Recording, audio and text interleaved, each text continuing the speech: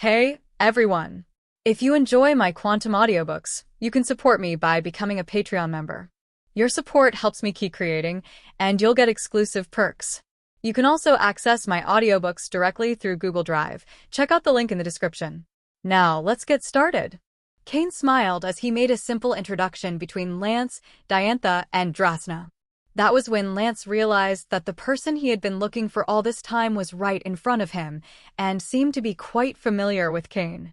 Although what truly piqued Cain's curiosity was imagining what would happen if Drasna and Lance ended up facing each other in battle. Would Lance still claim to be a trainer specialized in dragon-type Pokémon? Just the thought made the smile on Cain's face turn slightly strange. Diantha and Lance didn't notice it, but Drasna, always perceptive, did. She didn't know why, but she suddenly felt a slight chill. At that moment, Lance had already begun asking about Lysandra. "Miss Diantha, could you tell me what kind of person Lysandra is?" Lance asked directly. When Cain introduced him, he had already mentioned Lance's profession and identity, so the direct question didn't come off as rude. However, upon hearing it, the smile on Diantha's face gradually faded.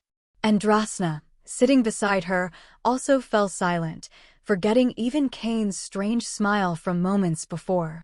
The atmosphere immediately grew quiet. Lance glanced at Cain with a slightly apologetic expression, as if to say he might have brought up a sensitive subject. Sigh. Drasna let out a soft sigh. Lysandra. Diantha took a sip of coffee and began speaking slowly. Lysandra was once one of us. He was a kind person, always willing to help others, especially those in need. His dream was to create a perfect Pokémon world. His talent was equal to any of ours, and he also had a brilliant mind for research. Lysandra Labs were founded at that time, with the primary goal of generating resources to help the poor. Back then, we all set out to become pillars of the Kalos region and, little by little, change the policies of each city so we could help more people. That was our shared dream and common goal. Diantha spoke with calm clarity, and Drasna occasionally added details. The image of Lysandra quickly became more complete in Cain and Lance's minds. For Cain, it was no surprise. He already had some prior information about Lysandra. But for Lance, it was quite a shock. According to Diantha and Drasna's account, Lysandra seemed like the ideal model of a trainer, a true philanthropist. How could he have become someone so different? Although Lance had not yet uncovered the deepest secrets of Lysandra Labs, what he had already investigated was quite different from what he was hearing. While it couldn't yet be classified as a criminal organization, Lysandra Labs clearly operated in gray areas. If they managed to expose its innermost secrets, it would likely confirm that Lysandra Labs was a covert organization. But human nature changes, Diantha continued. Even the kindest person, when subjected to injustice or mistreatment, can have their heart altered. Even so, I'm sure that deep down, Lysandra still wants to build a better world. The problem is that he probably chose the wrong methods. At that moment, Lysandra had not yet fully crossed the line, but he was already walking its edge. Then, Diantha and Drasna explained the reason behind Lysandra's change. When they finished, Lance fell silent. Sometimes, it's true that the more you love, the more you demand. Lysandra loved this world too much. He longed to shape it into the image of his ideals. But his approach wasn't accepted by the majority. Still, those who did understand him saw him as a great man and chose to follow him. And so, the embryo of what would become Team Flare was born. At that point, it hadn't yet revealed itself publicly, but it already existed in form. Cain already knew much of this, so he wasn't surprised. But Lance was different. For some reason, he suddenly felt a strong desire to meet Lysandra in person. If his ideals were still sound, with a heart like his, even if he never became a champion in terms of strength, he likely could have reached a high-ranking position in the league. He might even have become president of the Kalos League. And in fact, that was originally the idea the Kalos League had. But with Lysandra's change in mindset, that plan was cancelled before it even began. After everything was said, silence returned. "Don't tell me you came all the way here just to ask me about this," Diantha finally said, breaking the uncomfortable silence. No, it was just a coincidence, Cain replied with a smile. I came to challenge the battle chateau. Then you're a bit behind, Drasna said with a soft laugh as she pulled out her nobility medal. Like Lance, she held the title of Count. Diantha also showed hers, Count. Out of the 4 present, 3 were Counts. Cain, who didn't even have the title of Baron, felt a bit embarrassed. I'd better stop talking and go register. I need to catch up to your level as soon as possible, Cain said as he stood. I'll go with you, Lance added. It's your first time, and there are a few things you need to prepare. Even though Diantha and Drasna were there, Lance felt a bit uncomfortable. After all, the person he had asked about was practically an old friend of Diantha's. But now that old friend was drifting further toward the opposing side. Cain completely understood Lance's discomfort. He nodded, said a brief goodbye to Diantha and Drasna, and the 2 of them headed to the registration desk. Only Diantha and Drasna remained in the hall. That Lance isn't just anyone, Drasna suddenly remarked. Diantha nodded. And do you think Cain is? You'd better start getting ready for multiple rounds of battle. Try to become a Marquis before he actually surpasses you. In the Sinnoh tournament, he was already very strong. If he's kept improving since then, he may have reached the elite level by now. Elite level? But you only just reached it recently. I'm still a little behind, Drasna replied with a small sigh. Battling wasn't something she truly loved, but there was no choice. I'm just speculating, Diantha said, taking another sip of coffee. We may have to face him soon. With his status, the Battle Chateau will surely offer him a fast track to higher ranks. After all, the higher the noble rank, the fewer the people. And that means you're more likely to run into them in battle. Since the Battle Chateau is a facility established by the League, it belongs to an official organization. Therefore, in order to register here, a League identity card is required. Compared to this, the Malville City Coliseum seemed like an underground arena. Cain pulled out his League ID card and quickly completed his registration. However, the Cain of today was no longer the same as when he had just joined the Pokémon League. In terms of both titles and actual status, he already held a certain position within the League as a whole.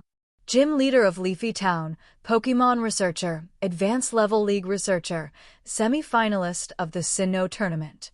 Just with those 4 credentials listed on his profile, the staff handling his registration couldn't help but cast several surprised glances at him. The title of Gym Leader wasn't uncommon to them, as nearly all gym leaders in Kalos were already registered and held some noble title within the Battle Chateau. The Pokémon Researcher title was indeed rare, not because there were few researchers, but because it was unusual for one to participate in battles inside the chateau, which seemed excessive. The Advanced Level League Researcher title was what truly impressed them. It represented pure strength. Of course, to continue advancing in rank, you will need to win battles. Once Cain understood, he accepted without issue. After all, someone who made it to the top 32 in a league tournament clearly has the strength. Giving them the Baron title directly avoids boring early battles, and it makes a lot of sense. After all, he was the one benefiting. In that case, please arrange my first battle, Cain said directly. With pleasure, the staff member responded and began operating the system quickly. Oh, and mine as well. Please arrange a match for me, added Lance, who also stepped forward and presented his noble medal. The medals contain the bearer's information. With just a scan in the chateau system, everything is set. Very well, esteemed Count, the staff member replied respectfully upon seeing his medal. Even in the Battle Chateau, the title of Count was one of the highest.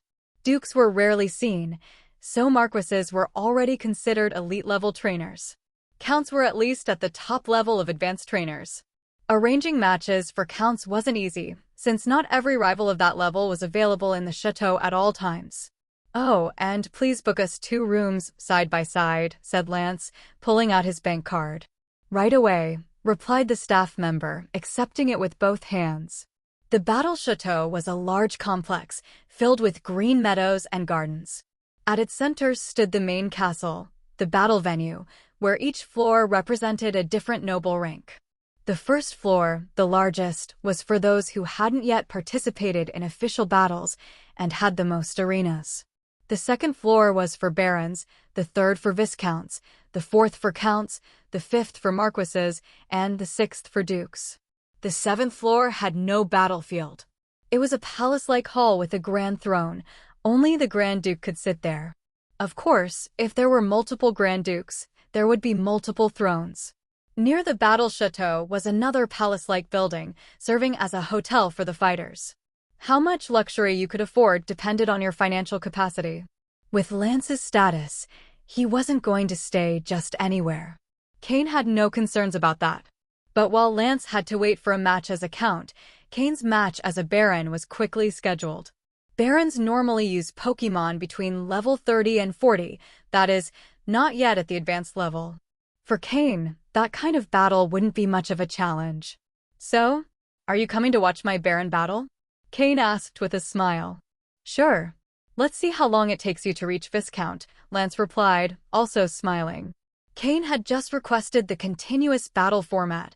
This meant that once a battle ended, he could be matched immediately for the next one. This type of match has one drawback.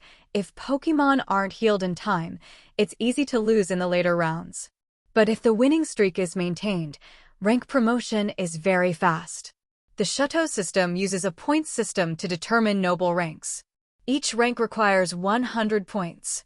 Once that amount is reached, a promotion battle is unlocked. If won, the rank increases. If lost, 50 points are deducted and you start again. Generally, 1 point is earned per win and lost per defeat. But with winning streaks, points increase. With 3 consecutive wins, you get 1 extra point. 4 wins grants 3 extra points, 5 wins grants 5. And so on. In short, as long as the winning streak is maintained, you can climb ranks very quickly. Lose just once, and everything resets. Upon promotion, points also reset. In fact, with 12 consecutive wins, the promotion match is already triggered. If it's won, the rank goes up. Also, in Baron and Viscount battles, up to 2 Pokémon may be used. In Count and Marquis battles, 3 are allowed. For Dukes, there's no limit. Everything is negotiated between rivals.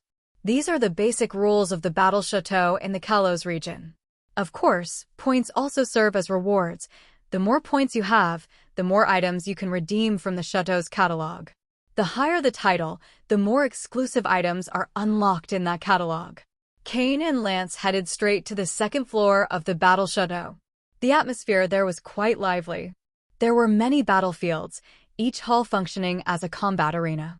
For a while, Cain would remain in Hall number 3 until he either chose to stop his consecutive battles or managed to rank up.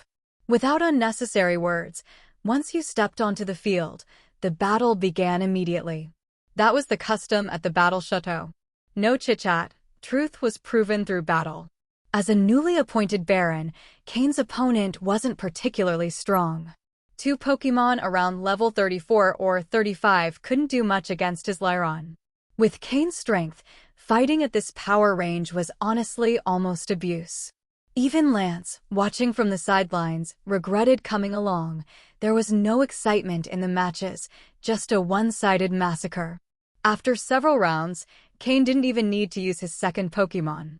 Laren's defense was so powerful that it emerged from each battle practically unscathed, and its offensive strength was something the opponents couldn't withstand. A long-term diamond diet had elevated its already impressive defense to astonishing levels. Lance knew that this Lyron was part of Cain's second team. The boy who once barely reached the advanced level now had Pokémon in his secondary lineup stronger than Lance himself had been at one point. And how much time had passed since then? Lance was curious about Cain's true strength. When he invited him to investigate the Lysandra labs, his intention had been for Cain to handle the lower-ranked grunts, allowing Lance to face the top brass without distractions. Back then, he already held Cain in high regard, but now he realized he had still underestimated him. Cain advanced like an avalanche. He won each battle cleanly. Moreover, with the Battle Chateau's special attention, his rank ascension was even faster. In just one day, he went from Baron to Viscount. During that same period, Lance hadn't even managed to get a single battle. This demonstrated that the higher the rank, the harder it was to advance. Not only because of the opponent's strength, but also due to the time it could take to find one. That night, Cain and Lance stayed at the Battle Chateau's hotel. Lance, as expected, rented the most luxurious suite. Being a League researcher wasn't a necessity for him, it was a form of training. His family and the League were paving the way. Becoming champion was just a matter of time. However, they didn't dedicate themselves exclusively to battling. In their free time, they chatted about Lysandra, Kanto's Team Rocket, Hoen's Team Magma and Team Aqua, and various League policies. They could talk about anything. Later, Diantha and Drasna also joined them. The four of them formed a small temporary group at the Battle Chateau. Lance and Diantha were future champions. Drasna would become one of Kalos's future Elite Four. Also, both she and Lance specialized in Dragon-type Pokémon, which made exchanging ideas easier. And Cain, far from being out of place, fit right in. By knowing Lance, Diantha, and Drasna, he served as a bridge between everyone. Over time, each got to know the other's strength levels. 7 full days passed. Cain stayed in the castle for those 7 days. In that time, he rose from Baron to Count. He already had 92 rank points. With one more victory, he could challenge for a rank-up battle. But it wasn't just him making progress. Lance, Diantha, and Drasna also rose to the rank of Marquis. Lance was already at elite level. Diantha and Drasna weren't far behind. After all, battles at the Count rank only allowed the use of 3 Pokémon. Cain started battling with Lyron, then Pupitar, Blaziken, Politoed, and Swampert, and later Florges, Drapion, Jengar, etc. Little by little, he gained a good reputation within the Battle Chateau. Cain hadn't lost a single battle yet. Many believed he already had the strength to aim for the Marquis rank. Though others didn't know it, his 3 companions knew it well. His Slowking was already at elite level, and so was his Mismagius. Diantha had a level 61 Gardevoir and a level 60 Gudra. Drasna had a level 60 Altaria. And Lance, all 6 of his main Pokémon were elite level. That showed that not only was Cain progressing rapidly, but all of them were. Still, their stay at the Battle Chateau had to end for now. Cain didn't reach the Marquis rank and would have to leave it for another time. Because both he and Lance received an urgent order from the Kalos League as League researchers, they had to go deal with a serious incident at the Parfum Palace, not far from the castle. The issue had arisen suddenly, and Cain didn't have time to prepare. The 4 had to say their goodbyes, thus ending their brief gathering. The next time Cain met Diantha and Drasna, they might already have become members of Kalos's Elite Four. In these 7 days, he and Lance got to know each other quite well, even engaging in some private battles. Lance had to admit that, in a one-on-one battle, aside from his Dragonite, none of his Pokémon could confidently defeat Cain's Slowking. Moreover, the rest of Cain's team wasn't far behind. They were all on the verge of elite level. 7 days may not seem like much, but they were enough for significant improvement. Lyron and Pupitar, the most used, leveled up together. Lyron to level 40, Pupitar to level 41. Lyron was about to evolve, and Cain decided to give it a break. Blaziken reached level 43, Politoed level 46, and Swampert level 51. The battles in the castle, though numerous, were against opponents of similar strength, which greatly helped his Pokémon's growth and their mastery of moves and energy. His entire second team was now at advanced level. But since they wouldn't participate in the next mission, Cain used the portable transport system to send them back to his island. They needed time to stabilize and train. In their place, he brought in Altaria.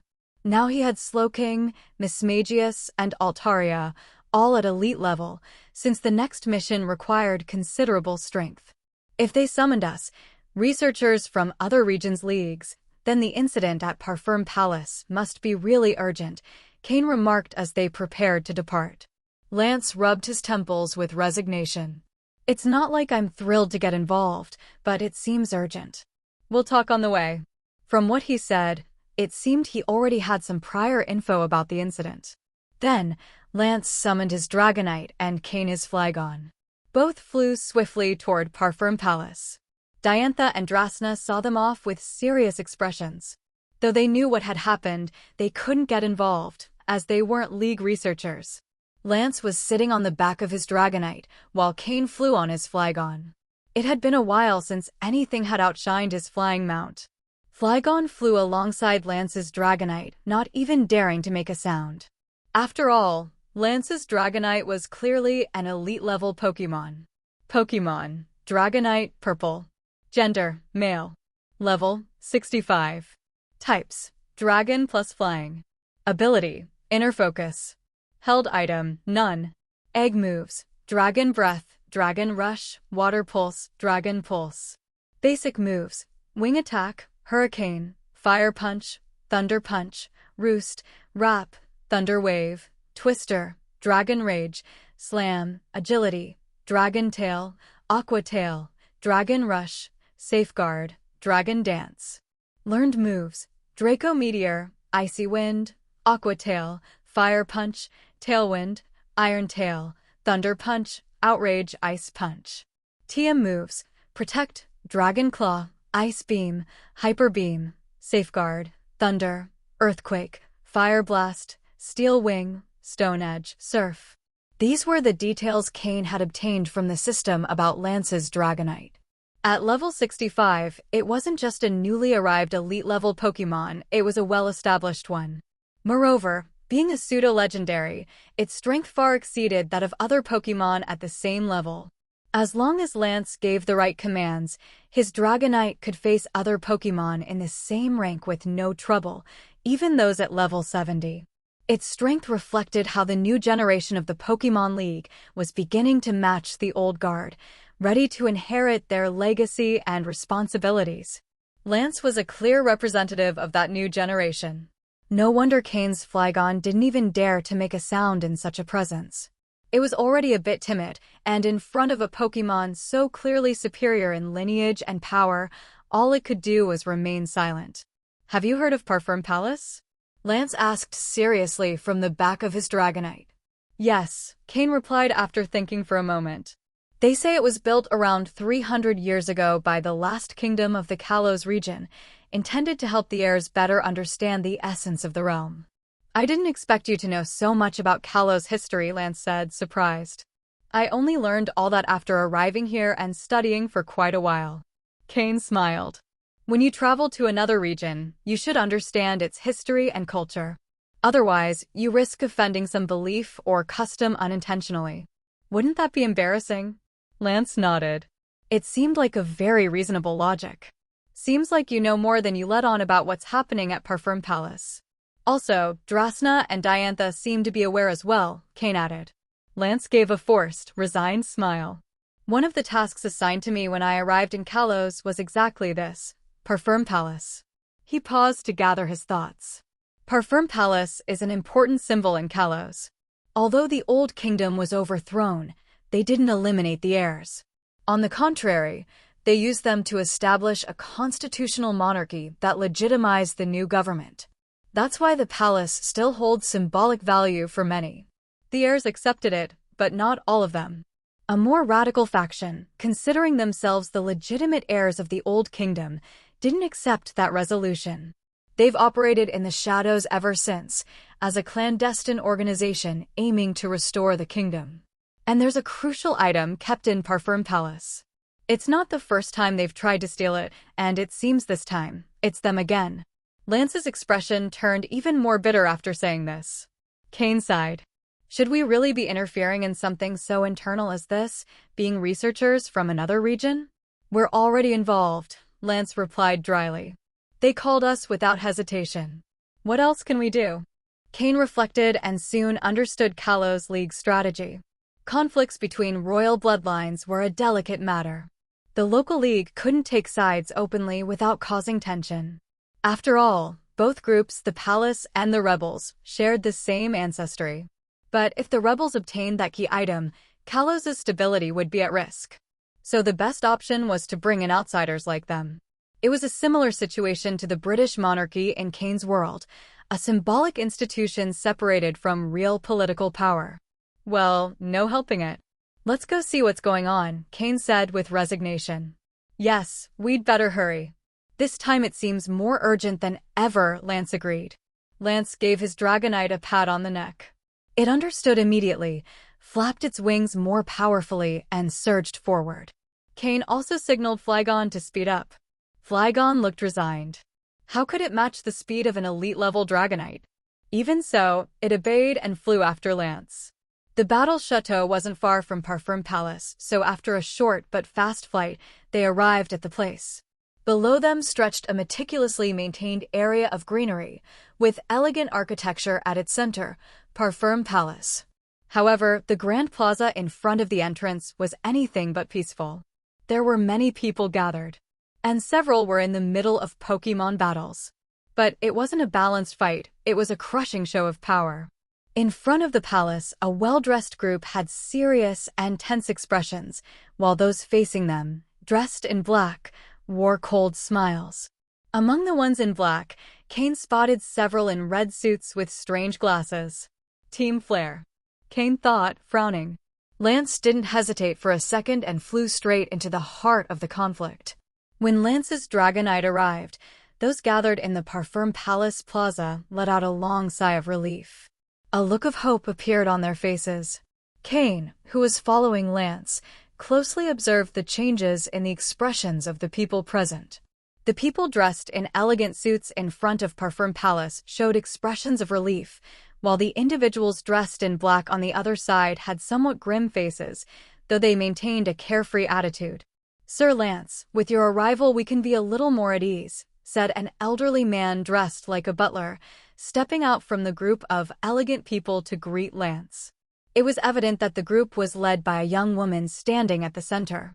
That young woman had to be the current heir of Parfum Palace.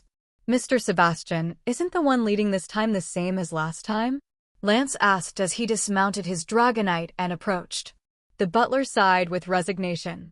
This time, the one leading is their true boss.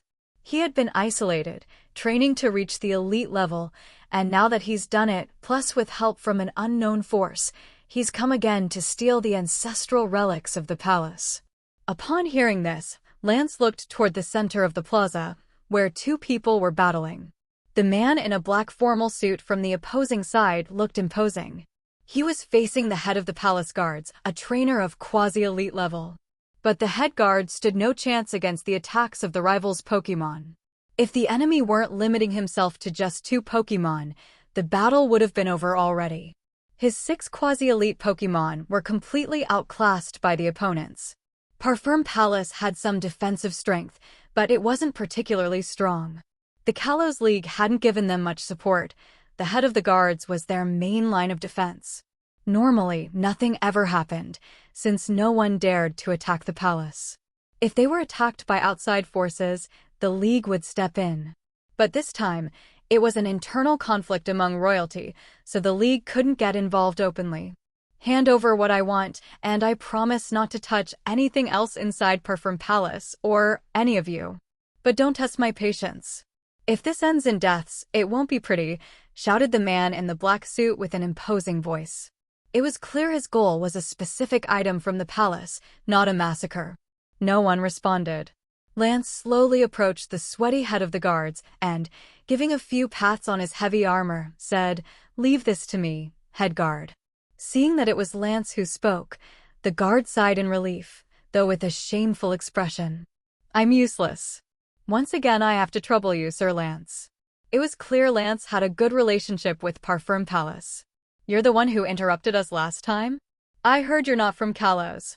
Stay out of Colossian affairs," shouted the man in the black suit with anger and a hint of fear, upon seeing Lance, cape fluttering, in his "I'm cool and invincible" pose. "I'm afraid that won't be possible, sir," Lance replied with a calm smile. Since the opponent was also a royal heir, Lance could intervene, but he couldn't use lethal force. "Oh really? What a shame. Then I have no choice but to take you out first."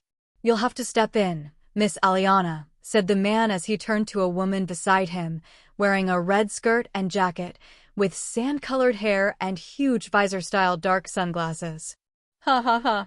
Mr. B.A.S., you're too kind. This is exactly why I came." Aliana laughed, stepping forward and throwing a pokeball. A Drudigan appeared in the plaza. Roar! It roared fiercely, unleashing its full pressure. Upon seeing the Drudigan, Lance frowned. An elite-level Pokémon? BAS, the man in the black suit smiled. That's right. Miss Aliana is a reinforcement I requested personally. If you leave now, there's still time. Unlike the palace members, I have no qualms about eliminating you. Upon learning there was another elite-level Pokémon, those behind Lance wore bitter expressions. The head of the guards, who had just retreated, clenched his teeth and stepped forward. Sir Lance, I'll do my best to help you hold them off. But Lance stopped him with a hand. Then he smiled and said, Hey, Cain. Enough of watching the show, don't you think? The enemy's already here. Lance was somewhat relieved too. Thankfully, Cain had come with him on this mission, otherwise, defending the Parfum Palace relics would have been extremely difficult. Although he was confident that BAS was no match for him, if Aliana attacked the palace's people, he wouldn't be able to cover everything. That was when everyone remembered there was someone else with Lance. The crowd parted a little, revealing Cain in the back, watching everything like it was a theater play. Truthfully, Cain was more interested in Team Flare at that moment. That Aliana, wasn't she one of Team Flare's scientists? One of their high-ranking members. Among that group of people with extravagant hairstyles, she was the only one whose hair color looked halfway normal. And now Lance had called on him, so Cain had no choice but to slowly walk toward the front. Lance held out his fist. Cain, with a look of "you're dragging me into this," raised his own fist and bumped it. One for each of us, sound good? Lance asked with a grin. Yeah, it sounds bad. Really bad. Can I say no? You know I'm not like you. Cain said, shrugging. Haha. I'm afraid not. Pushed in by force. Lance threw another Pokeball, summoning his Gyarados, who joined Dragonite in launching directly at Boss's two Pokémon. Cain remained in place, facing Aliana. She stared at him, waiting for him to summon a Pokémon, but Cain seemed lost in thought. While Lance and BAS were already locked in intense battle, silence reigned between Cain and Aliana. Aliana watched him seriously. If Lance respected him this much, then he must have the strength to match. But what she didn't know was that Cain was completely distracted. The people from Parfum Palace also stared at him. Although they didn't know what he was doing, they trusted Lance and thus believed Cain might be their only hope. Aliana's here. That means Lysandra is involved too, thought Cain, frowning. I don't know what item is hidden in Parfum Palace, or if BAS has something he needs, but does this mean Lysandra is already investigating the history? At the same time, Cain was analyzing the current condition of his Pokémon. During this past week, Drapion and Gengar had almost completely digested the poison-type energy they had accumulated, and their level successfully reached level 59, the limit of the quasi-elite tier. Florges, too, after several days of battle, had reached level 59. That meant Cain now had 3 Pokémon at maximum quasi-elite level, and if the right opportunity presented itself, they could break through to elite level. In addition, he had Slowking, Mismagius, and Altaria, 3 elite-level Pokémon. Against Aliana, he wasn't at a disadvantage. However, at that moment, Cain had a very interesting thought, or rather, a hypothesis. And whether that hypothesis would turn out to be true or not depended on whether Aliana gave him the opportunity. He glanced at the strange black visor-like glasses that Aliana wore on her face. The whole time Cain stood in place, everyone was watching him closely. Until Aliana finally felt like she was being made a fool of. Damn it, Drudigan, Dragon Claw, she shouted furiously. Upon hearing the command, Drudigan charged directly at Cain with a ferocity that seemed intent on tearing him apart. Boom! But before Drudigan's attack reached Cain, a pink Pokémon appeared in front of him. Its ice-covered fist clashed with Drudigan's claw. Noticing that Aliana had launched the attack, Cain snapped out of his thoughts. Miss Aliana, attacking someone whose thinking isn't very polite, he said mockingly. The Pokémon that appeared was Slowking, who had blocked Drudigan's attack using Ice Punch. At the same time, Cain retrieved Drudigan's data through his system. Pokémon, Drudigan, blue. Gender, male. Level 61. Type Dragon. Ability Rough Skin. Held item None. Egg moves Fire Fang, Thunder Fang, Iron Tail, Metal Claw. Basic moves Leer, Scratch, Hone Claws, Bite, Scary Face, Dragon Rage, Slash, Crunch, Dragon Claw, Chip Away, Revenge, Night Slash, Dragon Tail, Rock Climb, Superpower. Learned moves Draco Meteor, Thunder Punch, Dragon Pulse, Fire Punch, Snatch. TM moves Protect, Earthquake, Flamethrower, Rock Tomb, Shadow Claw, Rock Slide. A blue quality, level 61 Druddigan, classified as an initial elite level Pokémon. Cain wasn't particularly surprised. Team Flare hadn't yet fully revealed themselves, but their structure was already apparent. If they were destined to become a major underground force in the region, it was no surprise that their leaders would have elite-level Pokémon. Of course, as this was just the beginning, these leaders weren't at their peak yet. That gave Cain a chance to face them. Still, the potential of Team Flare was already visible. Lysandra truly had both skill and charisma. Seeing her attack blocked head-on, Aliana showed a surprised expression. But it confirmed that Cain had elite-level Pokémon. The heirs of Parfum Palace standing behind Cain could barely breathe from the tension. Seeing Slowking appear, they finally let out a sigh of relief. "Since we're at it, Diggersby, join the battle," said Aliana, tossing another Pokeball. A brown-furred rabbit appeared beside her. It was Diggersby, a Pokémon native to the Kalos region. Though it didn't have the same level or quality as Druddigan, it was also an elite-level Pokémon. It was of light blue quality and exactly level 60. What made this Diggersby special was its hidden ability, huge power. No wonder Aliana had raised a Pokémon of merely acceptable quality. Huge power doubled its physical attack stat outright, making it a threat. "Oh dear, Miss Aliana, losing your temper isn't very ladylike," Cain teased as he pulled out two more Pokeballs. Gengar and Florges appeared on the field. Seeing them, Aliana finally smirked slightly. "I thought all your Pokémon would be elite level like that, Lance guys, but I see that's not the case." "You'll only know for sure if we fight," Cain replied calmly. "Florges, Misty Terrain." "Flot," she responded, releasing a thick pink mist that quickly enveloped the field. Though Druddigan was an elite-level Pokémon, it was affected by the effects of Misty Terrain, even if not completely restrained. Even so, it was clearly uncomfortable. "Misty Terrain," Aliana growled through gritted teeth. As a Dragon-type trainer in Kalos, she hadn't known much about fairy types at first, but ever since they emerged, Misty Terrain had become one of the most hated moves among Dragon trainers. But even so, that's not enough. Druddigan, Thunder Punch on Slowking. Diggersby, Thunder Punch on Slowking too. In Aliana's mind, if Slowking was taken out, Cain's team would no longer be a threat. Also, since Diggersby was normal type, it was immune to Gengar's ghost-type attacks, eliminating an elemental weakness. Florges, switch to grass-type. Use Grass Knot and Energy Ball. Gengar, use Roleplay on Druddigan, then Skill Swap on Diggersby. Slowking, Nasty Plot and Psychic. Cain showed no fear. Thanks to his system, he clearly saw the opponent's advantages. Without huge power, Diggersby wouldn't pose much of a threat to Slowking. And while Druddigan was powerful, the effects of Misty Terrain limited it enough to put up a fair fight. Florges changed to Grass-type as a green aura surged from her petals, then launched Grass Knot at both Druddigan and Diggersby.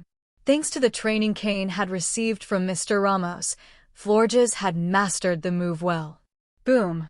Druddigan bit through the vines binding it and broke free, but Diggersby wasn't so lucky. The Grass-type attack was super effective against its Ground-type, and its heavy body was partially immobilized. Thus, the battlefield was divided. Slowking, wrapped in Psychic energy, attacked Druddigan directly with Psychic after boosting with Nasty Plot. Meanwhile, Gengar took advantage of Diggersby's immobilization. He copied Druddigan's rough skin ability with Roleplay and then transferred it to Diggersby with Skill Swap. Now, Diggersby had lost its huge power and had gained rough skin. Its advantage vanished in an instant. Despite everything, Diggersby was still an elite-level Pokémon. Florges' grass knot had barely managed to hold it back for a moment before it broke free. The sudden ability swap left it a bit disoriented, but there was no time to think. 2 green spheres flew straight toward its face. Boom! Boom! Diggersby's ears turned into fists, and using Thunder Punch, it intercepted the spheres midair with a deafening clash. Jengar, use Toxic.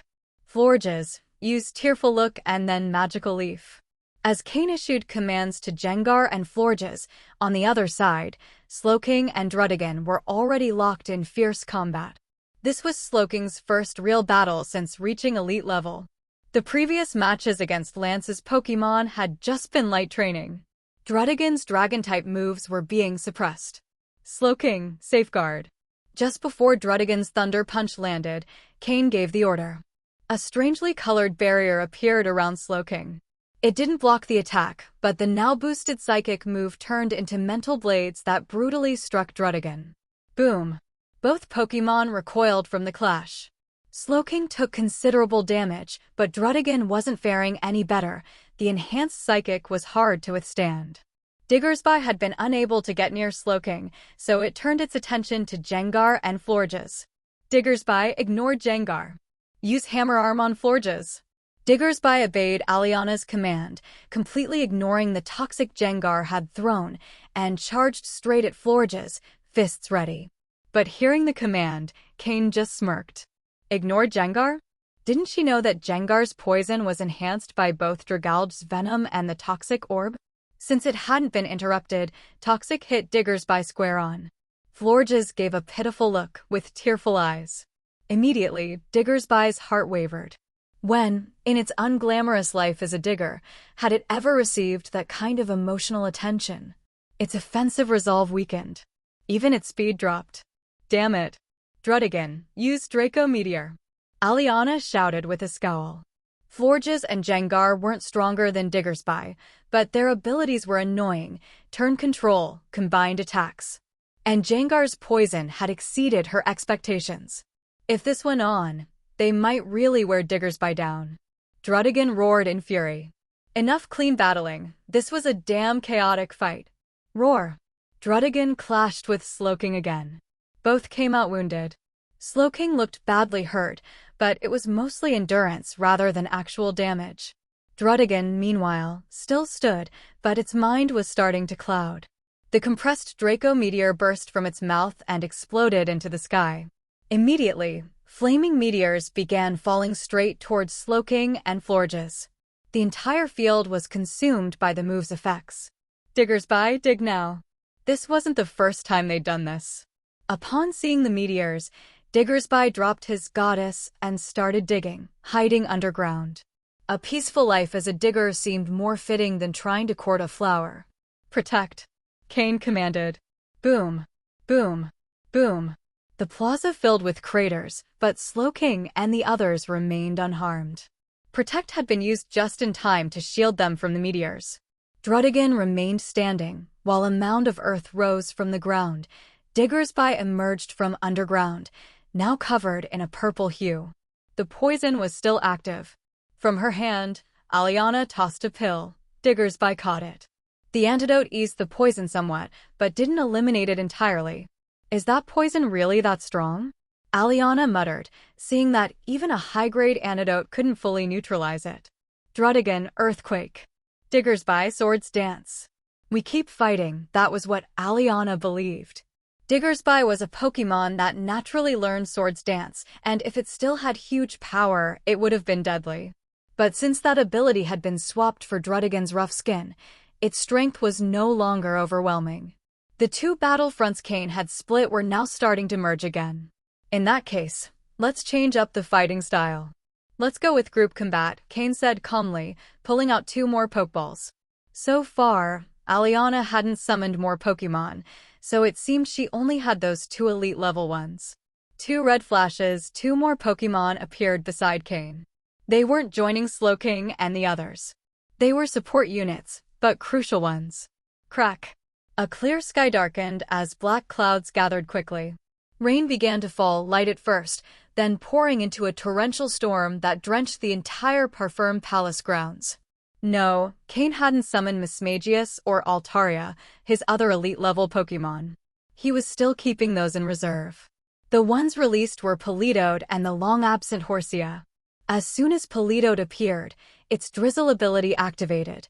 The rain intensified, turning into a downpour. A psychic barrier surrounded Cain, keeping him dry. On the other side, someone approached behind Aliana with a red umbrella, shielding her from the rain while getting drenched himself. The battle raged on.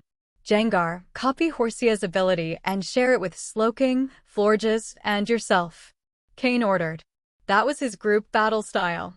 Very soon, Diggersby finished using Swords Dance, while Druddigon protected him and used Earthquake, but Cain made no attempt to stop them. His 3 Pokémon now shared the Swift Swim ability. Aliana finally understood what it meant to be a true master of Gengar. The rain boosted its speed to such a degree that it became untouchable. Even though Aliana's Pokémon were elite level, going up against a Gengar with Swift Swim in a torrential storm was impossible. Even Slowking and Florges, not known for their speed, were now moving far more fluidly than before. Just as Cain and Aliana were in the midst of battle, the fight between Lance and BAS had also reached a boiling point. BAS wasn't royalty for nothing, his talent wasn't bad at all. However, considering his age was more than twice that of Lance's, having that level of strength wasn't exactly something to be proud of. His signature Pokémon was Goodra, a pseudo-legendary from the Kalos region, now battling Lance's Dragonite head-to-head. While not as powerful as Dragonite, Goodra's defensive nature allowed it to endure without too much trouble. But right then, Boss's expression had turned grim. He had underestimated Lance's strength and didn't expect him to fight so evenly. Even less did he expect an elite-level trainer to appear at Lance's side. That trainer was commanding an elite-level Slowking and 2 maximum quasi-elite Pokémon, successfully stalling Aliana's 2 elite-level Pokémon. And he was even starting to gain the upper hand. It's worth remembering that when Aliana approached BAS to discuss cooperation, he had tested her strength. That Druddigon wasn't weak, and Diggersby, in particular, was a wolf in sheep's clothing. Its huge power ability combined with Swords Dance gave it such explosive power that not even BAS could face it head-on. But now, what was he seeing? That once menacing Diggersby was being chased and ruthlessly beaten by 3 Pokémon, battered and bruised, literally turned into a beaten pig. And Druddigon? Cain was cleverly keeping it at bay, using speed to prevent it from getting close. Druddigon was also a Pokémon focused on physical attacks and lacked any truly powerful long-range moves. They were taking advantage of its slowness to relentlessly hunt down Diggersby. Even when Druddigon tried to approach, Slowking could teleport with Gengar and Florges to vanish. If someone were to interview Diggersby now, he could probably spend 3 full days complaining about the abuse he suffered from Slowking and his teammates. What a way to abuse a decent Pokémon. No, what a way to abuse a decent rabbit. He didn't even understand why they were chasing him so obsessively. Meanwhile, his partner Druddigon still maintained his dignified posture. The contrast was brutal. Yes, you.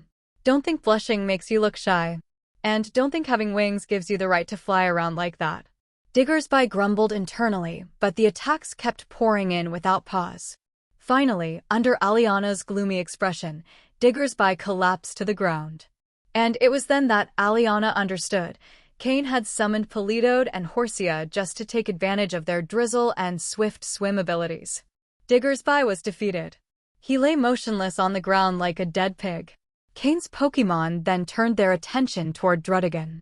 Oh, did we hear you were the one chasing us earlier? Gengar laughed uncontrollably. Florges was much more reserved. She covered her mouth with one hand while laughing, never taking her eyes off Druddigon. The once imposing Druddigon immediately trembled. His scales stood on edge. With Diggersby no longer there to attract aggression, could he endure such intense attacks alone? The answer was no. Druddigon slowly turned his head toward his trainer, gulping nervously. Gulp. The sound was so loud, everyone heard it. Aliana's face was a poem. Following Mr. Lysandre's orders, she had come to assist BAS in finding what he sought. Supposedly, there was something in the Parfum Palace that Lysandra needed. But everything had been ruined by the man standing in front of her. On the other side, BAS was also in a foul mood. He had bitten off the toughest bone and still hadn't gotten what he wanted. The heirs of the Parfum Palace, sheltered under an umbrella behind Cain, nearly applauded when they saw Diggers by fall. They finally released the breath they had been holding and sighed in relief. "Miss Aliana, do you really wish to continue the battle?" Cain asked, a smile on his face. "Humph." Aliana snorted, turning to look at BAS. And BAS was looking back at her. Neither wore a friendly expression. Aliana blamed BAS for not investigating properly before taking action, and BAS blamed Aliana for being a desk champion but a street rookie. No offense, I swear. Against him, Druddigan and Diggersby were strong. But facing an elite-level Pokémon and 2 maximum quasi-elite Pokémon, they couldn't keep up. And worse, they were the first to lose a Pokémon. "Humph. Let's see how long you can keep protecting them. We're retreating," BAS declared with a sweeping gesture, unilaterally ending the battle. Lance couldn't go all out against Ba, so he simply stood there, watching them leave. After BAS withdrew, a group of red-suited individuals led by Aliana remained. "We're leaving too," Aliana said coldly, casting one last glance at Cain as she prepared to depart. BAS had gotten away without interference, but Aliana was a different case. "Miss Aliana, leaving just like that doesn't seem very polite, does it? You should at least leave us something," Cain said. But Aliana ignored him completely. "Stay any longer?" There was no one who could stand against Lance. Just as she turned around, a Jengar appeared at full speed and slipped into her shadow. By the time Aliana reacted to counterattack, Jengar was already right in her face. He didn't strike, but snatched the large black visor glasses she wore. Jengar attempted to keep going, but Druddigan leapt beside Aliana. With that, Jengar retreated and returned to Cain, handing him the glasses. "Target acquired." Cain confirmed it silently in his mind. At the same time, he gave the system a command: trace signal source. Lock position. Those weren't just glasses, they were a microcomputer headset connected to the Team Flare central communications system. Cain's real goal in having Jengar act was to obtain those glasses. Everything else was a distraction. At the point where the glasses had touched her skin, tiny electric currents, imperceptible to the human eye, could be seen. The system took only a few seconds to hack them, and it immediately began tracing the location of the main server. Lance, standing with Dragonite and Gyarados, approached Cain as they watched Aliana and her people retreat rapidly. "Well done, Cain. I didn't expect you to defeat 2 elite-level Pokémon with just 3 of yours," Lance said, patting him on the shoulder with an approving expression. "A promising future." Cain just smiled without saying much.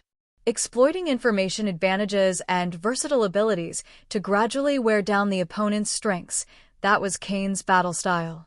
When the enemy is too powerful, the first step is to bring them down to your level.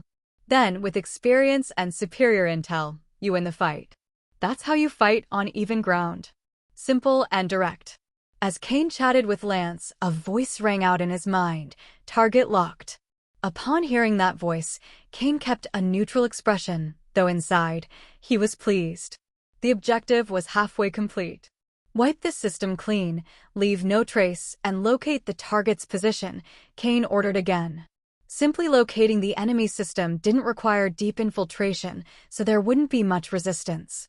For the system, it was no problem. After all, Team Flare was nothing more than an embryo at this stage, perhaps even less. Following Cain's command, the sunglasses in his hand became just that, simple glasses. "Thank you both for your help. Please, come rest with us for a while in the Parfum Palace," said Mr. Sebastian to Cain and Lance. The battle was over, and the clouds in the sky were beginning to clear. Lance nodded, but Cain remained where he stood. "You go ahead. I have something to do," he said, pointing to Jengar and Florges, who were still standing motionless in the plaza. Lance, being experienced, immediately understood what was happening with those 2 Pokémon. He gave Cain a thumbs up before heading off with the others toward the Parfum Palace. "That's right." After the battle, Both Jengar and Florges, having defeated Diggersby, underwent a dramatic change in their aura. Slowking, who stood beside them, had also leveled up. This rise was part of the build-up before its transition to elite level. Once that barrier broke, all the stored-up energy would burst forth. It was very likely that it would level up again soon. After all, Slowking had been at level 59 for 2 or 3 months. Its daily training and energy accumulation wouldn't be consumed in a single level up. As for Jengar and Florges, their evolution was more natural. They had already reached the threshold. But now, leveling up would become increasingly difficult. Jengar had benefited from the poison energy absorbed from Dragalge, plus the week of using the toxic orb, which evolved its poison and pushed it to the edge of a breakthrough. Florges, on the other hand, had simply built up enough and found the ideal opponent. With that victory, she broke through her barrier. 2 more Pokémon at level 60, Jengar and Florges. With 3 fully self-trained Pokémon reaching elite level, Cain could now officially be considered an elite-level trainer. That said, Jengar and Florges' evolution wasn't as awe-inspiring as Slowking's. In reality, they had just seized the right opportunity. If it had been Slowking at that moment, the evolution would have been even more refined. Kikik, Jengar laughed as he floated toward Cain, his round body radiating powerful energy. Florges also approached, letting out a gentle sound. They hadn't even realized what had just happened. Good job. Get some rest, Cain praised with a smile, returning them to their Pokeballs. He then looked again in the direction Aliana had fled and walked into the Parfum Palace. The entire Parfum Palace was an example of classical architecture. Upon entering, one could feel its luxury and grandeur. Lance was already in the main hall chatting with the heir of the Parfum Palace, casually sipping coffee as if nothing had happened. As if the earlier battle had nothing to do with them. No wonder the League allowed the Parfum Palace to exist without interference. The heirs of the palace didn't seem like people with grand ambitions. Or rather, to avoid arousing the League's suspicion, these heirs were forced to act like pampered nobles. When Cain entered, everyone stood to welcome him. His performance in the battle had been obvious. Absolute control. Impeccable composure. And both Cain and Lance were still young, with bright futures ahead. They were ideal candidates to earn the family's favor. Cain greeted them briefly and took a seat to listen in on the conversation, occasionally adding a comment. The main discussion was between Lance and Mr. Sebastian. Mr. Sebastian, if we leave and they come back, what will you do? Lance asked, addressing the delicate topic. After all, neither he nor Cain could stay here indefinitely. Oh, don't worry. We're only asking you to stay a few more days. We've already sent for our captain of the knights, Sir Wickstrom. Once he arrives, there will be nothing to worry about, Mr. Sebastian replied with a smile. At the mention of Wickstrom, his face lit up with pride. Wickstrom. Lance didn't recognize the name, but Cain did. During the Sinnoh tournament, Wickstrom had represented Kalos. In the future, he would become one of the Elite Four of Kalos. An expert in Steel-type Pokémon, much like Steven Stone. Cain hadn't expected Wickstrom to be so closely connected to the Parfum Palace. He nodded in understanding. Lance saw this and asked no further questions. After a while, Mr. Sebastian led them to 2 luxuriously decorated rooms. These will be your guest rooms during your stay. If you need anything, don't hesitate to let me know, he said before departing. Despite his old age, his upright posture and firm steps reflected the professionalism of a top-class butler. That Wickstrom, you seem to know him well, Lance asked. I met him at the Sinnoh tournament. He's a trainer with a strong chivalrous spirit. His strength is comparable to Drasna's, Cain replied as he sank into a plush sofa. Lance nodded, understanding. If they had someone like that, plus the head of security for the Parfum Palace, then there really wasn't much to worry about. After all, the other side seemed to have quarreled with BAS by the end of the conflict. And that group with the weird outfits? You didn't seem very friendly with them. Do you know who they are? Lance asked, intrigued. Cain nodded. I had a previous encounter with them. They're not a simple group. If you ever come across them, be very careful, he replied, without giving further detail. He didn't mention Team Flare too much, since it wasn't clear whether their organization had fully emerged yet. But based on their uniforms and strict hierarchy, they couldn't be far off. After a brief conversation, Cain secluded himself in his room. Lance said nothing more. After all, Cain's Pokémon, Gengar and Florges, had just reached elite level and needed a proper rest. After entering the room, Cain locked the door and directly opened an alternate space in the wall. Then he stepped in, accompanied by Slowking. Training Pokémon inside a room was always tricky. He threw out several Pokeballs one after another. Gengar, Florges, Honchkrow, Drapion, and Weevil appeared in front of Cain. Including Slowking, these were all of his mainline Pokémon. Currently, Slowking was the first to advance to elite level. Gengar and Florges followed closely behind, and it was expected that the others wouldn't take long. He immediately began adjusting their training. Slowking, you need to try condensing your psychic powers even more. You have enough quantity, but the quality is still lacking. You're missing that decisive strike, that final explosion. So, for a while, I want you to try compressing your psychic energy to double its density, Cain told Slowking.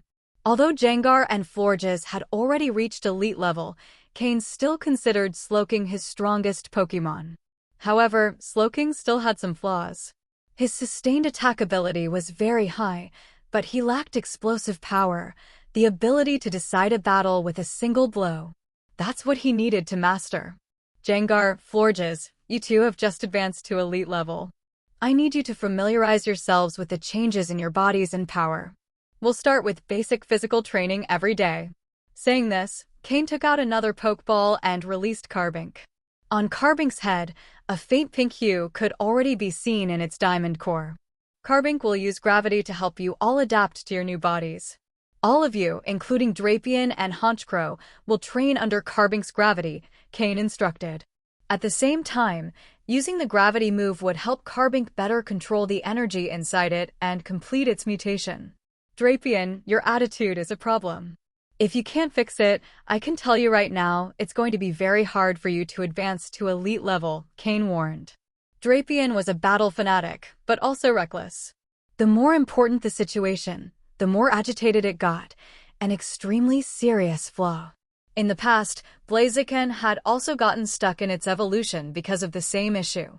Now Drapion had already absorbed a large amount of poison-type energy and had also been repeatedly exposed to the toxic orb. It had all the conditions needed to break through the limit. Even without a favorable battle, it should be able to advance to elite level on its own. That was its advantage, shared with Gengar. But while Gengar had already done it, it was now Drapion's turn. Honchkrow, Weevil, you two also need to stay calm. I know seeing your teammates grow stronger can make you anxious, but don't worry. If you follow the plan I laid out, you'll soon advance as well, Cain said to them. Honchkrow and Weevil had had few opportunities recently, since Cain had spent a lot of time under the sun, where they didn't perform well. Their days had been limited to basic training and move practice. This had slowly widened the gap between them and Slowking and the others. But Cain knew they weren't wasting time. With such solid foundations, they were the most stable Pokémon in his team. With the right opportunities, they could naturally break through their limits. That's why Cain wasn't worried about them. In comparison of the three, Drapion was the one he worried about most. Of course, future adjustments would require both him and his Pokémon to work together. With Carbink's help, the training difficulty rose significantly. A Pokémon with the gravity move was basically a sacred tool for training. If a fighting-type trainer had a Pokémon like this, their Pokémon would improve at an incredible pace. Once the Pokémon began training, Cain quietly withdrew to a corner and pulled out another Pokeball. But this time, he didn't throw it. Through the translucent glass of the Pokeball, the Pokémon inside was visible, Dragalge. After being captured by Cain, its physical condition had improved a lot. However, recovering the power it had lost was practically impossible. Even so, its imposing presence was still there, and its power remained considerable. Perhaps due to its old age or because Cain had saved it, Dragalge showed no signs of hostility toward him. During the 7 days at the Battle Chateau, Cain had brought him out daily and communicated with him via telepathy. If he wanted to execute the next part of his plan, Dragalge was essential. He opened the Pokeball, and after a red flash, Dragalge appeared before him. Its expression was blank, and it didn't do much upon release. It just manipulated a stream of water to float about 5 or 6 centimeters above the ground. Dragalge resembled Kingdra quite a bit, only one looked like seaweed, and the other like coral. Dragalge, have you thought it through? I know your body is weak right now, but I'll do everything I can to stabilize you. These days we've spent together, I think you've seen what I'm capable of, Cain conveyed via telepathy. Dragalge kept looking at Cain, but this time, there was a subtle shift in its gaze. As a Pokémon who had surpassed elite level, and being a dragon type, it had its pride. But all of that had worn down after years of imprisonment in the prison dragon pillar. Dragalge's presence began to rise, becoming as intimidating as a wild beast stalking its prey. Even though its power hadn't fully returned, its aura was overwhelming. The Pokémon in the alternate space felt the pressure. They all stopped what they were doing and looked toward Cain with concern. But then, Dragalge gave a slight nod, and its aura vanished. It returned to looking like the old creature from before. Seeing the nod, the corner of Cain's mouth lifted slightly. The deal was made. With that, everything was in place. The rest would depend on improvisation when the time came. He let Dragalge rest in the alternate space while he pulled out a bunch of items and spread them on the floor.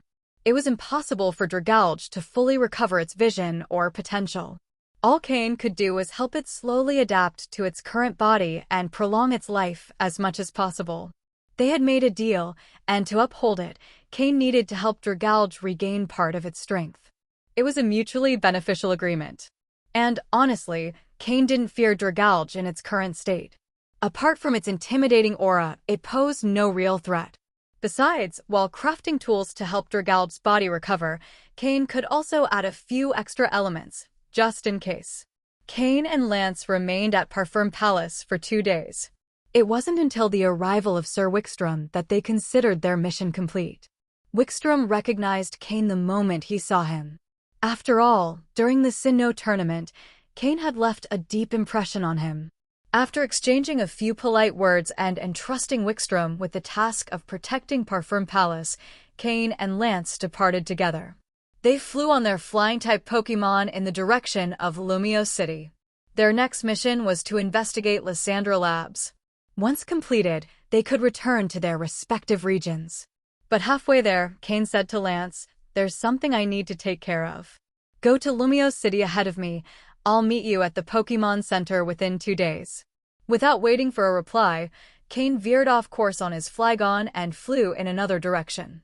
Lance watched him leave, unsure what was going on, but he understood that everyone had urgent matters from time to time. He didn't give it much thought. He gave a light pat to his Dragonite's neck. Without Flygon slowing him down, Dragonite greatly increased its speed. As for Flygon, relieved by the separation, it finally relaxed a little. There's no pain without comparison. Flying alongside Dragonite all this time had put him under immense pressure. Being a flying Pokémon is no easy task. Seeing that Lance showed no concern, Cain relaxed. He ordered Flygon to descend into the forest between Parfum Palace and Lumio City. At the top of a tree, he opened an alternate dimension and entered it. When he emerged, he was a completely different person. He had returned to his original appearance and now wore a wide black cloak with a hood. Shortly after stepping out, his face began to distort until it became completely unrecognizable. He used his psychic powers to veil his face, making it impossible to distinguish his features. Then he threw a Pokeball and summoned his Honchkrow. "Let's go," said Cain, now with a distorted, raspy voice. Honchkrow nodded, flapped its wings, and took off. Cain grabbed one of its legs. Just like when they entered the Tower of Mastery, he used his psychic powers to float, so he wouldn't be a burden to Honchkrow. Thanks to that, their flight was even faster than with Flygon. The only downside was that he couldn't sit comfortably on Honchkrow like he could on Flygon. Cain's destination was the location he had tracked down 2 days earlier using the system connected to Aliana's glasses. Spending a couple of days at Parfum Palace had helped him avoid suspicion. Lysandra's secret base wasn't far from Lumio City. It was located deep within a mountain near the city. Thanks to Honchkrow, Cain found it quickly. He landed gently and threw another pokeball, summoning Jengar. One of the advantages of Jengar was that its energy and aura were hard to detect. If someone didn't know him well, they'd never associate him with Cain's Jengar. So it's inside this mountain? Pretty well hidden. Looks like the preparations have already started, Cain thought to himself. To be cautious, and after making sure there were no surveillance systems nearby, he summoned Slowking to leave a psychic marker. It was necessary to ensure an escape route at any moment. Jengar, find the entrance, ordered Cain. Kakik. Jengar laughed and nodded. Now that he had reached elite level, Jengar was even harder to detect. At that moment, Cain's shadow rippled, and his Mismagius appeared. Cain patted her head with a smile. I'll be counting on you later, okay? Mismagius replied happily, eyes half closed. She was even harder to detect than Jengar. Thanks to constant training, she could completely conceal her presence. If she hid in the shadows, even Professor Oak's Dragonite wouldn't be able to find her. Of course, if there were a Pokémon with extremely sharp senses, it might detect her. But Cain was confident there was no one or nothing here capable of that. While Cain mentally reviewed every step of the plan, eyes closed, checking for flaws, Jengar returned from the shadows. Kakik. Jengar floated in front of him. Cain slowly opened his eyes and said, "Let's go." Jengar led the way while Cain followed, wrapping himself in psychic energy to completely hide his presence. If there was any Pokémon with a keen sense of smell nearby, it could memorize his scent, something he needed to avoid.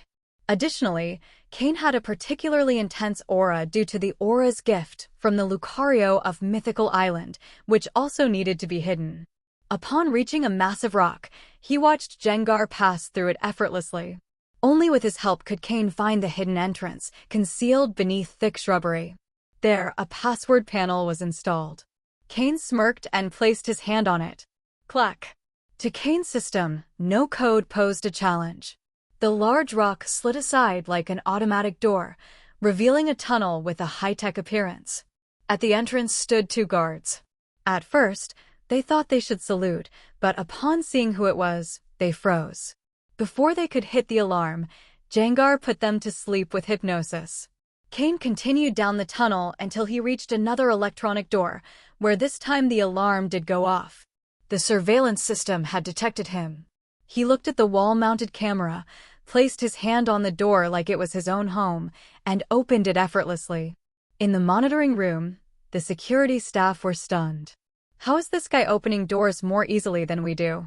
Due to the alarm, a tall man, about 1.80 meters, wearing a black and red suit, with bright orange hair flowing like a lion's mane, appeared immediately. Upon seeing him, the two men in the control room stood up and exclaimed in unison. "Mr. Lysandra." If not for the sunglasses he wore, the fanatical devotion in their eyes would have been plain to see. They looked like cult followers. Lysandra nodded and asked, "What happened?" "Sir, urgent report. Someone is invading," said one of the surveillance operators. However, his expression showed a hint of confusion at the word invading. From the intruder's appearance, it looked like he had forced his way in, but the way he opened each door made it seem like he had more authority than an executive. Even executives needed authentication to access each zone, and this guy was just passing through like nothing. They looked at the images on the monitor. The doors opened one after another without any resistance. At his side was a Jengar. Anyone who tried to approach him fell asleep before even getting close. And he wasn't alone. A Mismagius followed close behind, curiously observing everything around her, as if she were exploring a new city. Lysandra, upon seeing the scene of Cain advancing as if there were no obstacles, frowned and said, "Understood. I'll handle this myself." With that, he walked out decisively. He had already sent all of the base's executives on various missions. He hadn't expected anyone to dare infiltrate so directly. There was no choice but for him to intervene personally. With a few subordinates following, Lysandra headed toward the access point. Cain, for his part, didn't overextend. After opening several doors and inevitably drawing attention, he stood still, waiting calmly. Soon, several men and women dressed in reddish-orange uniforms surrounded him completely. But none dared to approach. The Jengar by his side was too intimidating. Any Pokémon that attempted to get near was swiftly taken down by Jengar. Cain didn't make a single move, and thus, neither did they dare act on their own. It wasn't long before Lysandra pushed through the crowd and stood before Cain. Frowning at the intruder's appearance, he asked in a stern voice, "Who are you? What's your purpose in breaking into our secret base?" Cain's face was covered by a layer of psychic energy, making it impossible to see his features. "Sir Lysandra, the individual has some kind of special covering on his face. We can't verify his identity. It's highly probable that the energy masking his face is psychic type. The chances that this hooded figure is a psychic are about 80%, came a voice through the earpiece hidden in Lysandra's ear. Upon hearing psychic, Lysandra's frown deepened. It wasn't the first time he had encountered a psychic, but someone who could completely obscure their identity like this? Very few. And those few always caused him problems. Psychics were usually a very closed, tight-knit group. Offending one could lead to serious consequences. But the man in front of him had already made it to the very heart of his base. He couldn't just let him go. "Lysandra," said Cain in a coarse, muffled voice. Upon hearing his name, Lysandra showed no surprise. If the intruder had made it this far, it was only natural that he knew who to look for. "I've come to propose an alliance," Cain continued after a brief pause. Upon hearing that, Lysandra showed a flicker of surprise, but his expression quickly hardened again. "This is how you come to propose an alliance? Doesn't seem like the best approach." "Hey, I had no choice. To sit down and talk, one must first prove their worth. Otherwise, you probably wouldn't have even met with me," Cain replied with a faint smile. Without a certain level of strength, it wouldn't have been so easy to face Lysandra directly. After all, Lance had been searching for him for quite a while with no success. Of course, that was also because Lance was looking in the wrong place, the Lysandra Labs in Lumio City. He didn't know that Lysandra had already moved his base deep into the mountains. Cain's explanation made Lysandra pause and thought. "If that's the case, let me see if you truly have the level required to negotiate with me," Lysandra replied, irritated, and without another word, drew a pokeball from his belt and tossed it. Roar! A blaze of fire erupted along with a lion's roar. As the flames dissipated, the silhouette of a Pokémon became visible. A Pyroar. Judging by appearance, it was clearly male. Pokémon. Pyroar, dark blue. Gender, male. Level, 64. Type, fire plus normal. Ability, rivalry. Held item, none. Egg moves, yawn, snatch, fire spin, flare blitz. Base moves, hyper beam, tackle, leer, ember, workup, headbutt, noble roar, takedown, fire fong, endeavor, echoed voice, flamethrower, crunch, incinerate, overheat. Learned moves, heat wave, hyper voice, iron tail, snore. TM moves, protect, double team, fire blast, flame charge, payback, giga impact, wild charge, substitute. Cain scanned the Pyroar's data using his integrated system. The dark blue color quality actually surprised him a bit. Not because it was too high, but because he had expected more. As someone with potential comparable to Diantha, the future champion of Kalos, Lysandra should have had stronger Pokémon. Then again, this probably wasn't his strongest Pokémon. Also, Team Flare hadn't fully mobilized yet. It was likely that Lysandra hadn't devoted all his resources to training. A level 64 Pyroar at the intermediate elite level wasn't bad. After all, Team Flare was still in its early stages, just transitioning from a lab to a full organization. Pyroar, Flamethrower, ordered Lysandra without hesitation, launching the first strike as soon as the Pokémon appeared. Seeing his movement, the nearby Team Flare members quickly scattered. Jengar. Shadow Ball, Cain calmly commanded. Kakik. Jengar laughed as two dark spheres formed in his hands and shot straight into the flames. Boom. Boom. Two explosions rocked the interior of the base. Everything nearby was swept by the impact. Team Flare members could barely stay on their feet. Lysandra stood his ground, watching Cain, who remained still and unmoved. After that single exchange, Lysandra didn't launch another attack. He could tell that Cain's Gengar was an elite-level Pokémon. And the Mismagius by his side, who didn't even flinch at the clash, was likely at that level too. Now, can we talk about the alliance? Cain asked. Lysandra narrowed his eyes. His mind was spinning. If he wanted to achieve his grand objective, having a little extra help wouldn't hurt. Finally, he said, I admit you have the strength to negotiate with me. But you broke into my secret base. Shouldn't you give me an explanation? Hearing that, Cain knew that half of his goal had already been achieved. But it still wasn't enough. Explanation? I didn't kill any of your people. That's my explanation, he replied without backing down. Lysandra's expression froze for a moment. In truth, by saying that, he was already tacitly accepting the proposal. What he really wanted was for Cain to give him an excuse, a dignified way to save face, especially considering they were surrounded by his subordinates. If he let Cain sweep the whole incident under the rug in front of so many witnesses, his authority would be severely undermined. However, Cain gave a faint smile and said, All right, here's 1 million poke dollars. That should be enough to compensate for your losses. As he spoke, he used his psychic power to float a bank card over to Lysandra. With that, Lysandra's expression finally softened a little. But even that gesture, the way Cain openly displayed his psychic power, made it clear he still had cards up his sleeve. It was an indirect warning. You can now tell me what kind of cooperation you're proposing, Lysandra asked. Cain remained standing without responding right away. Lysandra, for his part, waited in silence. His face showed no sign of impatience, demonstrating considerable composure. Nodding slightly, Cain said, First, let's be clear, this cooperation will not be led by you or your organization. At those words, Lysandra frowned and asked, It won't be led by us?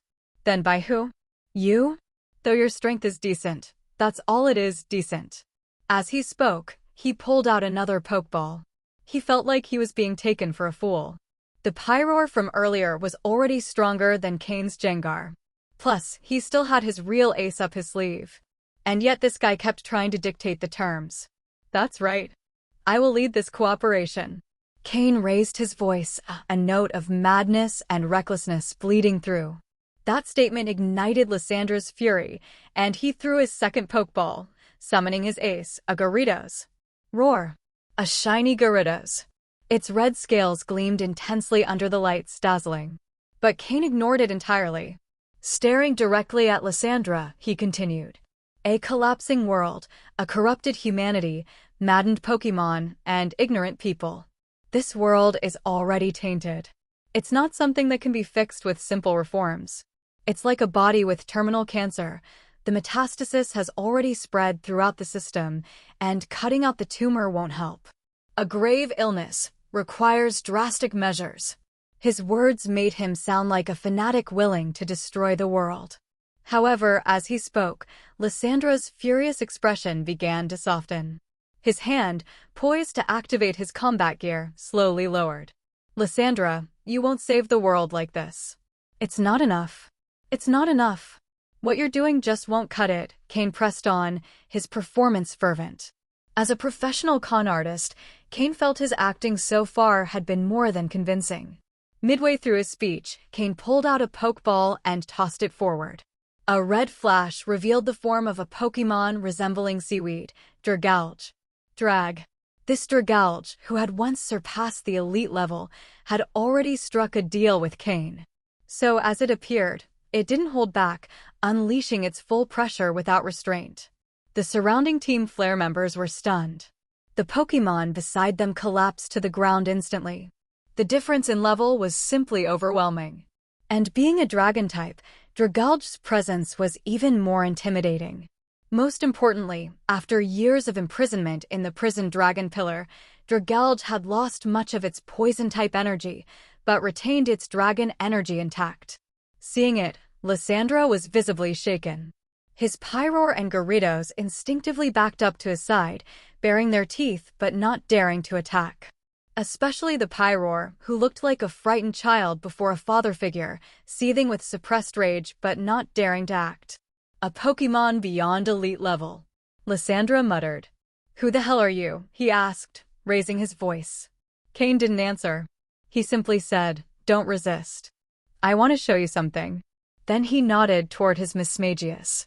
Mismagius, who had been ready, whispered softly. Her eyes glowed with a red shimmer, and a faint energy enveloped both Cain and Lysandra. Lysandra didn't resist. Cain had already warned him. When he opened his eyes again, he found himself and Cain floating in the air above a ruined town. Is this a dream? Lysandra asked.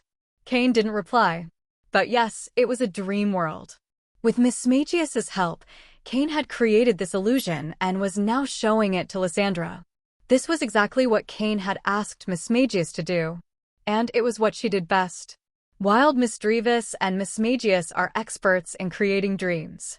Drawing someone into an illusion is one of their basic skills. If you run into one in the wild, you must be careful of everything you see. You might just be caught in their mental game. Now, following Cain's instructions, Mismagius didn't need to weave a whole world. Cain had already structured everything. Her job was simply to make it feel real. This world was a dream, yes, but an extremely vivid one. I want you to see the world, Cain said in a low voice. In the dream, as its creator, Cain could do whatever he wished. Though it was a fragile world, if Lysandra resisted, he could easily break it. That's why Cain had asked him not to oppose it. The scene below them flowed rapidly.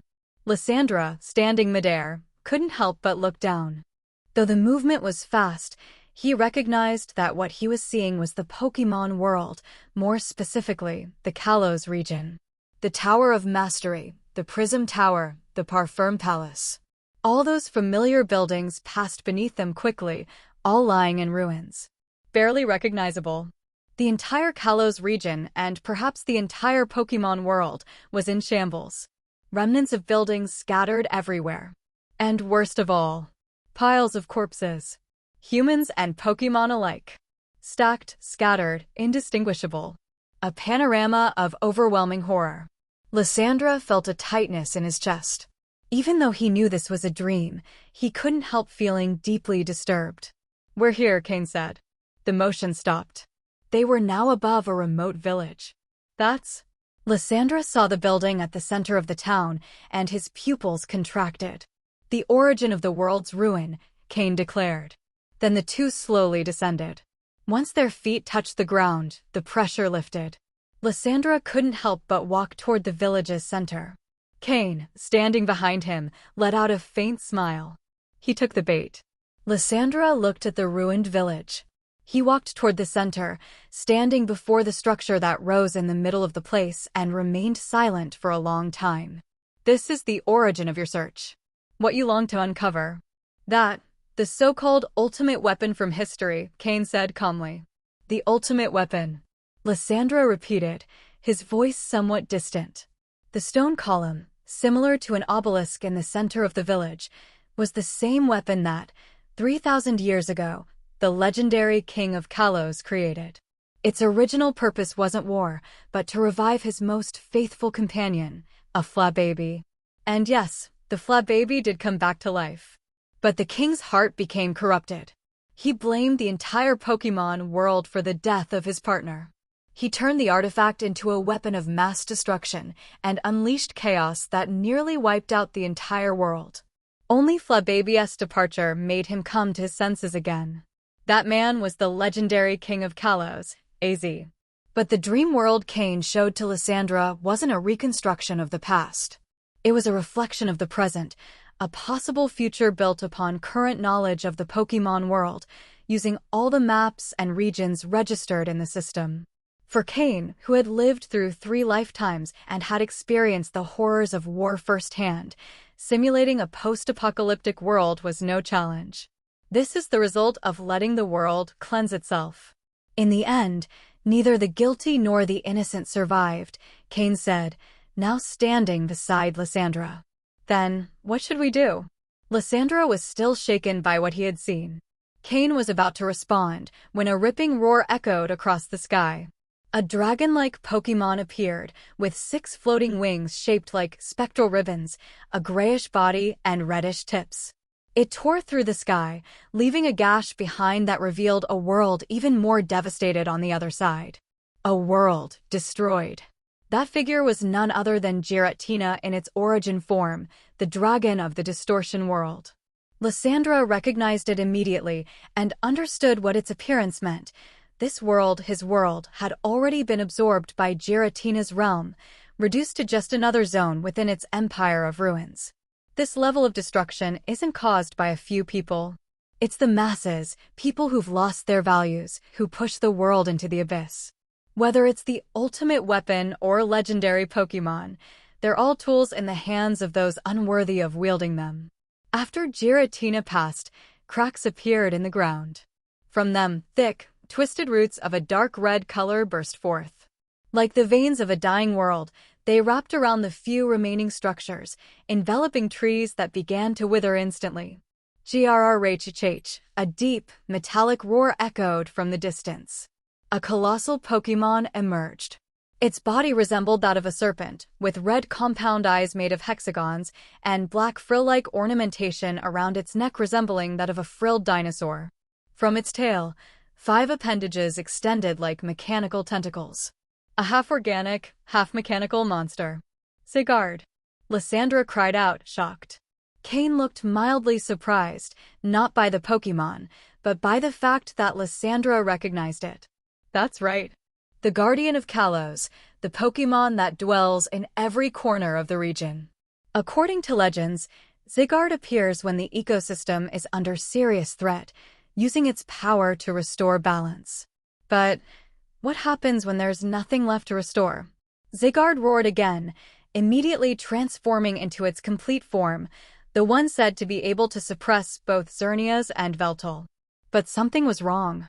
Zygarde seemed disturbed. And from the sky behind it, a figure flew closer, shaped like a giant. Why? Veltal. From its chest, where the symbol of its form glowed, it fired a dark beam. Everything it touched turned to stone. Below, motionless, lay a figure resembling a sacred deer. Xerneas, the Pokémon that represents life itself, had fallen. The god of life was dead. The legendary Pokémon were unleashed. The world was collapsing. In that dream, the Pokémon world was a symphony of ruins and despair. Lysandra, unable to move, stared at Zygarde and Veltal with hollow eyes, eyes that reflected absolute horror. Because it felt too real. Even Lysandra, with all his knowledge, had only ever heard of Zygarde, Xerneas, and Veltal. He had never seen them. And they weren't the only ones. Boom, boom, boom, boom. The ground trembled once more. A hill rose from the earth, growing into a mountain, then into an active volcano. Lava burst forth, and from it emerged a massive figure engulfed in flames. Primal Groudon. Its roar shook the air as lava swept across the world, destroying everything in its path. And on the horizon, riding atop the waves of a massive tidal surge, another beast soared. Primal Kyogre. The legendaries appeared one after another, as if sounding the final funeral march of the world. Or perhaps, they were dragging the world into its doom. Yveltal. Groudon. Kyogre. Giratina, are they all going to appear? Lysandra collapsed his knees, murmuring the names of the legendary Pokémon with a broken voice. There was no denying it. The dream Cain had created was too realistic. No one in the Pokémon world could create such an illusion, not without having seen all of these legendary Pokémon with their own eyes. But Cain was different. Even if he hadn't met them in this life, he knew them all. This dream was a world ruled by furious gods. An apocalypse. The final twilight of the Pokémon world. Cain remained standing, tall and firm. This scene was something he had imagined for a long time. In recent times, every time he closed his eyes, he had worked on perfecting this virtual world. His goal was to minimize any flaws. And from what he could see now, the result was quite satisfactory. Who are you really? After a long silence, it was the third time Lysandra had asked the question. But the tone with which he asked it was no longer the same. The first time, it was filled with doubt. The second time, it was a reproach. And now, the third, it was the voice of someone who had lost all the confidence and pride he once held. Cain had reached this point because he knew Lysandra well. He knew exactly how to strike his weak spot. Not just from Lance's research or the descriptions given by Diantha and Malva, even Sycamore himself had provided key details. All that information combined, along with what Cain already knew, allowed him to construct this dream world. "I'm the one who will help you fulfill your ideal," Cain said calmly. "Fulfill my ideal?" Lysandra echoed quietly, looking around him. He saw the crumbling environment, the unleashed legendary Pokémon. The entire world collapsing before him. "Look at these Pokémon and remember what you've seen. Even if this is a dream world, who do you think could build something so real? Who could imagine so many legendary Pokémon and have each one feel and look so authentic? Have you ever seen even one of them in real life, with your current level?"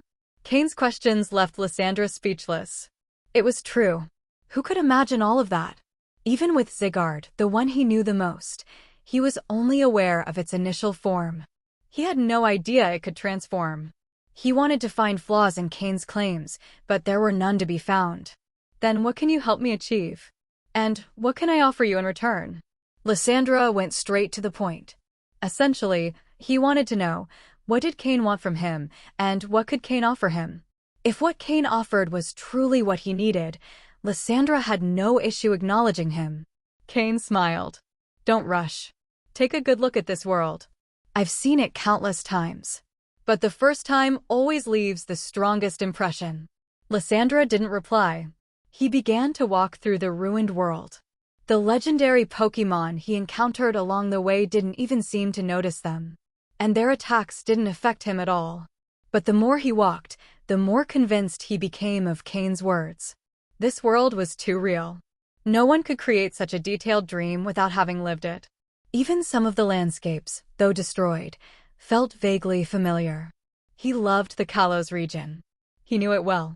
And among the ruins, he sometimes recognized places he had once seen with his own eyes. Now, they were all reduced to rubble. And that hurt him deeply. The more he walked, the more he accepted Cain's vision. He had already been disappointed in the world and people for a long time. And Cain's phrase, "a collapsing world, a decaying humanity," had struck the core of his being. He never had a clear goal. Even when creating his clandestine organization, he didn't truly know what he was looking for. He wanted to change the world, but had no idea where to start. Now, slowly, he had found a direction. And more importantly, someone capable of guiding him down that path had appeared. He remembered Cain's Dragalge clearly. In front of that Pokémon, he knew he didn't stand a chance. Someone with that kind of power, what could they possibly want from him? After much thought, Lysandra reached a conclusion: nothing. So then, why show him all this? Why guide him? The answer was clear. The world they came from was incurably sick. And the only remaining option was to use drastic methods. If it worked, great. If not, the world was already in ruins anyway. There was nothing to lose. Better to try, no matter how impossible it seemed, than to wait around to die. Lysandra stopped. He turned toward Cain, who was still behind him. "What should I call you?" he asked, with a tone now carrying a trace of respect, even a bit of admiration. It really wasn't easy, Cain thought, letting out a small sigh. The dream world created by Mismagius wasn't just a dream. It had hypnotic properties. It could plant a seed in Lysandra's heart. But for that seed to grow, he had to accept it of his own free will. Otherwise, the effect would be null or even counterproductive. This entire scenario had been meticulously planned by Cain. Ever since he saw Dragalge, he had gradually begun building this plan. And in the end, the result was better than he expected. Perhaps because Lysandra's heart was already exhausted. And Cain's proposal fit perfectly with the deepest parts of his ideology. The reason they didn't immediately leave the dream was to allow the seed to fully take root. Now, all the groundwork was done. All that remained was to wait for the seed to grow and bear fruit. "I planted a seed, and it will grow slowly. Call me Master Kalis," Cain said, walking forward. This time, he was the one leading the way. Kalis. Master? A guide. Lysandra repeated softly, as if suddenly understanding. The one who guides the fallen. Yes, that made sense. In truth, Cain just thought it sounded good. There was no deeper meaning behind it. But Lysandra understood it in his own way. And in the end, he accepted it without hesitation. And now, Kalis? Where will you take me? Lysandra asked in a calm voice. To see this, Cain replied. And with a blink, both returned to the village center they had seen before. The ultimate weapon, that massive obelisk-like needle in the center of the town, had now fully charged. Boom! With a deafening roar, a bright flame burst from the tip of the obelisk. Part of Kalos' territory was completely obliterated. Only a few random elements remained untouched. A brilliant flame? Lysandra murmured, staring at the obelisk in awe. Cain smiled. He waved his hand. And the dream world completely vanished. Both returned to the underground hideout where everything had begun. Cain and Lysandra remained inside the dream world for a long time. But for those outside, only a few seconds had passed. Even so, the aura emanating from Lysandra had completely changed. He was no longer aggressive, nor did he show any hostility toward Cain. The two Pokémon beside Lysandra looked at him in confusion, unsure how to act. On the other side, Cain's Dragalge continued to emanate a terrifying pressure. They clearly stood no chance of winning. Kalis, what do you say we go inside to talk? Lysandra smiled politely. Cain nodded silently. He returned Dragalge to its Pokeball. It had maintained its threatening presence long enough, and he didn't want to risk raising suspicions. Mias. Mismagius twirled around him, as if asking for praise. Cain granted it through telepathic connection, enthusiastically complimenting her. He even gave her some candy as a reward, which she happily accepted.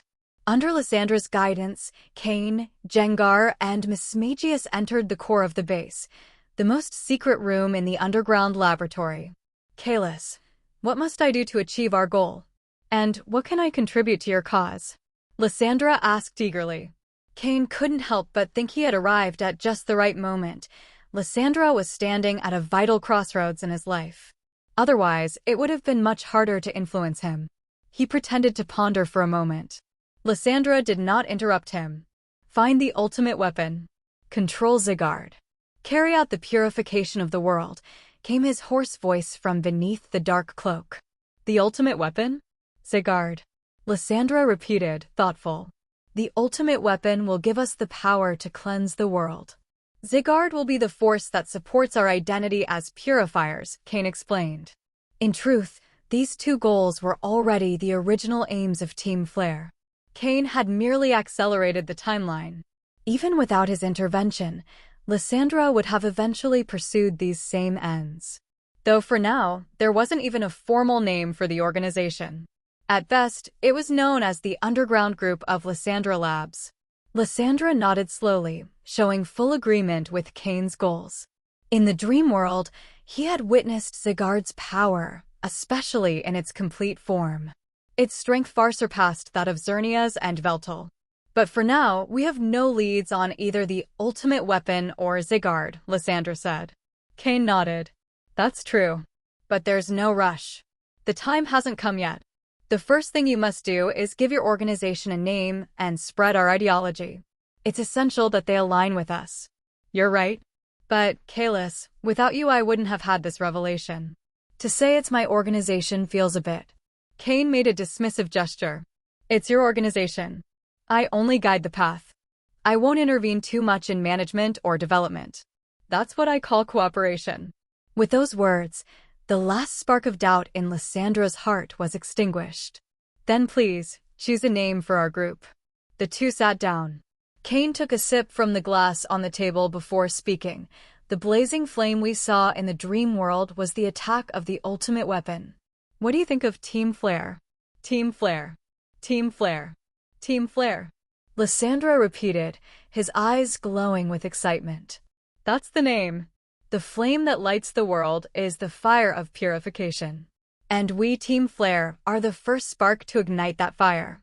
Cain, however, went silent for a moment. So, I was the one who named Team Flare? He laughed inwardly.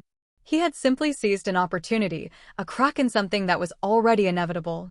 Even without his intervention, Lysandra would have eventually found Sigurd, uncovered the story from 3,000 years ago, and met the immortal King Az. Team Flare was going to be born either way. Excellent. The name of our organization shall be Team Flare. I will be the leader, and you, Kalis, will be the sub-chief of Team Flare and our spiritual leader. Your status will be above all executives, Lysandra declared, pounding the table to seal his decision. Cain did not reject the position of sub-chief. After all, he had already declined to take part directly in management. Being a nominal sub-chief posed no issue. Besides, Lysandra would surely consult him on many matters in the future. He couldn't forget, in the dream world, Cain had planted a seed in Lysandra's heart, which was now beginning to sprout. The defense of this base's computer system is far too weak. I'll help you reinforce it. Then, I'll leave here some information about the ultimate weapon and Sigurd. The rest is up to you, Cain said, standing up. He wasn't strong enough yet. But when he was, he would return to be a sub-chief, for real. And this is an exclusive communicator. It can only be used to contact me. If you ever need anything, you can use this device, he added, leaving a specially prepared communicator on the table. This device had a chip that prevented Cain's location from being tracked via signal. But at the same time, it included a locator designed by his personal system. As long as Lysandra carried it, Cain could always know where he was. Perfect. I'll order someone to escort you to our central computer control room, Lysandra said. At that moment, a subordinate entered the room, bowed to Lysandra, and then respectfully to Cain as well. Very soon, Team Flare would officially form. And Cain, as its sub-chief, would hold an extremely high status. Lysandra would undoubtedly introduce him with the respect he deserved. Under the subordinate's guidance, Cain arrived at the base's central computer room, which would also become the technological core of the future Team Flare headquarters. Meanwhile, Lysandra remained seated, deep in thought. Cain nodded in satisfaction. Everything had become much simpler. Dismissing everyone else in the room, he sat in front of the main console, placed his hands on the keyboard, and gave a command with a slight smile. System, initiate hacking. Install the subsystem. Ding. System unlocked. Subsystem installation beginning. Exactly. Cain was installing the subsystem of his system into the central server of the fledgling Team Flare. This way, everything that happened within the team would be under his supervision. And, truth be told, something like this would be nearly impossible under normal circumstances, but Team Flare had just been born. In its current state, even organizations like Team Magma or Team Aqua were stronger than them, not to mention Team Rocket. Perhaps the only group they surpassed was the underground mafia of Malville City. Cain now had full access to the team's entire database. He also acquired some research data, such as the designs for custom combat suits, even coveted by Team Rocket. Among it all were technological advancements from Lysandra Labs in Lumiose City. That material was one of his objectives, but what interested him most were the records of the megastones collected so far. Unfortunately, the results were disappointing. Ding! Subsystem successfully installed. This subsystem wasn't like the one Cain had implemented in Porygon 2. Compared to that, installing it directly into a computer system was much simpler. Even so, it remained undetectable by current technology. Cain had full confidence in his system's capabilities. Furthermore, with the presence of this subsystem, Team Flare's security would significantly increase. In a way, he had already fulfilled his promise to Lysandra, the leader. Upon leaving the main computer room, Cain saw the tech staff who had previously been working inside now waiting outside. Additionally, some new figures had arrived on site. When they saw him come out, they rushed toward him and bowed respectfully. Master Kalis, Mr. Lysandra is already waiting for you, they informed him courteously. Cain nodded silently. Surely, it was time for a meeting. And once it ended, he could leave. As expected, they led him to one of the briefing rooms in the secret base. Inside, several people were already gathered. A massive conference table dominated the center of the room, and nearly all the seats were occupied, except for a few. Chairs lined the walls as well, all filled with seated attendees. These were people without enough rank to sit at the table, but with the right to attend the meeting. Most of them were original members of Lysandra Labs, not just trainers, but also scientists and academic experts. When Cain, wrapped in his signature black cloak, entered, everyone immediately stood up, including Lysandra himself. "Kalis, since you took a bit longer in the computer room, I decided to begin the meeting. Most of the officers have already been summoned," Lysandra said with a smile. Cain glanced at the attendees.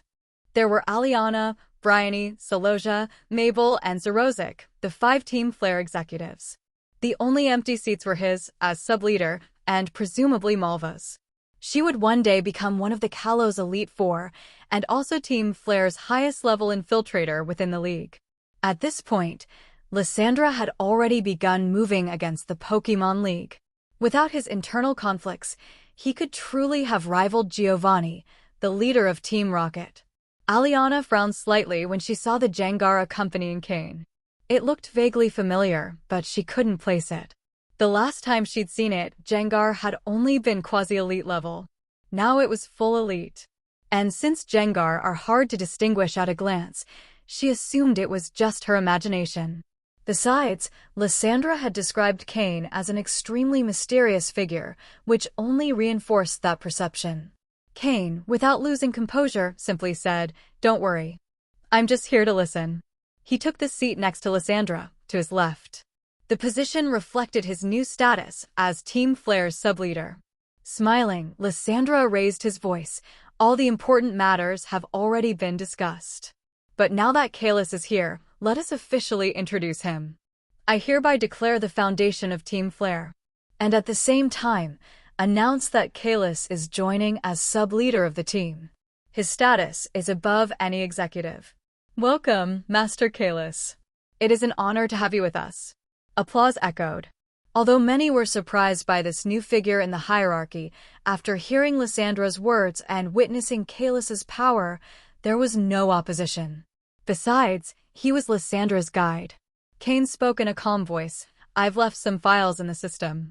You can review them whenever you want. If you need a starting point, perhaps you should investigate the history of your ancestors." With that said, he stood, turned with an elegant swirl of his cloak, and departed without another word. Lysandra didn't stop him. But his words did leave him thoughtful. "My ancestors." Cain's departure didn't disturb the others. In fact, many of the commanders quietly let out a sigh of relief. To be honest, with his black cloak, shadowed face, dramatic aura, and the power he had shown with Dragalge, he was intimidating. It had been a flawless performance. In his hand, Cain held the sub-leader badge of Team Flare. Since his face was hidden, Lysandra had ordered a personalized insignia so everyone would know who he was. Though his last comment about Lysandra's ancestors deserved attention. It turns out that Lysandra's ancestor, about 3,000 years ago, was the brother of the legendary immortal King Az. Once he discovered that connection, Lysandra would trust Kalis's words even more. With all this, Cain had perfectly slipped into the role of a mysterious, divine seer. After leaving the secret base, he quickly disappeared into the shadows. He arrived at the edge of a solitary lake. There, he removed his dark cloak, dispelled the psychic illusion masking his face, and revealed his true appearance once more. He scooped up water from the lake to wash and clear his mind. Halfway through, he stared at his reflection, thoughtful. This time, the play with Team Flare had been on a large scale. But after all, it was an investment without any real cost. And if it succeeded, the benefit would be incalculable. At last, he had made a truly ambitious move. It hadn't been in vain to return to this world once more. In fact, Team Flare was the only one with enough room to be manipulated. The others, Magma, Aqua, Galactic, even Plasma, already had fully formed leaders. Only Lysandra still harbored some compassion in his heart. And Cain had taken advantage of just that. "Hey everyone, I just wanted to take a moment to thank you for all the support you've given me so far. After everything that happened, We're finally caught up to chapter 949. Also, the chapters for this month are already scheduled, so you can keep reading without worrying about any delays. Seriously, thank you so much for your patience, support, and for staying with me through this journey. Every review, comment, and Power Stone means a lot to me and keeps me motivated to keep writing every day. Honestly, I was about to give up on re-uploading the story so quickly, but without all your support, it would have been impossible for me to upload over 800 chapters in just 2 days. On the third day, I couldn't stay awake anymore, sleeping face, and only managed to upload 120 chapters, so it wasn't until today, the 4th day, that we finally finished uploading the remaining 9 chapters and set up all the scheduled chapters for this month. Thank you from the bottom of my heart for being there and giving me the strength to keep going. Putting on his league outfit once again, he summons Slowking to use the move Teleport immediately, disappearing from the scene. He appeared in an unknown forest. Then he summoned Flygon and flew in the direction of Lumio City. He had spent an entire day in the Team Flare base, mostly because he had spent a long time in their computer room. After all, the system had copied all of their data and, at the same time, had installed a subsystem. That data would be enough for the system to process for quite a while. Upon arriving at the Pokémon Center in Lumio City, Cain found Lance waiting for him there. "Didn't you say it would take you 2 days?" "That was fast," Lance said with surprise upon seeing Cain. "I didn't want to keep you waiting," Cain replied, smiling as he patted Lance on the shoulder.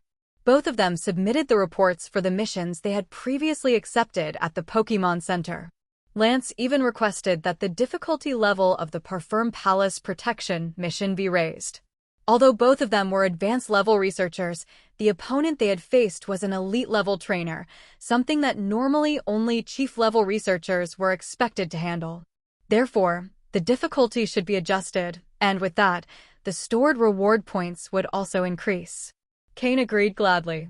He had seen some items on the League's exchange list that were very useful to him. Materials related to aura energy to repair Riolu's egg, and also several rare moves like Sword's Dance and Hyper Beam. These things were hard to find on the open market, but the League's internal storage had a good supply. However, those items could only be exchanged with certain levels of authority. Well, that's all.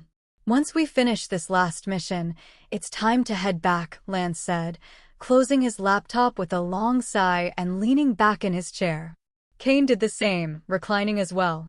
"Honestly, we haven't had a moment's rest. In that case, we might as well move tonight. It'll be easier under the cover of darkness." Their final mission was to investigate the Lysandra labs. They didn't need to conduct an in-depth investigation this time, but at the very least, they had to provide an assessment of the threat level for the League. The League had near-complete knowledge of each region's underground organizations, and each one was given a danger rating. Those rated highly were monitored first. Those with low ratings could be left for later. "I've already investigated almost everything. I just have one small detail left. I couldn't get in before due to some obstacles, but with your help this time, it shouldn't be a problem," Lance said, standing up. And he added, "Overall, the labs don't seem to be conducting research outside acceptable parameters, though there is some connection to Team Rocket. That definitely needs to be taken seriously. Everything else depends on what we uncover tonight." Cain shook his head with a resigned expression. "All right, let's go." According to the information Cain had obtained from the Team Flare computers, they did indeed have some Mega Stones they were using for research, but they weren't stored anywhere physically. They were under Lysandra's direct custody. This was because Lysandra had discovered that the stones contained a type of energy still unknown. And if that energy could be harnessed, it would have enormous potential. It had become the core of his research. So, even if they investigated the Lysandra labs, Cain knew he wouldn't find the Mega Stones he was looking for. In fact, the 2 Mega Stones he had obtained at the Tower of Mastery were still unidentified. He still didn't know which Pokémon they belonged to. He preferred to save that mystery for when he returned to Hoenn and run the tests there. Although his Pokémon could already Mega Evolve, for now he couldn't reveal that card. It should be used only as a trump card. Both of them changed into nighttime infiltration gear and snuck into the Lysandra labs in secret. It had to be said Lance was quite skilled at infiltration, which proved this wasn't his first time doing something like this. Thanks to both their abilities, they soon made it to the key areas. From that point on, stealth alone wouldn't be enough. They would need to use more direct methods. Lance summoned his Charizard, while Cain released Drapion. Neither of them could use their main Pokémon, as they would be too easily identified.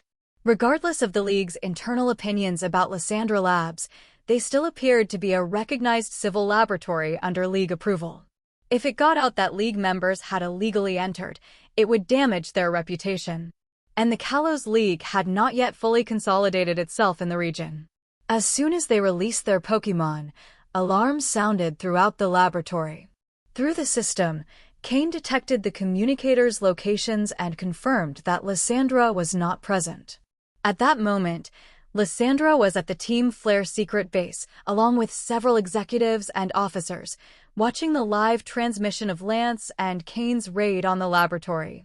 But while they were watching the event live, Cain was watching them as well. It was like watching yourself on screen while pretending to know nothing. A rather strange experience. Through the system, Cain had silently accessed the surveillance cameras in the meeting room and was also recording the audio from the computer they were using. It was a scene straight out of a spy movie. Counterintelligence, to be precise. "Sir Lysandra, is it really okay to let them invade the labs like this?" asked Sorozik in his characteristically effeminate voice. "If we don't let them discover something, the League will never stop monitoring us. Showing them what they want to see now might save us a lot of trouble later," Lysandra replied calmly. "I see," responded Sorozik. Hearing this exchange, Cain realized that he and Lance would not face any serious resistance tonight. At most, a symbolic obstacle or two. Completing the mission and submitting a report would be enough. And indeed, during the subsequent investigation, they encountered no major issues. Only a few staff members tried to block their path, but were quickly dealt with by Lance and Cain. They reached the central computer room without trouble. Why was it so easy today? Lance frowned as he reviewed the computer. It seemed strange to him. Last time, he had been harshly repelled, even facing 2 elite-level trainers and numerous subordinates, which had forced him to retreat. Today, everything was unnaturally calm. Lance, as an advanced-level researcher, had completed dozens of missions. He had a gut instinct for these things. Meanwhile, in the Team Flare meeting room, "Don't let them suspect anything, Mabel. It's your turn to act," said Lysandra, speaking into the microphone. "Understood." Mabel's voice came through Lysandra's earpiece. Hearing Lysandra's words, Cain prepared himself. To avoid raising suspicion from the League, Lysandra had thought things through in great detail. "Weevil, hound him. Come out," a female voice suddenly rang out from behind the door. Lance's expression changed, many of his doubts now dispelled. He told Cain, "You handle the data download. I'll hold them off." Cain nodded and took out the League investigator's exclusive data download device. He plugged it directly into the computer and began the operation. Meanwhile, the battle had already begun outside. Boom, boom, boom. The sounds of the fight echoed from outside. They were putting on a pretty convincing show. "Lance, I've got the data. Let's prepare to withdraw," Cain said through the earpiece. "Got it." With that, Lance commanded Charizard and Aerodactyl to drive back the enemy. Then, he made his way to the room where Cain was securing the download device. In Cain's arms was Aralt's. "Let's go," said Lance as he recalled Charizard and Aerodactyl into their Pokeballs. The two disappeared using Ralts's teleport. Seeing them vanish, Mabel didn't say much else.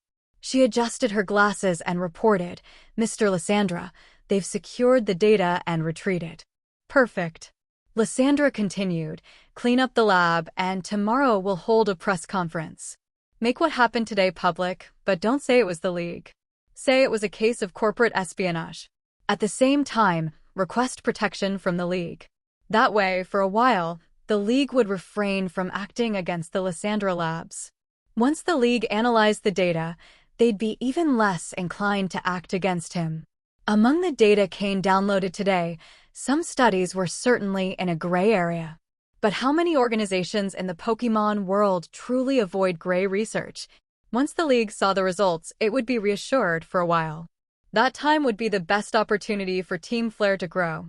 Thanks to Ralts's teleport, Cain and Lance appeared at the Pokémon Center. Man, I have to say, teleport is really useful. Looks like I need to find a chance to catch a Pokémon that can use it, Lance sighed.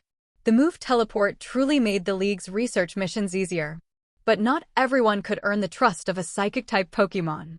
Especially those that could use teleport, they were even more selective about their trainers. However, with Lance's skills, catching a Psychic-type Pokémon capable of using teleport shouldn't be difficult. It didn't need to be a battle Pokémon, just being able to use teleport was enough. Still, it's worth mentioning, Psychic Pokémon had varying talents in spatial perception. So, the distance of teleport depended on their abilities. I'm sure your family must have one. Just borrow one for now and you'll be fine, Cain joked with a smile. But Lance didn't reply, he went silent. What's wrong? If I could choose, I honestly wouldn't want to rely on my family, Lance said, sitting in a nearby chair. Cain pressed his lips together in silence. That's the classic rich kid attitude, isn't it? I don't really want to depend on my family. I don't really want that much money, $1 billion is enough. I don't really want that much power, just enough to feel safe, say 80 or 100 bodyguards. These people have never experienced the hardships of the lower classes. That's why they think it's no big deal, not realizing that for others, it's the dream of a lifetime. You know I lived in Viridian City, right? But the Draco family isn't there. They're in Blackthorn City, in Johto. Lance continued, the truth is, I don't have many ties with my family. It was only my uncle who found me and brought me back to the Draco family. They offered me some help, and since then, everything's gotten more complicated. The more help you accept from your family, the more you have to pay them back. Cain said nothing. He just gave Lance another pat on the shoulder. He knew a bit of Lance's story. But it was a done deal, nothing could be changed now. If a family were willing to give me that kind of support, unlimited resources, even a pseudo-legendary Pokémon, I'd take it too. Give me 100 families like that. But that's something reserved for the lucky few. The rest can only dream. Take all the help you can get, you're already in too deep to pay it back, Cain said before turning and heading back to his room. Lance looked at him with a bit of surprise. He didn't quite understand what Cain meant. In truth, even though Lance had grown up in Viridian City, he was still part of the Draco family. His standard of living had always been far above the average family, let alone the truly poor. He always thought his childhood was just an average life, not knowing that a normal life was far harder than he imagined. Just getting out of the mud at the very bottom of society required a lifetime of effort, and even then, it might not be enough. Lance understood very little about the shadows that surrounded the lower classes. He spent half an hour thinking in silence, reaching no conclusion, and eventually returned to his room. The mission was complete. With the previous download device, the data was already being transmitted to the League. Once Lance completed his evaluation report, everything would be done. What came next was in the hands of the League's upper brass. The next day, in the battlefield behind the Pokémon Center, 2 Pokémon were engaged in fierce combat. But no one was around watching. Someone with high authority had reserved the entire area. Slowking used Psychic one last time. All or nothing. Dragonite. Finish it with Dragon Tail. A Dragonite swooped down from the sky. The other Pokémon, a pink Slowking, though seemingly slow, had excellent move execution speed. Boom. Both attacks landed. Ruahar. Dragonite went flying backward, skidding along the ground before stopping. It roared, and you could see frost residue on its abdomen. When the smoke cleared, in the center of the battlefield, Slowking was kneeling on one knee, breathing heavily and drenched in sweat. He was clearly at his limit. We're done here. Cain, your Slowking really surprised me, and your command skills too. If it weren't for Dragonite's significant power advantage, your tactics almost beat me, Lance said, smiling as he approached with his Dragonite. That's right, the ones who had been battling were Cain and Lance. I'm still far from there. Your Dragonite is on another level. I'm just relying on a bit of cleverness. Cain gently shook his head as he approached his Slowking to tend to a few injuries. Both of them had completed their missions. Lance was about to leave, but before that, he proposed a head-on battle with Cain. Their signature Pokémon, Dragonite versus Slowking. The final winner was Dragonite, though not without taking some hits. And Slowking was just short of losing the ability to keep fighting. The result was clear. It didn't surprise either of them, but Lance came to value Cain even more. With that kind of strength, even he hadn't been that strong at Cain's age. After all, Lance was 3 years older, and that 3-year gap wasn't easy to close. However, it was fair to say that Cain, following in the footsteps of Lance and Steven, had already nearly caught up. While he might still be a little behind, he wasn't far off. With a little more time, surpassing them wouldn't be impossible. Through this battle with Lance, Cain also came to understand where he stood among the younger generation of the league. That's not just cleverness. It's strategy, and that's also a kind of strength. I'm sending this battle to the Hoenn League. They can't afford to waste talent like yours. Lance smiled as he pulled out a camera and showed it to Cain. He had started recording with permission at the beginning of the battle, initially just as a keepsake. But now it clearly served a bigger purpose. Cain smiled with a hint of resignation, saying nothing more. This was exactly what he had expected. No need to fake humility. It would help his career within the league. Showing off his talent would bring more resources.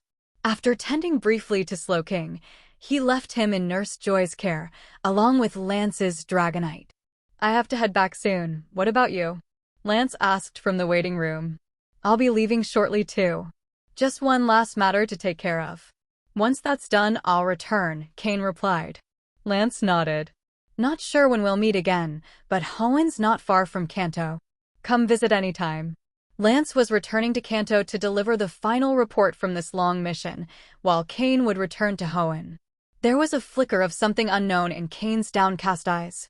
I don't think it'll be long. I'll probably head to Kanto soon. As for the reason, Cain didn't say and Lance didn't ask. Before long, both of their Pokémon had made a full recovery. I'm off, Lance said casually, giving Cain a pat on the shoulder. With a flick of his cape, he walked out of the Pokémon Center. He called out Dragonite and flew straight to the airport. Flying over Lumio City, very much his style. Cain didn't say anything as he watched him leave. Once back, Lance would likely take on the role of chief-level investigator of the Kanto League, rising even further in its hierarchy. I wonder when Kanto will split. Cain mused silently as he, too, left the Pokémon Center. The division of Kanto would be a major opportunity. There would be many possible moves to make. After leaving Lumio City, Cain didn't stop and headed straight north. Once outside the city, he avoided any wild battles. He mounted Flygon and flew toward the northernmost city in Kalos, Laver City. Laver City had a certain level of fame in the Kalos region. As everyone knows, the people of Kalos love their coffee. Every city has numerous cafes. But in reality, coffee is just a side product. What's truly central to Kalosian life is incense. The use of incense is so deeply integrated into Kalosian daily life that it often goes unnoticed. Yet the amount of incense consumed annually is so high, even Kalosians would be shocked to learn it. Cain's purpose in Laver City was simple, to obtain incense recipes and production methods. What is familiar in Kalos might be an eye-catching novelty in other regions. Cain figured that if he opened an incense shop in Leafy Town, he'd probably make a fortune. After all, he could cultivate all the required ingredients on his private island, virtually at no cost. And incense products are expensive, yet very popular, especially among the wealthy. What truly gives incense its value is the formula and the production process, somewhat like Poke Blocks. Different incense types have different effects. Some can even benefit Pokémon. But outside of Kalos, few people know these processes. Cain absolutely had the capability to monopolize incense production in Hoenn. As long as he kept the key formula secret, he could establish a chain of stores across the region. That would greatly accelerate his income stream. Obtaining these incense recipes was Cain's final goal in Kalos. He had intervened in the formation of Team Flare, influenced Lyssandra's growth, and fulfilled his objectives thoroughly. Currently, Laver City still didn't have an official gym. But based on its future development, It would become the site of the first ever fairy-type gym in the Pokémon World. It would be built with support from the Kalos League. 3 days later, at Hoenn Airport, Cain stepped out of the terminal. It had only taken him a day to obtain the incense recipes he wanted in Laver City. Due to how developed the industry was in Kalos, those formulas weren't considered especially valuable, so Cain acquired them with little trouble. He even bought a large supply for testing purposes. With this visit to Kalos, he had fulfilled all his objectives. His Pokémon had grown significantly stronger, and Cain had crossed the elite threshold, officially becoming a prominent elite-level trainer. That achievement alone was something to be proud of. In addition, he had obtained 3 Mega Stones and 20 Keystones. He had even managed to fool Lysandra. Although not completely deceived, Cain now held full control over all Team Flare operations.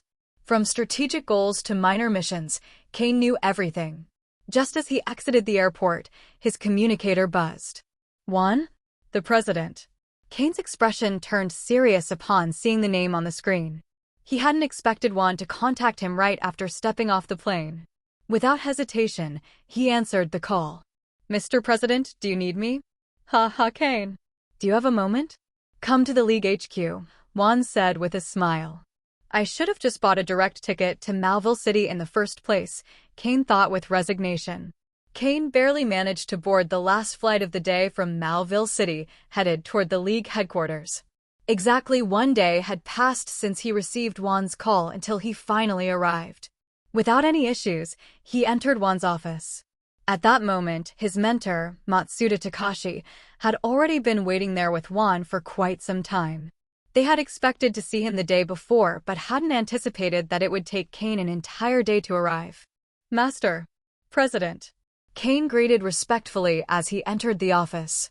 Besides them, Phoebe was also present, giving him a small wave from behind Juan. She had grown a bit since the last time he saw her. Juan and old Matsuda nodded with satisfaction. Cain, we've already heard all about what you did in the Kalos region. The Kalos League even sent us a letter of thanks for your contribution during the Parfum Palace incident. On top of that, the heir of the palace also sent a gift as a token of appreciation. Phoebe will give it to you in a moment, said Juan with a smile. At his age, what Juan most wished for was to see the new generation of the Hoenn League grow and thrive. Cain's generation had great potential, which left Juan quite pleased. Especially now that many of them were starting to prove it. The main ones, Cain, Steven, Wallace, and Phoebe. All 4 had the potential to reach Elite 4 level, and Juan dreamed that they could all reach that level or even surpass it. Champion.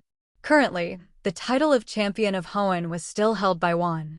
But he couldn't deny that age was starting to take its toll, and his energy was no longer the same. Moreover, his strength was also slowly fading. At most, he could probably maintain his current level for another 3 to 5 years.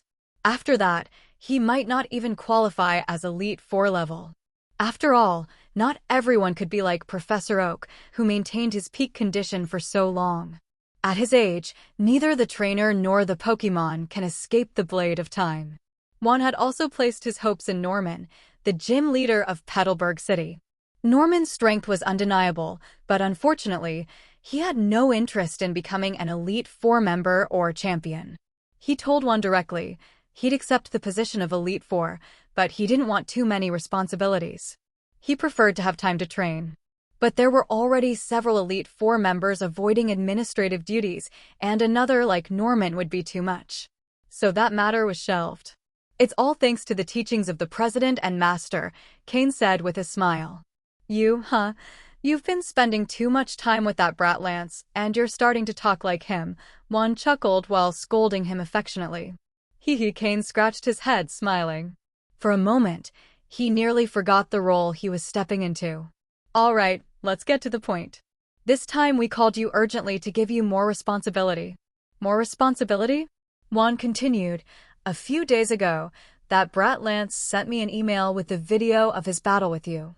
It was a close match, and you only lost by a small margin. That kid even wanted to meddle in the affairs of the Hoenn League, but well, never mind that. Even though Juan grumbled, he wasn't actually upset with Lance. What Lance had done was exactly what Juan hoped to see. They couldn't allow a talent like Cain to go unnoticed. Because of that battle, and your actions during the Parfum Palace incident, we've more or less confirmed that your strength is already at the elite level. Maybe not all of your Pokémon are quite there yet, but we believe you're not far. So, after discussing with your master, we've decided to assign you greater responsibilities. We hope that in the future, you'll be able to take on one of the major duties of the Hoenn region, Juan said seriously. Upon hearing that, Cain immediately straightened his posture. Even if not stated directly, Juan's words were essentially reserving him a future seat among the Elite Four of Hoenn. As long as Cain reached the appropriate level, Juan would push him into that position. And it must be said that in the Hoenn League, Juan's word was practically law. As both league president and champion, he held all political and battle authority. And after so many years at the top, who in the league wouldn't support him? Probably more than half of Hoenn's upper ranks stood behind him. After all, anyone would respect someone who had dedicated their life so wholeheartedly to the region. I place myself at the full service of the league, said Cain firmly. Juan nodded with satisfaction. Since that's the case, we now appoint you as the 4th chief-level investigator of the Hoenn League. This role reports directly to me, so I'll be your immediate superior. The 4th chief-level investigator of Hoenn. Cain's heart trembled. He thought he'd be given a lower position, but Juan had just dropped a bombshell on him. The research department was directly overseen by the champion in each region. And since Juan was also Hoenn's champion, he was in charge. And chief-level investigator was the highest rank in that department. Cain had assumed that Lance, upon returning to the Kanto League, would receive that title, but he never imagined he himself would also receive it upon returning to Hoenn. Becoming a chief-level investigator placed him among the league's upper leadership. At just 16 years old, Cain had become the youngest person in Pokémon World history to receive this title. To take this role, elite-level strength was a requirement. But not every elite-level trainer could attain it. Power and status were essential. Currently, in Hoenn, there were only 3 other chief-level investigators. Joy Yui, from the Joy family, a former superior of Cain's, and the wielder of a legendary Articuno. A woman from the Jenny family, name unknown. A member of the Stone family, possibly Steven's uncle or cousin, though not entirely clear. What was certain was that he had a close relationship with Steven. In fact, Steven worked under this last one. And now, Cain, recently promoted to elite level, would be on the same level as these 3 titans. This showed that in this role, family background and position mattered even more than strength. That's why Steven couldn't occupy the post. It wasn't due to a lack of power or prestige, but because the Stone family already had a representative, and a balance had to be maintained. Which meant that from now on, Cain could even be considered Steven's superior. Perhaps not in direct command, but a superior nonetheless. I've already updated your identity information before you arrived, said Juan seriously, handing Cain a badge. This is your current credential. Remember, you now represent the League to some extent. You must be cautious with your words and actions. That badge was the symbol of the highest rank among League researchers, the emblem of a chief-level investigator. As for having your own unit, for now you won't be assigned one. We'll wait until you're fully familiar with your new role and understand the responsibility it entails. Only then will you have subordinates under your command. In this light, the so-called title of chief-level investigator was, to a large extent, just honorary. With no real authority, it was basically a facade. But, even so, it still felt good to be gilded. That said, Juan added, if you need to carry out a mission, you can request assistance from the subordinates of the other 3 chiefs. I doubt they'd turn you down. After all, they hadn't just added another advanced investigator, they had added a new chief-level investigator. That was a significant difference. If Cain were to receive all the resources a chief usually had, the cost to the League would be very high. It was better to wait until his strength grew even more, and then grant him the appropriate resources. He might even rise another rank in the future. And then what would they do with the vacancy he'd leave behind? This was the agreement Juan and old Matsuda had reached. Understood, Cain nodded, saying no more. Holding the title of chief-level investigator was already more than enough. After all, when he was an advanced investigator, he hadn't had any subordinates either. He simply went where he was needed, and the resources were already there. Grandpa, Grandpa. Suddenly, a childlike voice broke in from behind Juan. It was Phoebe. I want to be a researcher too, she said with sparkling eyes, looking at Juan, who was already sweating. Ever since she found out that Cain and Steven were researchers, Phoebe had also wanted to become one so she could go on missions with them, but hadn't found the right moment to say it. Now felt like the perfect opportunity. Being a researcher sounded like so much fun. Ahem. Phoebe, being a league researcher is not a game. It's a dangerous profession that requires facing criminals, Juan tried to dissuade her. He had no children of his own, so ever since learning that Phoebe was the granddaughter of an old friend, he had treated her as if she were his own. He didn't want her putting herself in danger. Upon hearing this, Phoebe pouted, clearly upset. She glanced at Cain, who was trying to stifle a laugh, then quickly grabbed Juan's hand and shook it while whining. Grandpa, you always say that to grow up. We need to face danger and hardship. And you always use Cain and Steven as examples. But now that I want to be a researcher, you won't let me. With that, she let go of his hand halfway. Juan could only force a chuckle and cast a pleading glance toward old Matsuda, who was calmly sitting on the sofa, reading the newspaper like nothing was happening. With no other choice, he looked to Cain for help. Cain couldn't just ignore it, not when his mentor was old Matsuda. So, resigned, he said, Mr. President, why don't you let Phoebe work under my command for now? I don't have any subordinates yet anyway. I can take care of her. Juan seemed to be waiting for that exact answer. He quickly replied, perfect. Phoebe, you'll start as a junior-level investigator and report directly to Cain, our new chief-level investigator. And with that, Juan happily returned to his seat, smiling like he had just rid himself of a huge burden. Cain froze. Did he just walk into a trap? Was the great trickster just tricked? Sitting on the couch, old Matsuda took a sip of tea, savoring the bitter aftertaste, and slowly shook his head. Too naive. Still too green. Such an obvious trap, and he walked right into it. Yay! The happiest one, of course, was Phoebe. She didn't care whether she was junior, intermediate, or advanced. She just wanted to get out and stop being stuck in League HQ with a bunch of old officials. She felt like she was getting old herself. Besides, her plan from the beginning was to become Cain's subordinate. Now she was free. She didn't believe he'd be the type to monitor her too closely. Phoebe had a lot of potential. But whether it was at MT Pyre or League HQ, her exposure to the real world had been extremely limited. She lacked real-world experience. Although one had overseen her education, there were some things you could only learn through hands-on experience. He had always wanted to find someone to take Phoebe out into the world, but never found the right person. They were either too old, too weak, or Phoebe couldn't stand them. He was already at his wit's end. But now, this was the perfect opportunity. Junior-level investigator? Easy. He'd personally adjust her file so she wouldn't receive dangerous missions. Problem solved. Plus, he trusted Cain to take good care of her. After all, during the Sinnoh tournament, they had gotten along very well. Phoebe and Cain had the closest relationship. And so, Cain ended up accepting a small additional burden.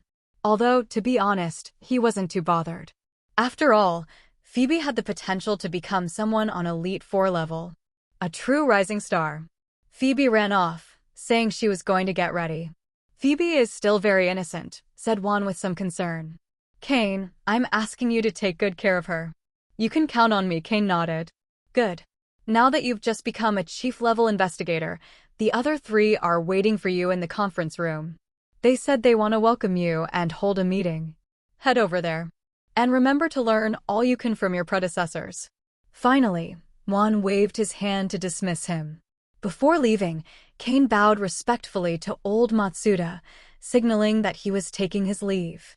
Once Cain was gone, old Matsuda, still seated on the couch, finally spoke. Young hawks must eventually learn to fly. Are you going to protect her forever? Look at me, I don't interfere in Cain's development, and he's grown up just fine. He took another sip of tea, exuding quiet wisdom. Juan shot him a glare of annoyance. Can you stop being so dramatic? Everyone knows Cain's progress has little to do with you. You just got lucky and had a good disciple fall from the sky. Old Matsuda, unbothered, replied with a calm smile. Luck? Then why don't you go find one yourself if you think it's so easy? Cain left Juan's office and headed straight to the door of the adjacent conference room. There, sitting inside, were three of the major figures of the League's research division. In terms of hierarchy, the position of chief-level investigator wasn't far below that of an Elite Four member, since both reported directly to the champion. However, there was still a difference in authority and influence. Each member of the Elite Four was in charge of a key aspect of the League's structure, something beyond the reach of the chief investigators. And of course, the power of the Elite Four members far surpassed that of the chief investigators. Otherwise, why would so many chief investigators eventually rise to become Elite Four members? Isn't that exactly what Lance is planning? Juan was also laying out that same path for Cain. So calling the chief-level investigators Elite Four in training wouldn't be an exaggeration. Knock knock. Cain gently knocked on the door. Come in, a woman's voice replied from inside. Cain opened the door and stepped in. The first thing he saw was a small conference table with 3 people seated. 3 women? Wasn't one of them supposed to be Steven's uncle? Was it his aunt then? Though judging by appearances, none of them looked old enough to be an aunt. All 3 stood up as he entered. However, their expressions were all quite different. The most familiar to Cain, his former superior, Joy Yui of the Joy family, kept her face as serious and expressionless as always. The chief investigator from the Jenny family, however, showed a faint smile as she rose, something rather rare among the traditionally stiff Jenny clan. But the one smiling the widest was the third. Though Cain didn't know her, it was clear she knew who he was. She stepped forward with a bright smile and extended her hand. Hi, Cain. I'm Vivian Stone, Steven's first cousin. Vivian Stone? Steven's cousin? Cain automatically reached out and shook her hand. It felt like shaking hands with water, completely unlike what one would expect from a member of the Stone family. Before he could reflect on it more, another woman approached, dressed in the black uniform of a chief investigator. She was a Jenny officer. Cain, right? Nice to meet you. I am Jenny. I hope we work well together. Cain nodded and shook her hand as well. Finally, Yui, though she didn't approach, did meet his gaze. Yui, she said briefly, stating her name. The 3 women sat down again. An empty seat next to them was clearly reserved for Cain. He didn't know why, but he felt a slight chill as he sat down among the 3. Still, he gathered his courage and took his seat. So all 3 chief-level investigators were women. Interesting. Juan already told us everything. Don't worry about your new role. You won't have too many responsibilities at the start, said Vivian, who had taken the lead in speaking. She seemed to have a good impression of Cain, likely due to her relationship with Steven. Cain nodded. After all, he wasn't here for political ambition. Juan had given him the title more for prestige than anything else. Later on, once his strength improved, he'd probably be given more responsibility, though maybe not too much. From what Juan had said, he wanted Cain to join the Elite Four of Hoenn. Of course, if the current Elite Four didn't retire, Cain would have no choice but to remain a chief investigator. However, I am interjected, for you to properly exercise your authority as a chief-level investigator, you'll be granted access to one of our main squads. Vivian nodded as well.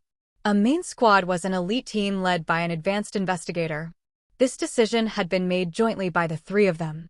Juan had given them the freedom to decide how much power Cain would hold, and they had all agreed.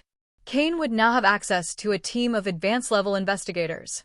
Though if he didn't summon them, they would remain under their original leaders. But if he needed them, he could call on them at any time. A rank more in line with his chief title. There's another thing you should know, I am added. When there were only 3 of us, each had clear responsibilities. I handle internal investigations within the League, Vivian oversees matters within the Hoenn region, and Yui is in charge of affairs outside the region. Upon hearing that, Cain understood why he had been sent to investigate the Team Rocket auction. At the time, Joy Yui was his superior, and she was responsible for external operations. But someone so cold in charge of external affairs? Wouldn't that create friction? Probably the weight of the Joy name was enough to avoid conflict. Or perhaps her sheer power was so overwhelming that no negotiation was needed. Power commands respect, after all. In fact, among the three of us, Yui is the strongest. Since you were her subordinate, you'd better not irritate her, Vivian whispered to Cain with a smile. Although she spoke as if it were a secret, she didn't lower her voice much so the others heard it too. That's right. Yui is the most powerful. Be careful, Ayam added, laughing and covering her mouth with one hand. Cain looked at Joy Yui in surprise. He hadn't expected her to be the strongest of the trio. Your job will be to support whichever of us is facing a critical situation, Yui finally said. Her voice was clear and cold, yet carried a refreshing tone, like a summer breeze. Cain nodded. He had no issue with that. Since the three of them had already defined their roles, and he was mostly a symbolic figure, he had no objections. After that, Yui stood up and left without another word. Vivian, sitting next to Cain, stuck out her tongue playfully and commented. Sister Yui is always busy. She's the busiest of the three, but also the strongest. She's probably not far from Elite 4 level. Cain felt a slight internal chill. That strong? When members of the Joy clan chose to fight, they did so with overwhelming power. All the chief-level investigators were quite busy, and soon Vivian and Ayam also left, leaving Cain alone in the room. Living with a title is nice, but being a chief investigator comes with responsibilities. If you're always busy, how are you supposed to train and get stronger, he said, stretching lazily as he stood up. It was rare to have a moment of peace. Cain, a voice called out from afar. Cain felt a slight headache when he saw who it was. What am I going to do with this problem? It was Phoebe. Would Lyssandra's method work? Cain finally returned to Leafy Town, bringing along his little burden, Phoebe. During the time Cain had been away, the town had undergone major changes. Currently, Leafy Town was already considered one of the most developed towns in the entire Hoenn region, even surpassing Verdanturf Town, which lay right next door. Of course, this only applied to towns. Several cities in Hoenn were still ahead of Leafy Town, particularly the commercial street in front of the Leafy Town gym, which, due to its high profitability, had been expanded several times by the Devon Corporation. The gym's income kept increasing. Recently, the artificial lake had officially opened. Under the management of the Leafy Town gym, the first generation of Pokémon hatchlings had already been born, and many people came hoping to catch them. However, due to access control, many had to wait in line for several days. During that time, they would stroll along the commercial street and shop around. This boosted the local economy. There was also the Breeders' Guild. The Leafy Town Breeders' Guild had become the second largest in the entire region, second only to the one at the League's headquarters. Many came seeking help from breeders. In short, Leafy Town had become an impressive income source. The gym's resources also increased month by month. Once back, Cain dropped Phoebe off at the Breeders' Guild, asking a rather serious-looking breeder to take her around town. He didn't have time to look after her for the moment. He dove straight into the Leafy Town gym. Sky was in charge of the gym, while the other three leaders of Team Heaven were now managing the group in Malville City. So far, everything was going well. After proving their strength, the local factions of Malville City had accepted Team Heaven as the replacement for Team Void. Though making them give back the benefits they had taken from Team Void wasn't going to be so easy. For now, Team Heaven had no time for disputes. Their priority was internal growth. Cain found Sky and handed him all the notes he had prepared on the plane about the incense shop, along with detailed instructions on the necessary preparations. He tasked him with organizing everything. The incense shop had to open as soon as possible.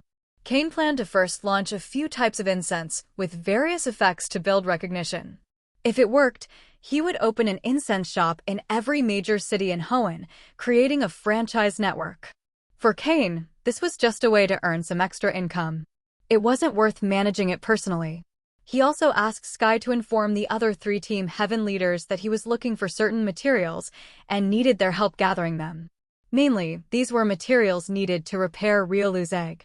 After the meeting with the other 3 chief-level investigators at League HQ, Cain had exchanged some Aura-related items from the League's exclusive investigator list. They were useful to help mend Riolu's egg.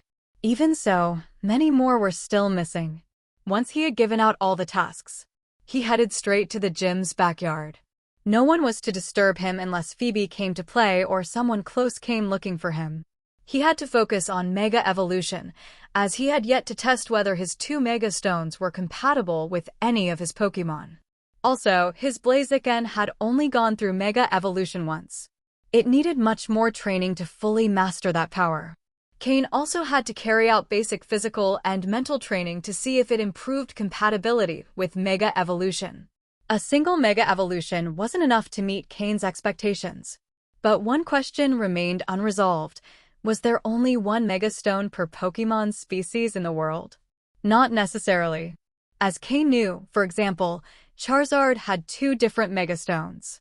Using the Unknown's powers, he opened an alternate dimension directly inside the giant tree in the backyard and took his Pokémon with him. Currently, his Pokémon still hadn't fully mastered Mega Evolution. During the process, energy overflowed that most might not notice, but his teacher, Matsuda Takashi, probably would. Even though the old man hadn't returned yet, Cain preferred to be cautious. Once inside the alternate dimension, he summoned all his combat Pokémon. He even teleported over the ones from his private island. Now, all of Cain's combat Pokémon were gathered. Elite-level Pokémon, 5 Mismagius, Altaria, Slowking, Gengar, and Florges. Quasi-elite level for Honchkrow, Drapion, Weevil, and Swampert. Advanced level for Politoed, Lyron, Pupitar, and Blaziken. Intermediate level, 1 Carbink. Beginner/unhatched Pokémon, Bagon, Horsia, Ralts, and the Riolu egg. If you counted Flygon, who was halfway to becoming a combat Pokémon, then Cain had 19 Pokémon under training. An impressive number for any trainer. After all, every Pokémon required an enormous investment of resources to develop. Fortunately, Cain could now support himself financially, and he had considerable savings. On the other hand, Bagon, Horsia, Ralts, Carbink, and Riolu had yet to start formal training. His 5 elite-level Pokémon were already in a stable stage. Though they needed many resources, the consumption was steady, and as long as they weren't breaking through to a new limit, it wouldn't be excessive. The 3 Pokémon at the peak of quasi-elite level, except for Swampert, were very close to breaking through. That's why Cain was currently pouring the most resources into them. Blaziken and Pupitar were also in stable development stages, but were growing much faster than Slowking and the others. It was very likely they'd catch up soon. Pokémon growth could be dizzyingly fast. Then there were the second-tier Pokémon. Whenever Cain began training a new Pokémon, he didn't immediately throw them into intense battles. He first consolidated their foundation, then pushed for rapid growth. This way, their fast development wouldn't affect their long-term potential. Now that Bagon and the others had built a solid enough base, it was time to start their accelerated growth stage. These are 2 Mega Stones, Cain said, holding up 2 multicolored stones in front of his Pokémon. I believe you all know what they're for now, but we need to test if they're compatible with any of you. As if attending an assembly, all the Pokémon stared at the Mega Stones with enthusiasm, except for Blaziken, Lyron, and Altaria. Some Pokémon didn't yet know that not all species had a Mega Evolution. Cain hadn't told them, as a way to keep their hopes alive. Maybe someday they'd find their own stone. After all, in this world, anything is possible. Now, release your energy and try to connect with these 2 stones. If one of them responds, it's your Mega Stone, said Cain. With so many Pokémon gathered, testing them one by one would be a waste of time. It was much more efficient to let everyone try to connect their energy directly to the stones. Upon hearing Cain's words, most of his Pokémon closed their eyes and extended their energy toward the 2 Mega Stones. Suddenly, one of the stones slightly rose into the air, causing Cain to feel a faint relief in his hand. A spark of satisfaction appeared on his face. If a stone floated on its own, it meant it was responding to a Pokémon who had not only reached its final form, but was also compatible with Mega Evolution. Among Cain's Pokémon who met those criteria, besides Swampert, only Gengar stood out. One of the two Mega Stones belonged to one of them. The stone began to slowly float toward Gengar. Gengar, always grinning, looked a bit stunned. He had only felt a special connection between the stone and himself, and when he channeled his energy into it, he received an immediate response. He stared at the stone in surprise, and when he finally processed it, his face lit up with joy. One of the two stones had come to him, while the other remained in Cain's hand, unresponsive to the rest of the Pokémon. Confirmed. One of the stones belonged to Gengar. The other, for now, was not compatible with any of his Pokémon. Gengar carefully held the stone in his hands. The other Pokémon looked on with envious eyes. Smiling, Cain pulled out a keystone from his storage and said to Gengar, "Try it, Gengar." Kikik. Gengar exchanged a look with Cain and nodded firmly.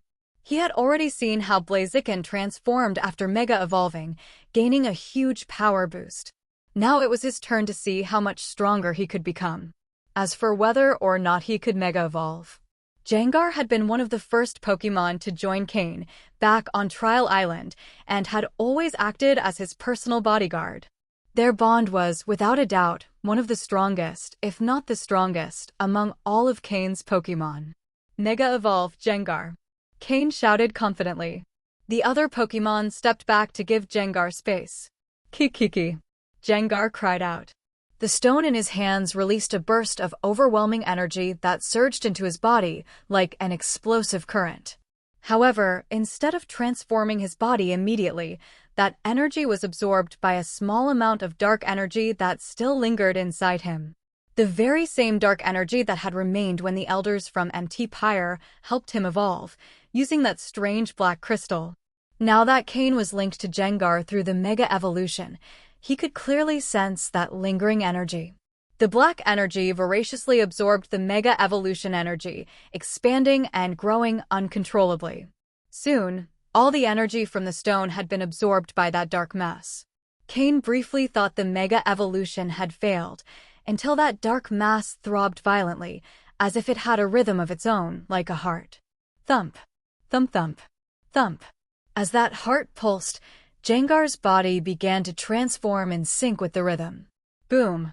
The dark mass burst like a water balloon, releasing all the Mega Evolution energy again into every corner of Gengar's body, now mixed with the dark energy.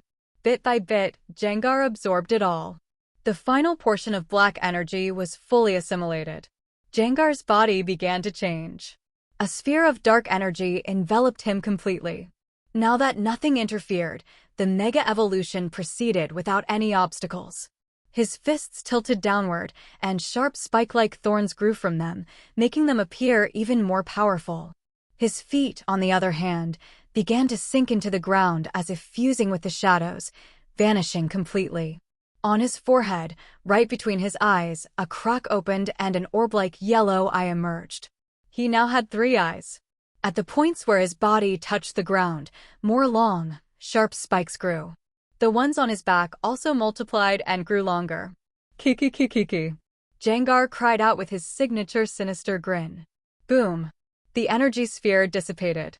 Just as it disappeared, the multicolored Mega Evolution symbol appeared on its surface. Mega Gengar was born. Cain observed carefully as Gengar stared back at him with that same devilish smile. For Cain, this was his second Mega Evolution experience, the first being with Blaziken, but for Gengar, it was the first time. It was a feeling of absolute connection. The new Gengar didn't seem taller. In fact, he had shrunk a bit in height because his feet were fully sunken into the ground, but his body had become noticeably wider. Cain activated the system to scan his stats.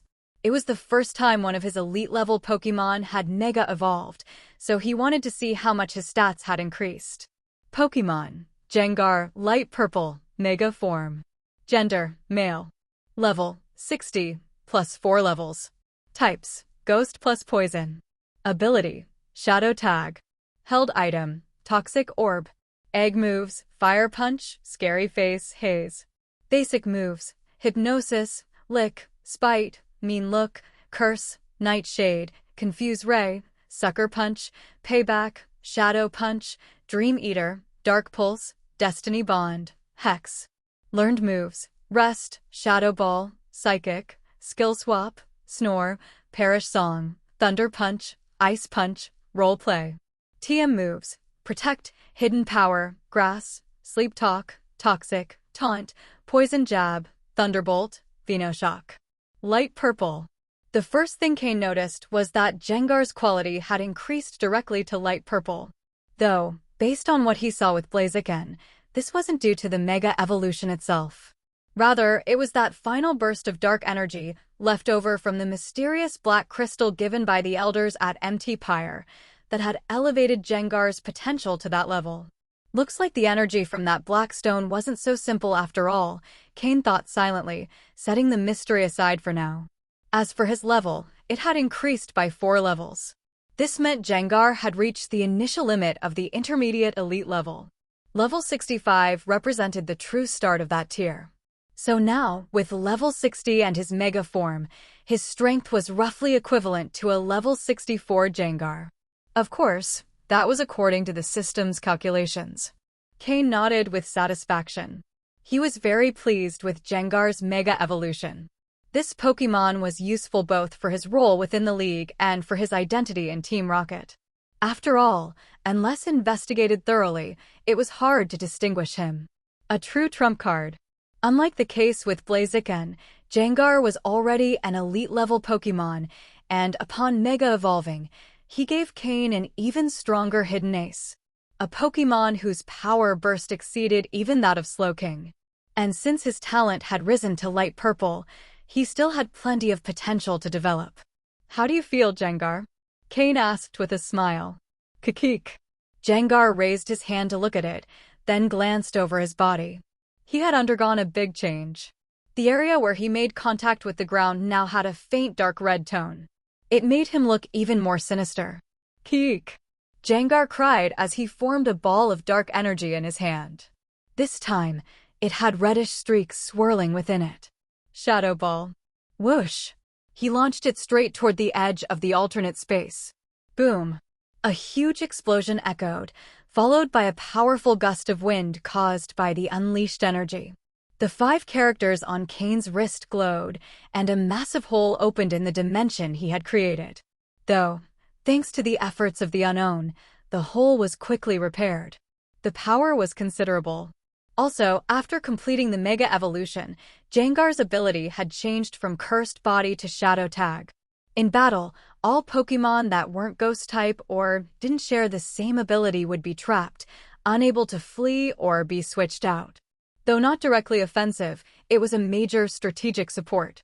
And since Jengar knew the moves Roleplay and Skill Swap, he could adapt to different situations easily. "In that case, let's try something else," Cain said as he took out Blaziken's Mega Stone along with its corresponding keystone. He handed the Mega Stone to Blaziken, and held a keystone in each hand. "Blaziken, Mega Evolve." He took a deep breath.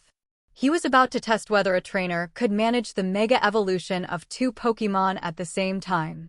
Upon hearing this, Blaziken became immediately excited.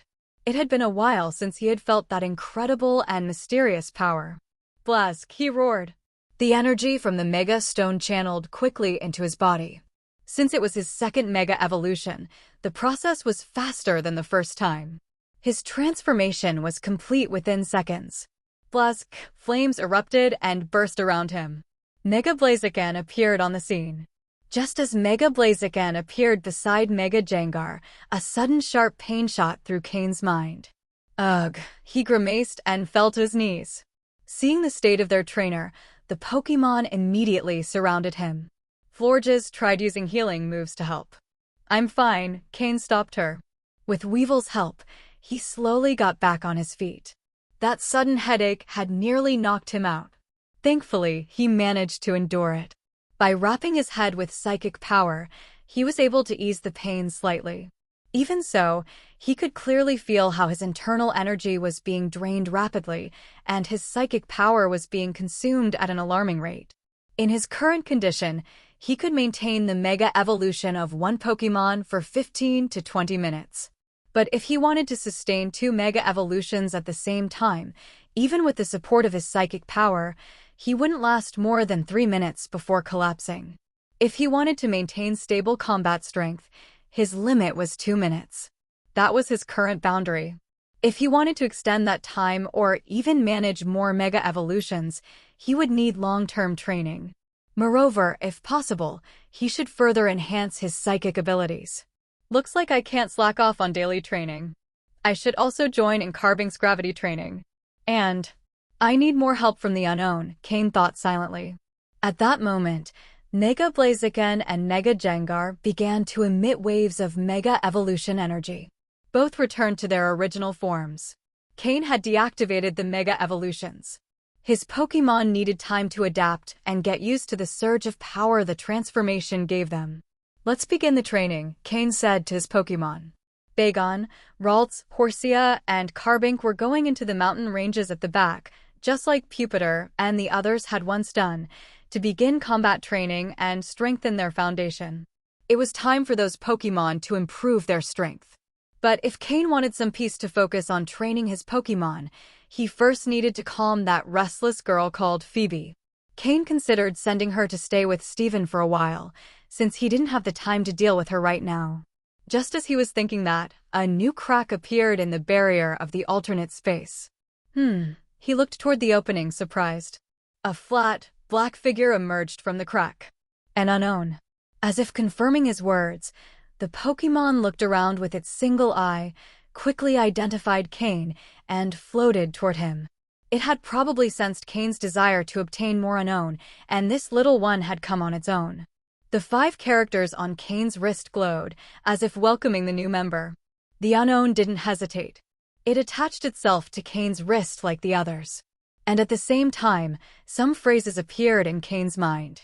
As if this unknown had come to deliver a message. 6 unknown. Cain deciphered the message's content. It was a little confusing. It seemed to be warning that something was gradually approaching and that he should prepare. But it didn't clearly state what it was. What a vague message. Might have been better if they hadn't said anything, Cain thought, a bit frustrated. Even so, a new unknown meant a daily increase in his psychic power. By his current calculations, in order to reach the level of an advanced psychic, he would still need 20 years. Not bad. At least, within his lifetime, there was hope of achieving it. Much better than the 70 years of meditation normally required to become a beginner-level psychic. Cain consoled himself with that thought. And then, he joined the training with his Pokémon. Not only did his body need strengthening, his psychic power also needed to be trained. After all, he had many Pokémon capable of Mega Evolution. And how much power he could unleash and how much advantage he could gain would depend entirely on his own efforts. The whistling wind brushed against his cheeks. Cain was flying toward Rustboro City, riding on the back of Flygon. He wasn't alone. Phoebe was also with him, riding along on Flygon's back. It had already been a month. Cain had spent the entire month training with his Pokémon in Leafy Town. Had he not been interrupted, he probably would have continued training nonstop. But there was no choice, he had to leave. Coincidentally, Phoebe had also grown tired of playing in Leafy Town. Luckily, during that time, old Matsuda had returned temporarily, and Cain left Phoebe in his care. Old Matsuda never imagined that, on a day he was peacefully sipping tea in his office, he'd end up saddled with that responsibility. With no other choice, Matsuda taught Phoebe battle techniques and training methods for Pokémon, managing to get by. Now, Cain was flying to Rustboro City with 2 objectives. The first was to leave Phoebe with Steven, in his capacity as a chief researcher of the Hoenn League. As the saying goes, a higher authority overrules a lower one. Cain believed Steven would have no way to refuse. Before heading out, he even called Steven to confirm he was in Rustboro City. Once confirmed, Cain set out with Phoebe. The second reason was that Cain needed to catch a flight from Rustboro City to the Kanto region. because of a summons from Team Rocket. Or more precisely, a summons from Giovanni. That was the real reason Cain interrupted his training. Giovanni knew Cain's strength and apparently had an important mission to entrust to him. Phoebe couldn't be involved in Team Rocket matters, so Cain had to leave her with Steven. It was Phoebe's first time riding Flygon, and she looked very happy. 3 hours later, they arrived in Rustboro City. And there, they met up with Steven. Steven was genuinely pleased to see Cain, and even more so to see him with Phoebe. With great enthusiasm, he invited them both to a feast. After filling their stomachs, Cain vanished ninja-style, leaving behind only a text message for Steven. I'm heading to Kanto to take care of something. Look after Phoebe for a while. Cain, chief researcher of the Hoenn League. The rest, how Steven and Phoebe would get along, didn't concern Cain. He was already boarding the plane to Saffron City. Sitting on the plane, Cain recalled yesterday's call with Giovanni and what he had said. It seems Team Rocket is running into serious obstacles with the Mew DNA research. Of course, trying to recreate Mew isn't an easy task. If it were that simple to copy, the world would already be in chaos. Giovanni mentioned there was a special mission, and they needed some high-ranking members to carry it out. Since Cain had already reached elite level, he could now participate. Although Cain had only recently hit that level and might not be able to contribute much just yet. If Giovanni wanted him on board, he must have his reasons. And besides, this suited Cain perfectly. He had long wanted to get involved in the Mew DNA research. If he could gain access to valuable information, his system might benefit enormously. Slowking, Mismagius, Jengar, Florges, Ataria, Honchcrow, Drapion, and Weevil. They're all elite level now. Yes, during that month of training, Honchcrow, Weevil, and Drapion had also managed to break through to elite level. All of the Pokémon in his first group had officially reached that rank. That granted Cain greater influence within both the League and Team Rocket. Let's hope this mission is a bit more interesting. He said that while reclining in his first-class seat and closing his eyes to rest. Over that past month, not only had his Pokémon trained hard, Cain himself had trained with dedication and effort. As he stroked the strange ring on his hand, he slipped into a deep sleep. What? He's not answering. Damn you, Cain. Steven shouted in frustration from the restaurant. Phoebe, on the other hand, simply pouted and swung her legs back and forth while sitting. She didn't seem surprised. Cain had already told her he needed to take care of something and that she'd be under Steven's care for a while. She was mentally prepared. The one who struggled most to accept the situation was Steven. Chief Researcher Cain? That bastard. Next time, he won't get away. Cain had left a box on Steven's chair. At first, Steven thought it was nothing important, but now he realized it was something meant for him. When he opened it, he found a card and a mysterious stone. That stone, he recognized it. It was one Cain had obtained for him before. The card read, "I found another stone like yours, so I'm returning this one. Take good care of Phoebe. Next time I come back, we'll battle. I'll give you the chance to get your revenge. Just don't lose." This tone, that damn Cain did this on purpose, Steven growled. Though he didn't say it aloud, he made a mental note of it. Next time, I'll beat him properly. Come on, Phoebe. I'll show you what the Devon Corporation is all about, Steven said with a smile as he pocketed the stone and the card. Yay! Phoebe responded with a big grin. Even though she didn't know Steven as well as Cain, they had spent enough time together for her to happily follow him out of the restaurant. Saffron City. It's been a while, Cain said as he exited the airport, gazing at the bustling streets and flickering lights. He wasn't sure if Sabrina was still in Saffron City. Cain still had some reservations about that unpredictable woman. Not that he was afraid of her exactly. Translator's note. Sure, we believe you. Now that he had reached elite level, he wasn't completely outmatched anymore. At least he could defend himself. He touched the orb on the ring on his left ring finger, which gave him a sense of calm. He stepped confidently out of the airport and called for Slowking. Using Slowking's teleport move, they vanished from Saffron City. Well, this boy dares to use teleport in front of me now. He really has grown, murmured a voice inside the Saffron City gym. A woman sat on an elevated chair made of toys, resting her head on her hand. Her eyes glowed with psychic power. It was Sabrina. Well, he was probably summoned by the boss. Taking advantage of his backing, he's bolder now.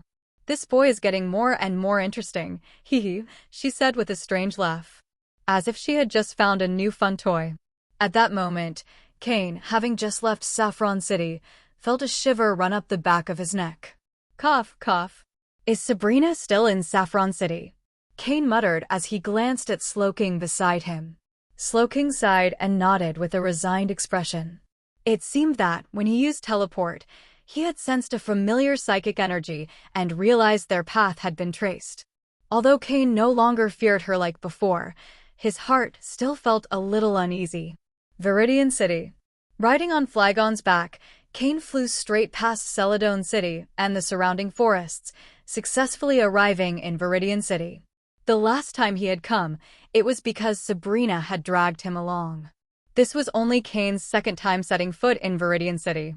To be honest, even in his previous life, after so many years as a Team Rocket member, he had rarely come here. While it wasn't the team's largest base, it was undoubtedly the most important. Because Team Rocket's leader, Giovanni, was based here. And at the same time, he was also the Viridian City gym leader.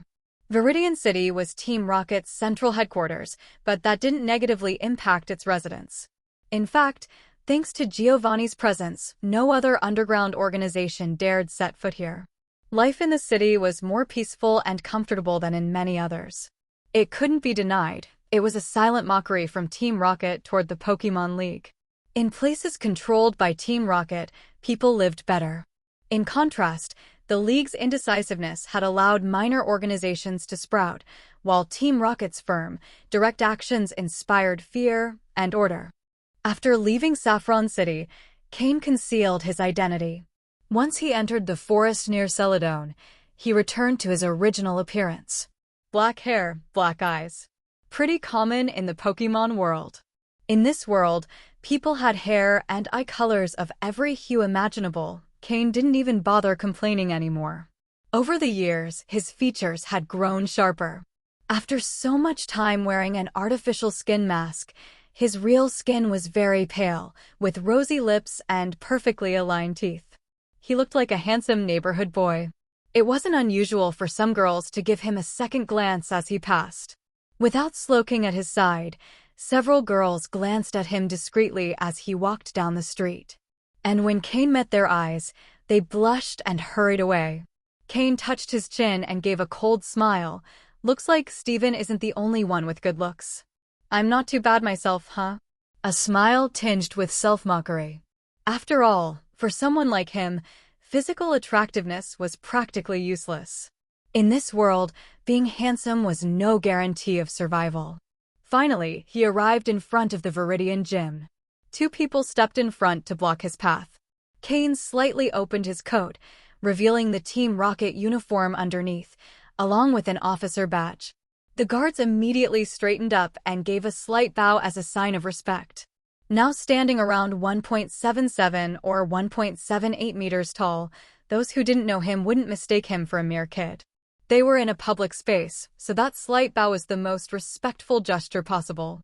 Once inside the gym, a group of Team Rocket members, already alerted, came to greet him. Upon seeing their uniforms, Cain took off his coat, fully revealing his black uniform and the officer insignia on his chest.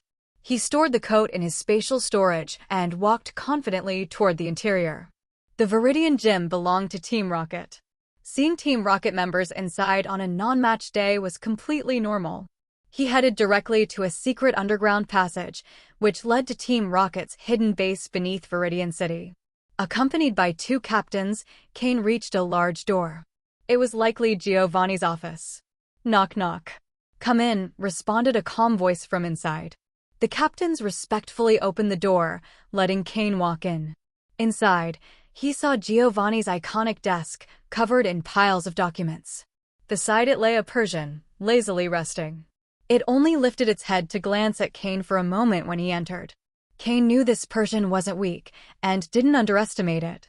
Leader. Cain greeted respectfully, kneeling on one knee. Giovanni continued reading his documents without looking up. He simply said in a firm tone, "Cain, get up.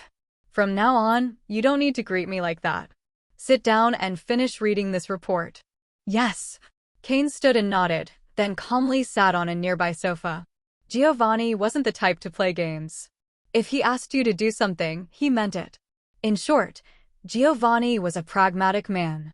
As long as you followed his orders, even if you crossed certain lines, he wouldn't care. Just like Sabrina, Giovanni valued her psychic power. Even though he knew her personality was unpredictable, he never reprimanded her.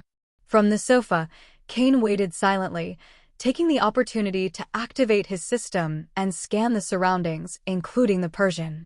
Pokémon, Persian, light purple. Gender, male. Level, 80. Type, normal. Ability, technician. Held item, none. Egg moves, charm, amnesia, odor sleuth, last resort. Basic moves, swift, play rough, switcheroo, scratch, growl, bite, fake out, fury swipes, screech, feint attack, taunt, power gem, slash, nasty plot, assurance, captivate, night slash, feint. Learned moves, iron tail, seed bomb, hyper voice, icy wind, snatch, throat chop, water pulse, knock off, snore, gunk shot. TM moves, toxic, hyper beam, protect, thunderbolt, shadow ball, double team, aerial ace, embargo, shadow claw, payback, dream eater, substitute, dark pulse. Persian, sensing Cain's gaze, half opened an eye and looked at him for a moment. Confirming there was no threat, it closed its eyes again. After reading this data, Cain fell silent. He could only say one thing: no wonder he's the leader of Team Rocket. That Persian clearly wasn't Giovanni's main battle Pokémon. It was probably a mix between pet and bodyguard. And yet, he had trained it to that level. Especially with that never-ending list of moves, it gave Cain chills. Level 80. Right at the entry point to champion level. Now Cain was also extremely curious about Giovanni's Beedrill and his other main Pokémon. Cain didn't have to wait long. After finishing reading the report in his hands, Giovanni set it aside and looked at Cain. A faint smile appeared at the corner of his lips. "Not bad. Your growth speed has really exceeded my expectations. I originally thought you'd need at least another year, but I didn't expect you to have already reached the elite level," said Giovanni. "Thank you for the compliment, leader," replied Cain, standing respectfully. Giovanni gestured with his hand, indicating he should sit. "Since you've reached the elite level, just as I promised before, from now on you are officially a Team Rocket elite officer. From this moment on, you'll be in charge of all Team Rocket operations in the Hoenn region. All personnel movements and missions within the region must go through your approval before being carried out. Additionally, you'll have direct authority to appoint members of your Heaven Division, from senior officers downward." Giovanni spoke calmly, but his words carried a lot of weight. The main idea was clear: Cain was now officially an elite officer and would have full authority over Hoenn. Everything would be under his control. Complete regional authority. Although in practice, he was already handling almost everything in Hoenn, now he had the title and official recognition, and that changed everything. "Thank you, leader," Cain repeated respectfully. In Team Rocket, being an elite officer or not ultimately came down to strength. Of course, it also meant fewer annoyances from the mediocre. But Cain sensed that this wasn't the main reason Giovanni had called him. "Take a look at this report," said Giovanni, handing him the document he had just read. Cain took it and began reviewing it. Research report on the Mew gene, signed by Blaine. He read the header quietly, slightly surprised, and continued reading more deeply. The Mew gene was the main reason Giovanni had decided to withdraw Team Rocket. And Blaine, as Cain knew, was one of the key people behind that research. In the future, he would be the one to create Mutwo. And now Giovanni was letting him see such an important report? But as he read on, Cain frowned. The incompatibility between Mew's genes is so strong that the chance of replicating it is only 0.07%. Cain read quietly, stunned. Exactly. This isn't the first time we've tried to integrate Mew's genes. And the results are always the same. It's as if, beyond the base genes, there's some kind of hidden code without which replication is impossible, said Giovanni in a neutral tone. Clearly, this wasn't the first report of this kind he had received. They had probably already made a dozen attempts, or more. Cain didn't know how to respond. Keep reading, Giovanni instructed him. Cain turned to the next page. Proposal for modifying the mu gene. Success probability, 11.3%. He read in amazement. Modifying mu's gene to create a new species? That percentage was much higher, though still low. Were they already abandoning the mu clone to move on to creating something entirely new? Recommended genes to integrate: Molters, Zapdos, and Articuno. Cain shuddered inside. He now understood where this was all going. I see you reached the important part, said Giovanni, his gaze fixed. Cain nodded. Giovanni stood up and walked over to a window in the underground facility. Outside was the laboratory where mu's gene was being researched. We've always had access to data and habitats of the 3 legendary birds. And since we need powerful genes to modify mu's, what better option than them? That's why this time we have an important mission for you. Capture the 3 legendary birds, said Giovanni with determination. If mu couldn't be replicated, then they would create something stronger than mu. As Team Rocket, nothing was impossible. The 3 legendary birds? Maybe they weren't the real ones, thought Cain. Even if they were replicas, Cain doubted he was ready to take part in such a mission at his current level. Giovanni, as if he could read his mind, smiled. Don't worry, you're not in charge of this operation. The ones responsible will be Umbra and Tenebris. You'll just assist from the background.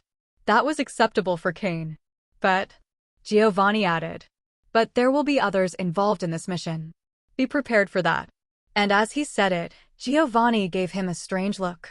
A look with hidden meaning, one that Cain had to interpret on his own. Cain paused in thought but understood.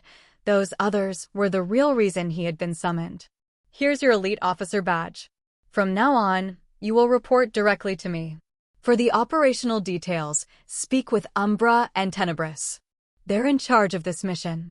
Also, as a benefit for ascending to elite officer, I'm granting you a 200 million credit to use in the Team Rocket catalog. I'm adding another 200 million on top of that. That gives you 400 million in total. Check if you need anything before the mission. I expect this operation to bring me a satisfactory result, concluded Giovanni, returning to his papers. Cain, understanding the moment, bowed and left. He hadn't expected a bonus like that after becoming an elite officer. The Team Rocket reward catalog was one of the most complete in the Pokémon World. In fact, many things the League didn't even dare distribute, Team Rocket did. With that amount, he could prepare well. Upon leaving Giovanni's office, Cain pinned the elite officer badge to his chest. Within the Team Rocket base in Viridian City, except for extremely restricted areas, there was now no place he couldn't go. Along the way, several Team Rocket members, upon seeing the badge on his chest, stopped at the hallway's edge and bowed respectfully. Who was he? What was his name? That was none of their business. This was the basic hierarchy of Team Rocket. Unless you were an elite officer, you had to show respect when you saw one. Otherwise, if you ran into one in a bad mood, you could simply end up dead. Being an elite officer meant entering the circle of the privileged class that everyone in Team Rocket longed to reach. After leaving Giovanni's office, following Giovanni's instructions, Cain needed to go find Umbra and Tenebris. However, when he had met with Giovanni, it was strange that neither Umbra nor Tenebris had been present. It seemed that this mission, even for those two, required very careful preparation. After hesitating for a moment, Cain decided to go look for them. He wanted to know the specific details of the mission before making any concrete plans. That final meaningful look from Giovanni made Cain feel like there was something he needed to pay close attention to. But since Giovanni hadn't explained it directly, Cain would have to figure it out himself. He pulled out his communicator and dialed Umbra's number. After getting their location, Cain headed straight there. They were in the same Team Rocket headquarters, only both of them were discussing the specific details of this mission, which was why they hadn't attended the meeting with Giovanni. For Umbra, Cain's promotion to Team Rocket Elite Officer was already expected. Although it happened faster than he thought, it didn't catch him off guard. In just 1 year, the young man who had once fought to survive on Trial Island had risen to become a high-ranking Team Rocket officer. To say he wasn't surprised would be a lie. Even so, that casual investment he had made in Cain was now beginning to bear fruit, which brought him a sense of pride. Although Cain had only just entered the elite level and perhaps didn't yet represent a major direct asset, from a basic standpoint, they were already in the same league. And besides, Cain was no longer someone who could be easily manipulated. How the three of them treated each other from now on would be key. If they didn't handle the transition of roles and status well, they might even end up as enemies. It wasn't a far-fetched possibility. Cain arrived at the office where Umbra and Tenebris were. Both were sitting on a sofa with a map spread out in front of them, clearly marking and planning the strategy to capture the three legendary birds. Upon seeing him arrive, the two paused their work. Umbra smiled at the sight of Cain. "Mr. Umbra, Mr. Tenebris," Cain greeted respectfully. Though it no longer sounded quite as reverent as before, that tone made Umbra's smile even more genuine, and Tenebris nodded silently. Cain was now a Team Rocket elite officer. Hierarchically, he was on the same level as them. Even if he didn't use the title, Mr., they couldn't hold it against him. However, it did make them feel a bit uncomfortable. They wouldn't say it out loud, but they would think it. Cain, by showing humility, made both of them see him in a new light. That immediately shortened the distance between the three of them, even more so than before. At least on the surface, the three were now on equal footing. Umbra waved a hand and said, "From now on, no need to call us Mr. We're all elite officers in Team Rocket now. You can call us by our names." Tenebris also nodded in agreement. Cain had already shown his attitude. They couldn't act as if they were superior. If Cain kept growing at this pace, he'd soon catch up or surpass them, and at that point, they might be the ones who'd have to adjust. It was better to establish a direct relationship from now on. Cain sat on the couch, thought for a moment, and nodded without argument. "Did Leader Giovanni tell you a bit about this mission?" They returned to the main topic. Cain nodded. "He only gave me a summary. He told me to ask you too if I had any questions, but I don't know the details yet." Umbra and Tenebris exchanged looks. "So, you still don't know anything about the Nishikawa family?" asked Umbra. "Nishikawa family?" Cain frowned. He had heard that name. It was a respectable family from the Kanto region, but he had never had any contact with them. "I've heard of them, but I have no connection," Cain replied. Umbra shook his head with a mysterious smile. "No, you actually have." Cain was puzzled for a moment. He had? He searched his mind for any information related to that family. He didn't remember any direct contact. Suddenly, a face came to mind. With some doubt, he murmured, "Reggie." Upon hearing the name, Umbra burst out laughing. "I see you're starting to remember." "That's right, Reggie's full name is Reggie Nishikawa, the direct heir of the Nishikawa family. What you did last time, even though no one mentioned it, that doesn't mean no one knew." Cain raised an eyebrow. He was beginning to understand the reason behind that look Giovanni had given him. "Are the elders of the Nishikawa family also involved in this?" Cain asked, not entirely sure. This time, Tenebris answered directly, "That's right. The one involved this time is Rox Nishikawa, Reggie's uncle and the younger brother of the current head of the Nishikawa family. He's the third strongest member of the Nishikawa family. The mission is simple. Each of us will capture one of the three legendary birds." Without explanation, Cain fully understood his role in this mission. He didn't know what exactly the Nishikawa family had done to displease Giovanni so much that he would send someone directly against them. And he was that sharp weapon. That final look from Giovanni was probably a warning. "So, Reggie as well?" Cain asked with some hesitation. "He'll probably take part, although they don't know that you'll be involved." "Giovanni only told us," replied Umbra, also giving him a look full of meaning. There was a moment of silence. Finally, Cain asked, "What exactly is the Nishikawa family's relationship with Team Rocket?" If he didn't get that answer, he wouldn't know how far he was expected to go in this mission. However, if Reggie was participating, Cain wouldn't hesitate to settle unfinished business. That guy had a lot of potential. If left to grow, he could one day become a direct threat. The Nishikawa family. Tenebris, you know more about that, said Umbra. Tenebris looked at him with slight annoyance, but after a brief pause, he began to explain. The Nishikawa family is the family of Leader Giovanni's father. Although Leader Giovanni cut all ties with them a long time ago. However, due to Team Rocket's rapid growth, they approached again. And they contributed quite a bit of talent to the team. In some ways, they made contributions. Leader Giovanni eventually accepted their presence. But human desire knows no limits. Tenebris stopped there. He said no more, but those who understood, understood. Some things don't need to be explained beyond a certain point. After understanding the true objective of the mission thanks to Tenebris and Umbra, Cain took his leave. The two of them were mainly discussing how to deal with the 3 legendary birds this time. Cain would play more of a support role and wouldn't need to face them directly. However, in order for Umbra and Tenebris to complete their part of the plan, those 3 birds wouldn't be the real legendaries, but rather high-level wild Pokémon. Cain didn't get involved in the specific details. He went directly to the exchange center inside the Team Rocket base. 400 million in funds was no small amount. If used wisely, he could significantly strengthen his Pokémon before setting out. The first thing Cain did was exchange for all the aura-related materials needed for Riolu's egg. It had to be said, the Team Rocket warehouse was truly impressive.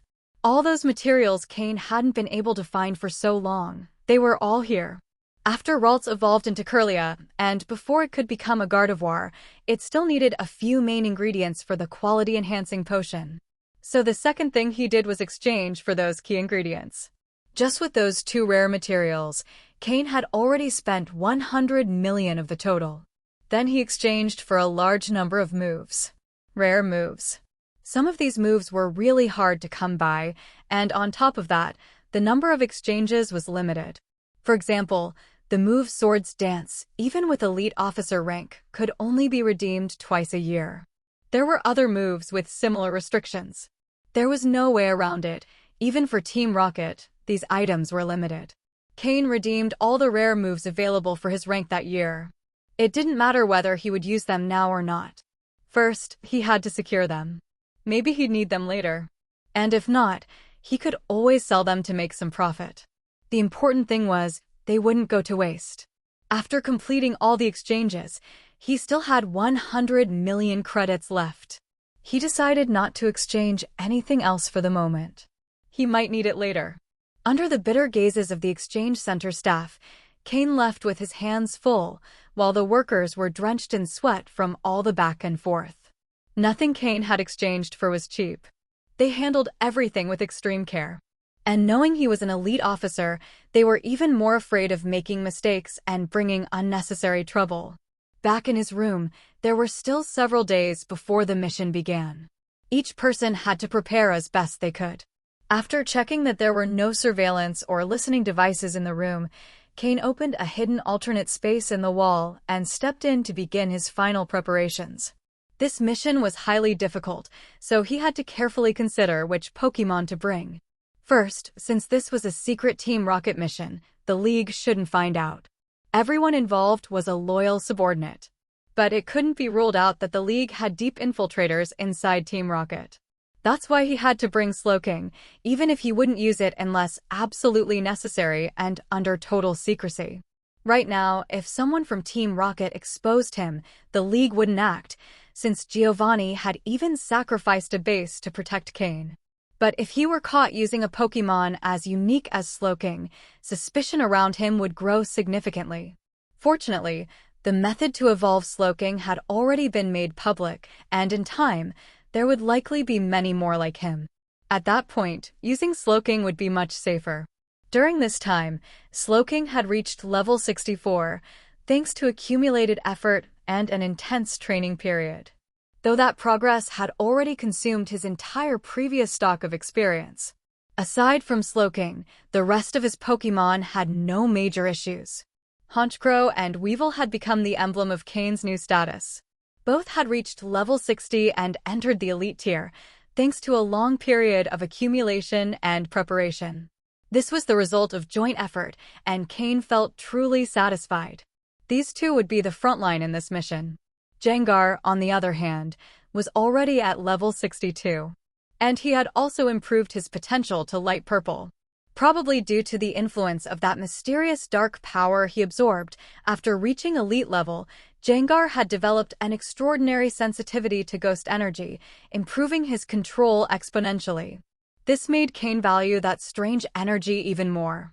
With his mega evolution capability, Jengar now probably surpassed even Slowking in strength, becoming Cain's trump card and main asset for this operation. In addition, Drapion had reached level 61, and Florges reached level 62. Drapion was more common.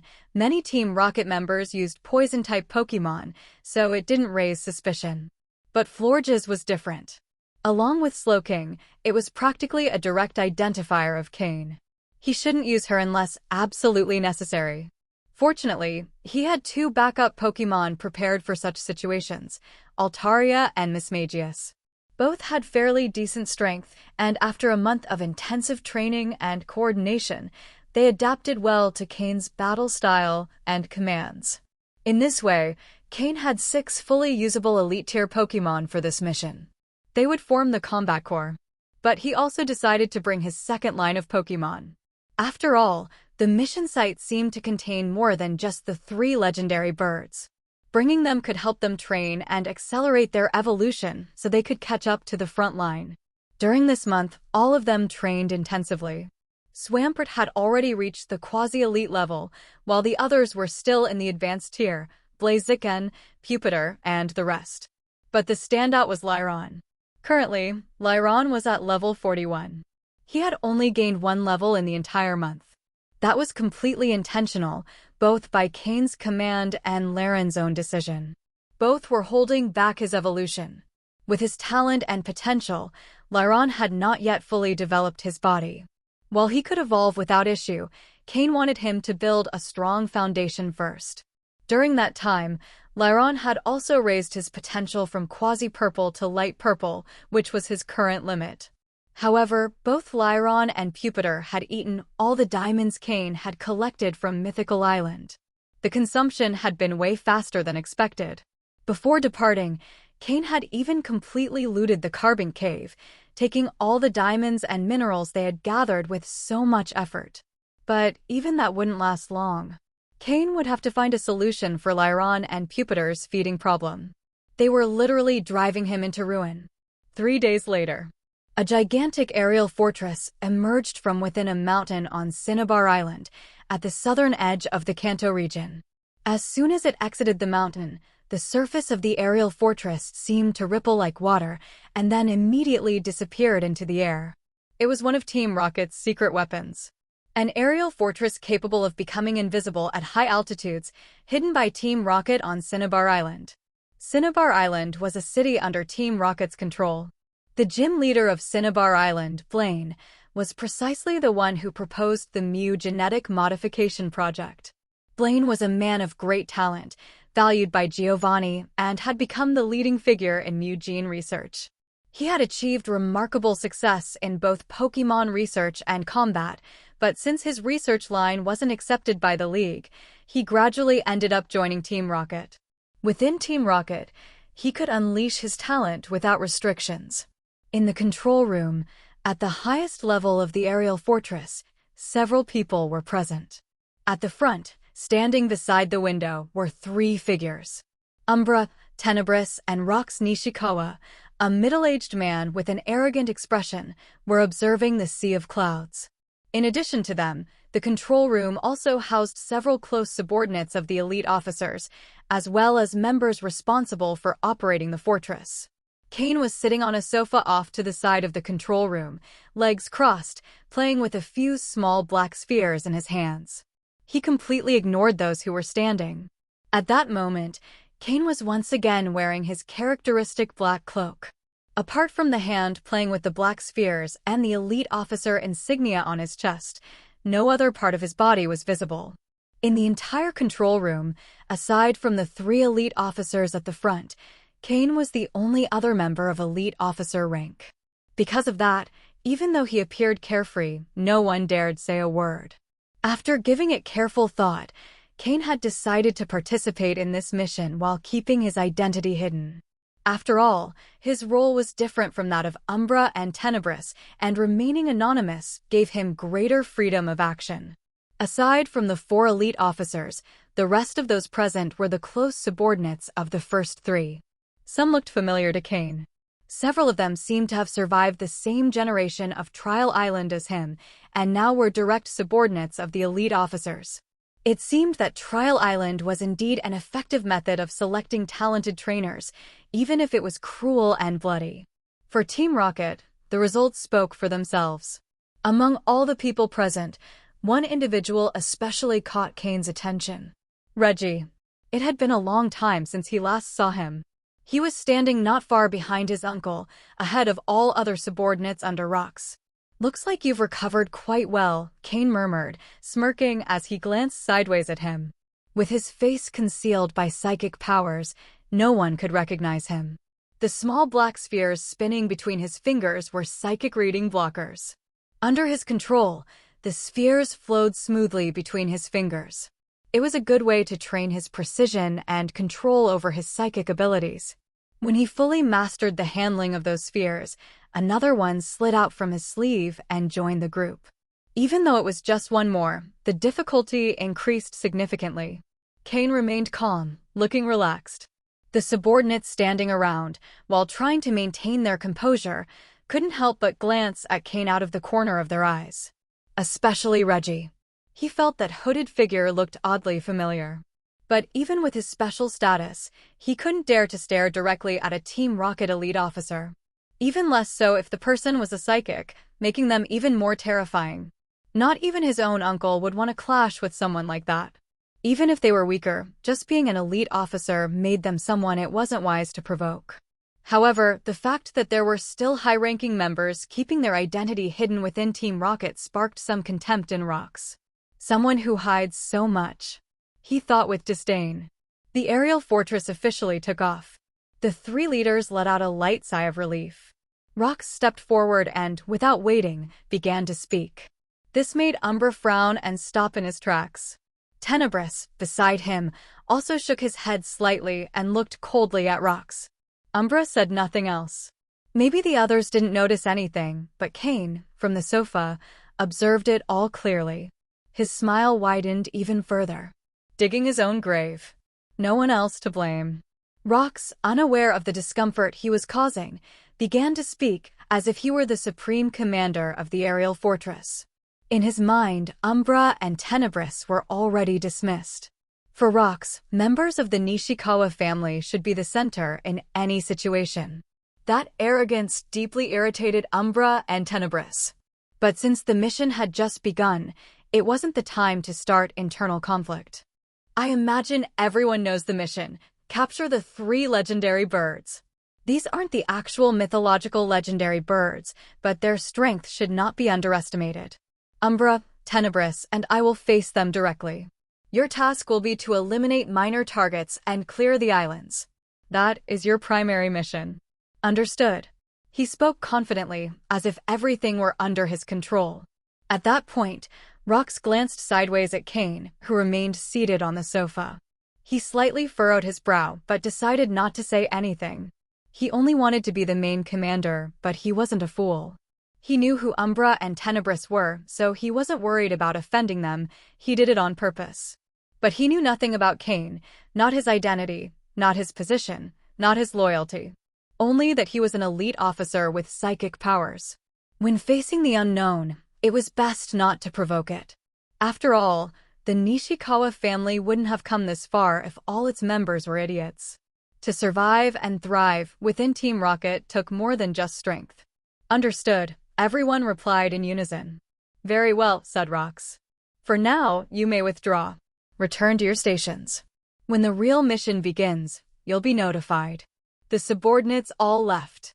Once the doors closed, only 4 people remained in the control room, aside from the technicians operating the fortress from outside. Gentlemen, let's discuss the specific details of the mission, said Rox, addressing the 3 present. Clearly, he had already placed himself as the leader of the operation. Tenebris and Umbra exchanged a glance.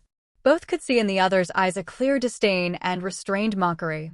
The two of them sat silently in a corner of the room, watching Rox stand in the center, about to lay out his plan.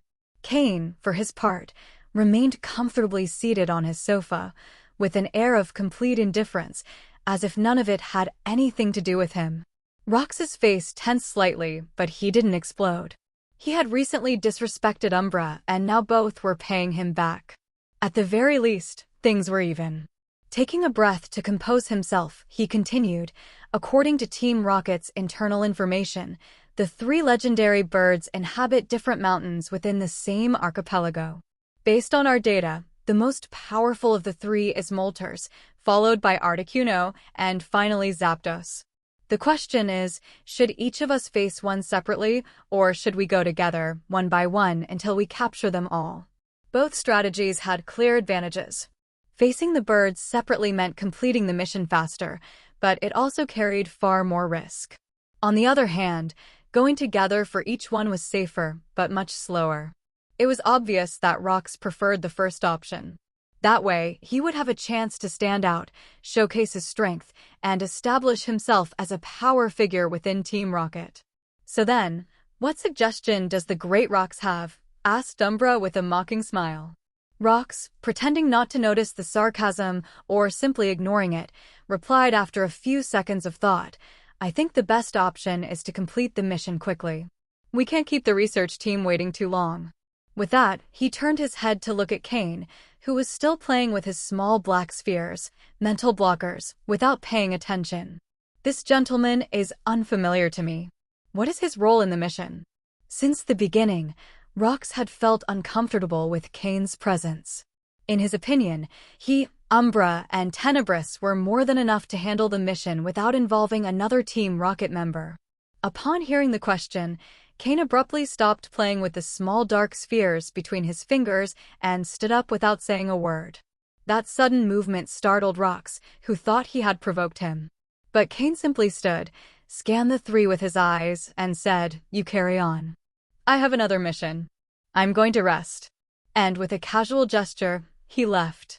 His black cloak fluttered softly as he exited, leaving nothing behind but silence.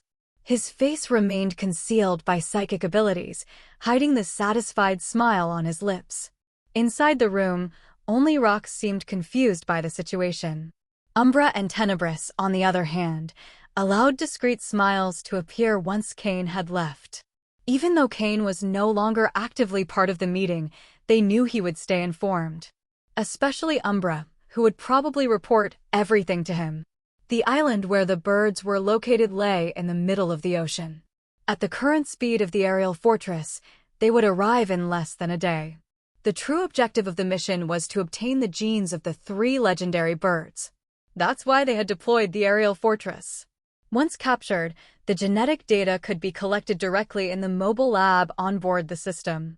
At that point, even if something unexpected occurred, the mission would already be complete and they could retreat without issue. Moreover, the aerial fortress housed a large number of Team Rocket members. If necessary, they could conduct a thorough search of the island. Unbeknownst to anyone, when the fortress took off from Cinnabar Island, a mysterious figure began following it from a great distance. They moved as if they could predict exactly where the aircraft was heading. It was still unclear who it was, but they were riding a Charizard. Their intentions were unknown. And most concerning of all, no one in the fortress had noticed their presence. In his room, Cain sat cross-legged on the bed, perfectly regulating his physical and mental state. He knew that, when the time came, he would act alone. Anything could happen, and he had to be ready. After a moment of reflection, he tossed a pokeball. Kakik! Jengar appeared before him. Jengar, scout the inside of the fortress. Make sure no one notices you, ordered Cain. The Pokémon nodded and vanished underground. It's a shame. I haven't had the chance to access the fortress's central system. If only I could. His eyes glowed with a strange light. He was sure that, if he could connect his system to the central computer for just a few minutes, he could take full control of the aerial fortress. Maybe he wouldn't be able to use it immediately, but it would definitely serve as an escape route in a future crisis. Next, Cain summoned Slowking and Ralts and asked them to place a spatial marker in the room. A safety measure. An anchor. Now, all that remained was to patiently wait for the battle to begin. As night fell, the aerial fortress, despite its imposing appearance, moved at a steady pace. It was only then that they approached the islands of the three birds. That data came from years of Team Rocket marine research. They knew the birds moved between several islands. They had been sighted, but with little direct interaction. Now that they were trying to capture them all at once, the task wouldn't be easy. Still in his room, Cain took out his communicator. Upon seeing the message on the screen, he smiled maliciously. So confident, huh? Thinking you can face the strongest molters on your own. It was a message from Umbra. Apparently, they had already decided how to divide the mission. Rox would face molters, the most powerful. Tenebris would take on Articuno, with intermediate power. Umbra, lastly, would deal with Zapdos, considered the weakest. Overall, the distribution was quite reasonable. Though, of course, no one had counted Cain into the equation. After confirming the details, Cain summoned Slowking once again.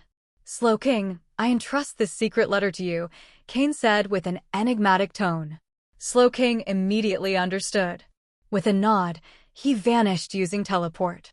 No one, except him and Cain, knew where he had gone. Not long after, Gengar returned. He emerged from the floor beside Cain and, through telepathy, transmitted everything he had discovered. Since Gengar had reached elite level, he had finally learned how to properly use his psychic communication abilities. After listening to Gengar's report, Cain nodded slightly to indicate he was already aware. As expected, in this aerial fortress, almost half of the people belong to the Nishikawa family. No wonder even someone as tolerant as Giovanni is starting to lose patience with them, Cain thought silently. If it were just internal struggles between elite officers, as long as they didn't affect the development of Team Rocket, Giovanni would normally not intervene. Sometimes, he even encouraged this type of conflict. On the one hand, it made management easier. On the other, competition also brought mutual growth, which benefited Team Rocket. But what the Nishikawa family was doing clearly crossed the line. And not just a little. They were already acting shamelessly, taking advantage of being the family of Giovanni's father, infiltrating people into various parts of Team Rocket. They even followed Giovanni's orders in a passive-aggressive way.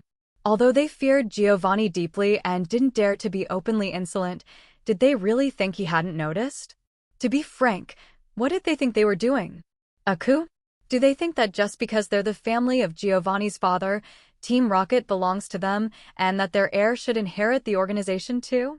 All of this was only provoking Giovanni and testing his patience. Cain thought that, if it weren't for Giovanni's absolute confidence in himself, he would have eliminated them at the first sign.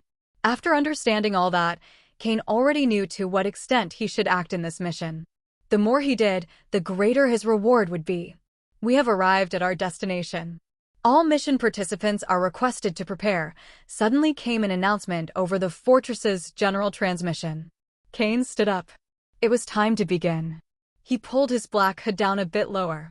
Let's go, Gengar, he said, leaving the room and walking with Gengar toward the back end of the fortress. Normally, one would descend from the bottom of the fortress, but Cain wasn't going to act alongside the others. It was better to descend from the rear.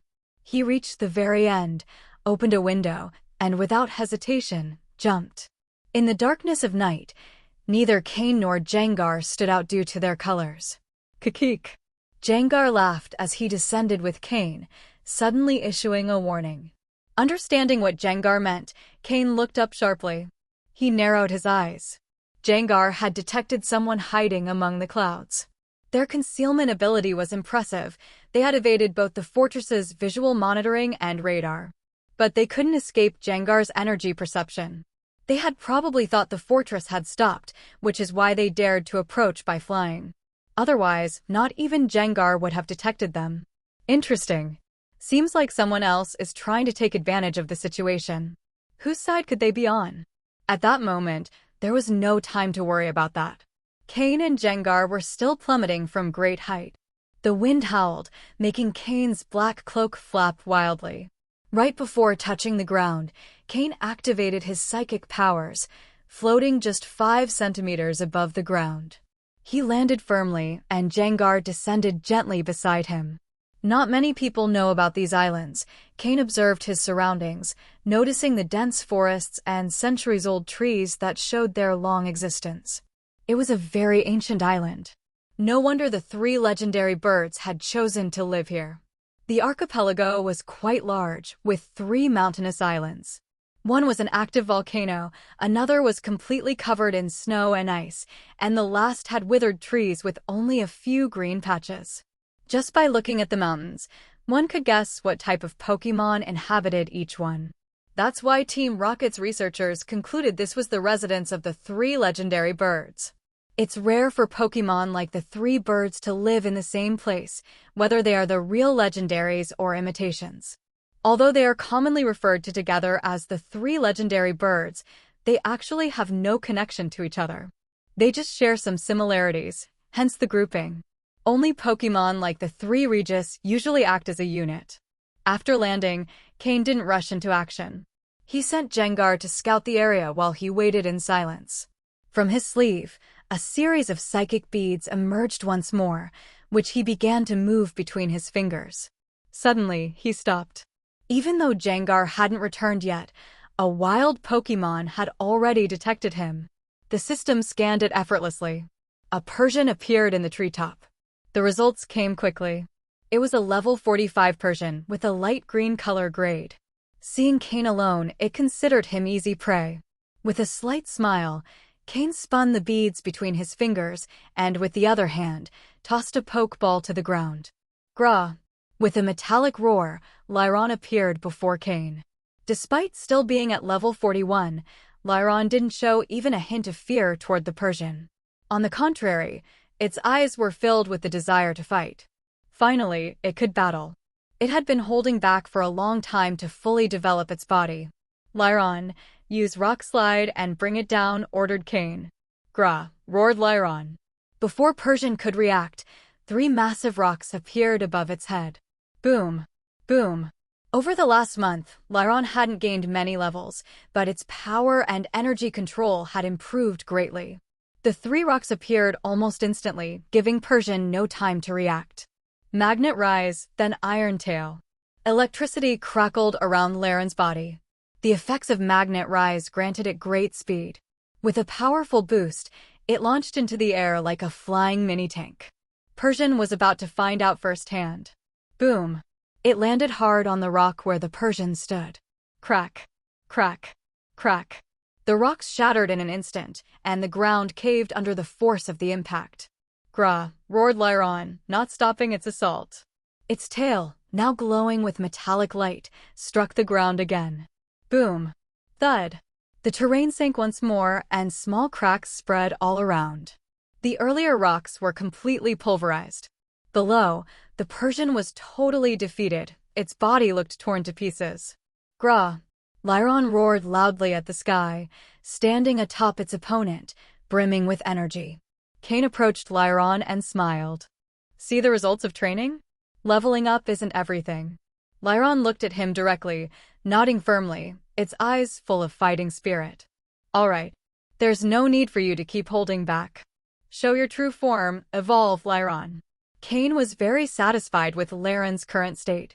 It had been ready to evolve for some time but had been holding back. When water reaches the edge, it overflows. Now Lyron had reached its limit. If it continued holding back, it would gain nothing more. Upon hearing Cain's words, Lyron showed a look of relief. Suddenly, a white light surged from its body. The metallic shine of its original form made this light appear even more dazzling. Kikik! At that moment, Jengar emerged from the ground. He had heard the sound of battle and came right away.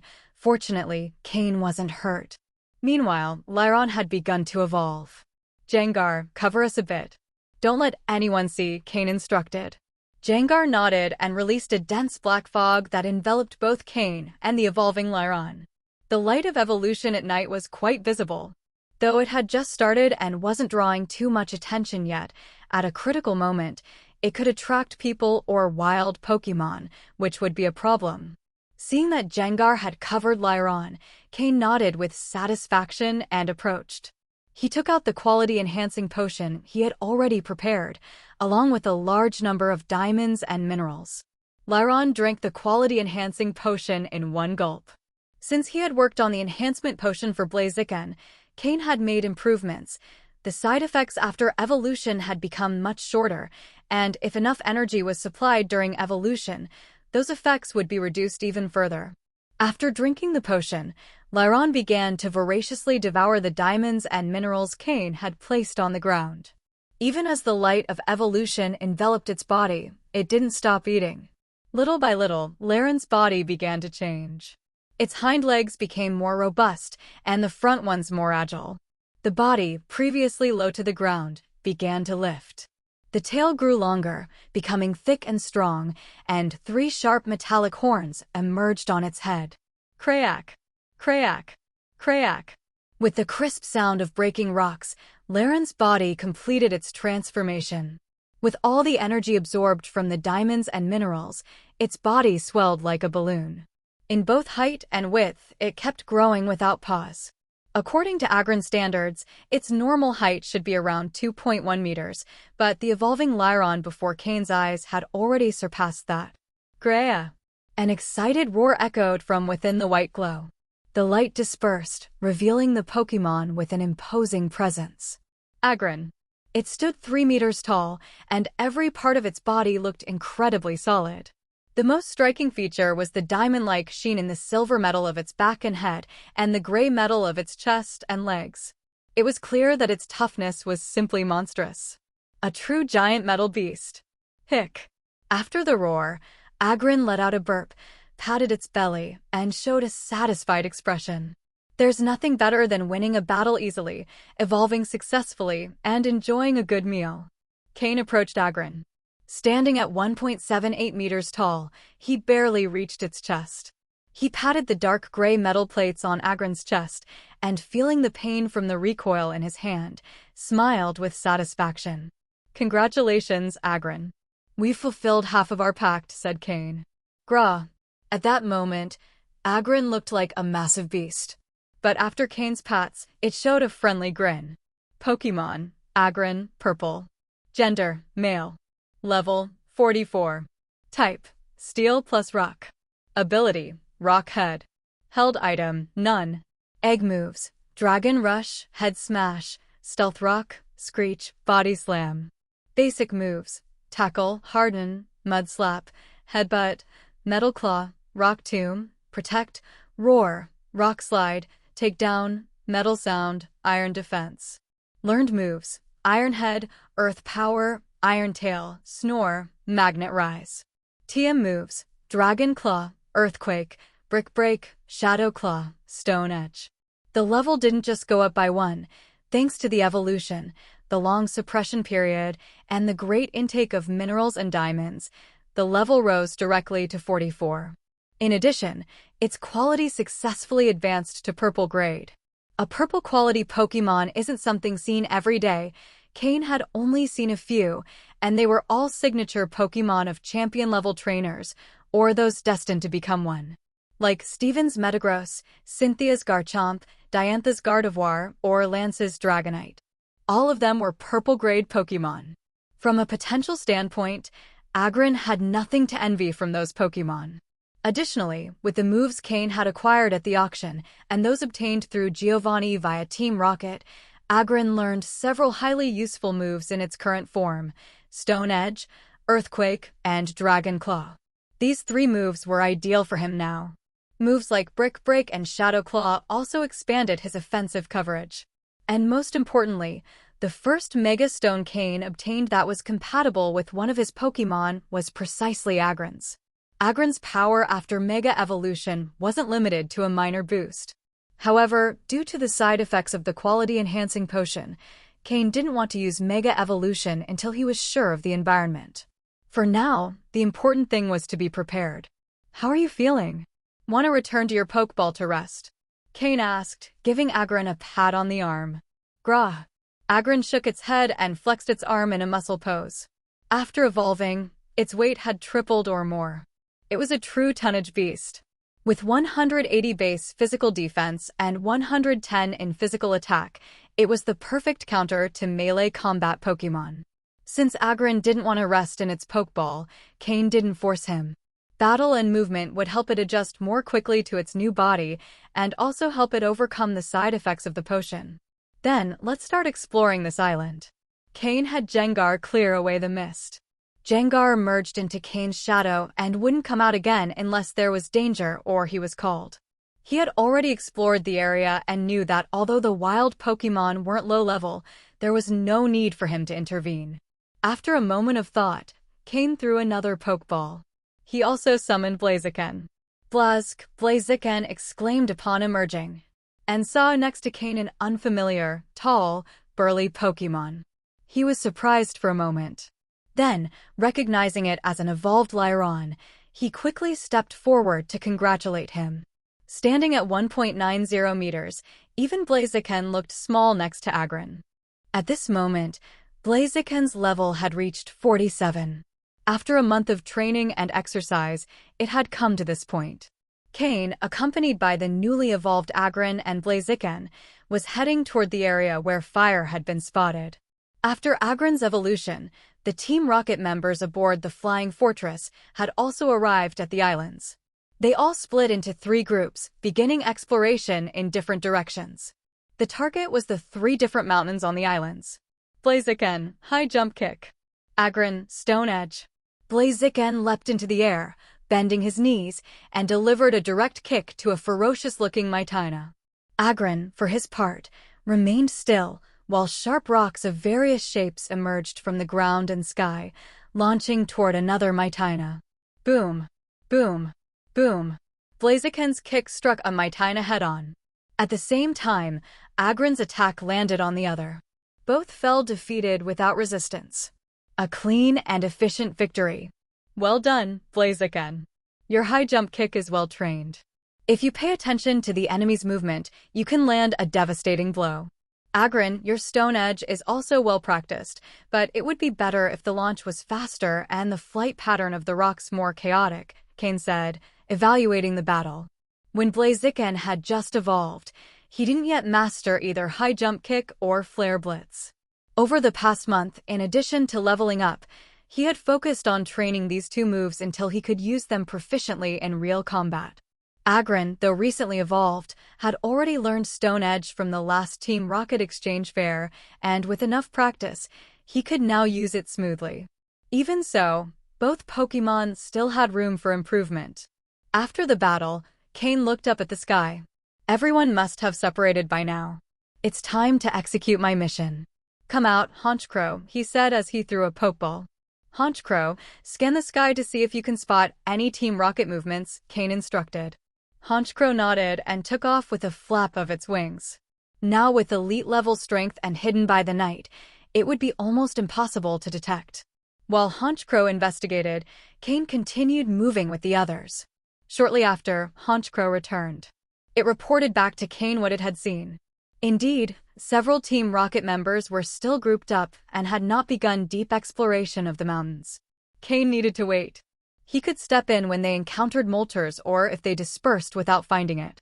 According to the information provided by Giovanni and Umbra, Cain's task was to deal with the members of the Nishikawa family.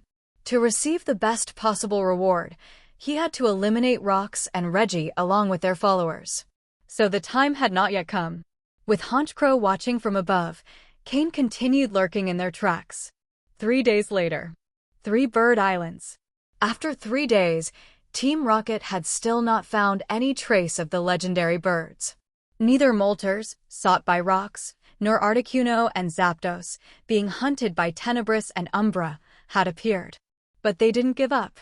Team Rocket's records confirmed that the birds lived on this island. As they approached the 3 mountains, they also found traces of their presence, so they decided to wait patiently. The mission had a deadline of 2 weeks. Only 3 days had passed. Rox and his team were already prepared for a long-term operation. But for Cain, 3 days were more than enough to be fully ready. He had already understood the movement range and patterns of Rox's group and was waiting for the perfect moment. He had to complete his mission without affecting Team Rocket's objectives. Here. Suddenly, a thunderous bird cry tore through the sky. At the same time, lightning began to flash in the clouds. Zapdos. It was approaching, flying from a distance toward the island. Upon seeing the powerful and majestic electric Pokémon, Cain narrowed his eyes. 3 days of waiting, it finally appeared. The appearance of Zapdos didn't guarantee the manifestation of the other two birds, but Cain had a feeling they wouldn't be far behind. The operation could begin. Cain threw 2 more Pokeballs. Pupitar and Politoed appeared. Along with Aggron and Blaziken, he now had a team ranging from advanced level to nearly high advanced level. In these 3 days of intense combat, Aggron had reached level 46, Blaziken level 49, Pupitar remained at 46, and Politoed had reached level 49. Together with Swampert at quasi-elite level, these 4 Pokémon could easily face other quasi-elite level trainers. During this time, in addition to training, Cain had fully scanned this section of the volcanic island in the system. He now had a detailed map of the jungle surrounding the volcano. He moved quickly through the jungle. His first target, the members of the Nishikawa family operating under the name of Team Rocket. In their hearts, family always came before Team Rocket. Pupitar, Precipice Blades.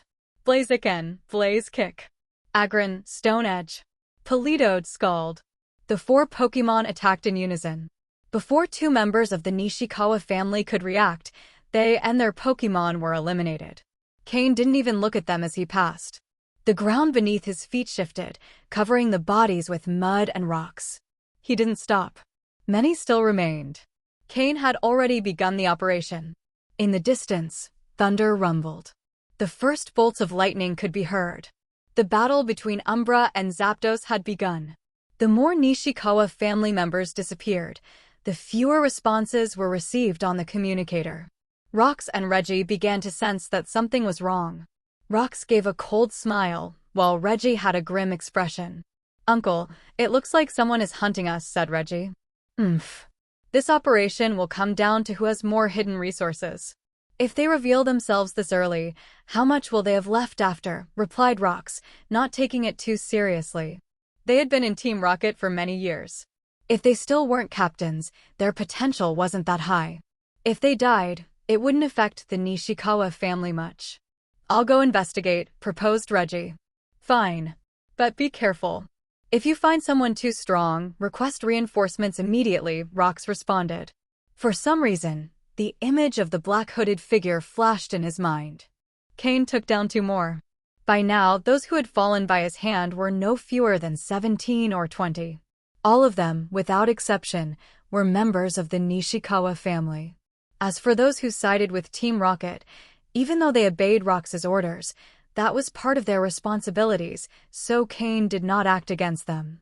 "Are you the one who's been attacking our people? Are you with Team Rocket too?"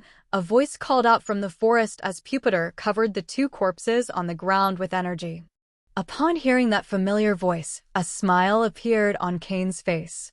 To avoid scaring his targets away, Cain had long since removed his black cloak and his elite officer badge from Team Rocket. Otherwise, who would dare approach him? Just seeing the elite officer badge would have terrified them. It still wasn't the right time to face Rox. Although Cain didn't hold Rox in high regard, he had to admit that Rox's strength was still greater than his own. "Well, look who it is," Cain said indifferently, head lowered. Upon hearing his voice, Reggie froze. Cain hadn't tried to disguise himself or hide his tone of voice. To Reggie, that sound was all too familiar. It was that very voice that had dragged him from the pedestal of a prodigy to the abyss of failure. If not for his position in the Nishikawa family and the fact that his father was the patriarch, that defeat would have stripped him of his right to inherit the clan. Others might not have known the details, but as the patriarch's son, Reggie took part in internal clan meetings and was well aware of the Nishikawa family's policies and goals. If everything had gone according to plan, as heir to the clan, he might have become the next leader of Team Rocket. But all of that had nearly been ruined by the man now standing in front of him. Even though he had regained some of what he lost, The wasted time still weighed heavily on him. Cain. Reggie growled through clenched teeth. Saying that name, the usually composed Reggie nearly lost control. Cain raised his head, looked directly at Reggie, and smiled. What a coincidence. Have you recovered all your strength? Back on Mythical Island, Reggie had still retained some of his fighting ability, but in the end, Cain had sent Jengar to take out his remaining Pokémon, giving him no chance to fight back. Since then, Reggie had secluded himself in intense training, aiming to regain his strength and surpass his former self. All for this moment, to find Cain and take revenge. Now that his enemy was in front of him, he hesitated. The news that Cain had become an elite officer of Team Rocket had not yet spread internally.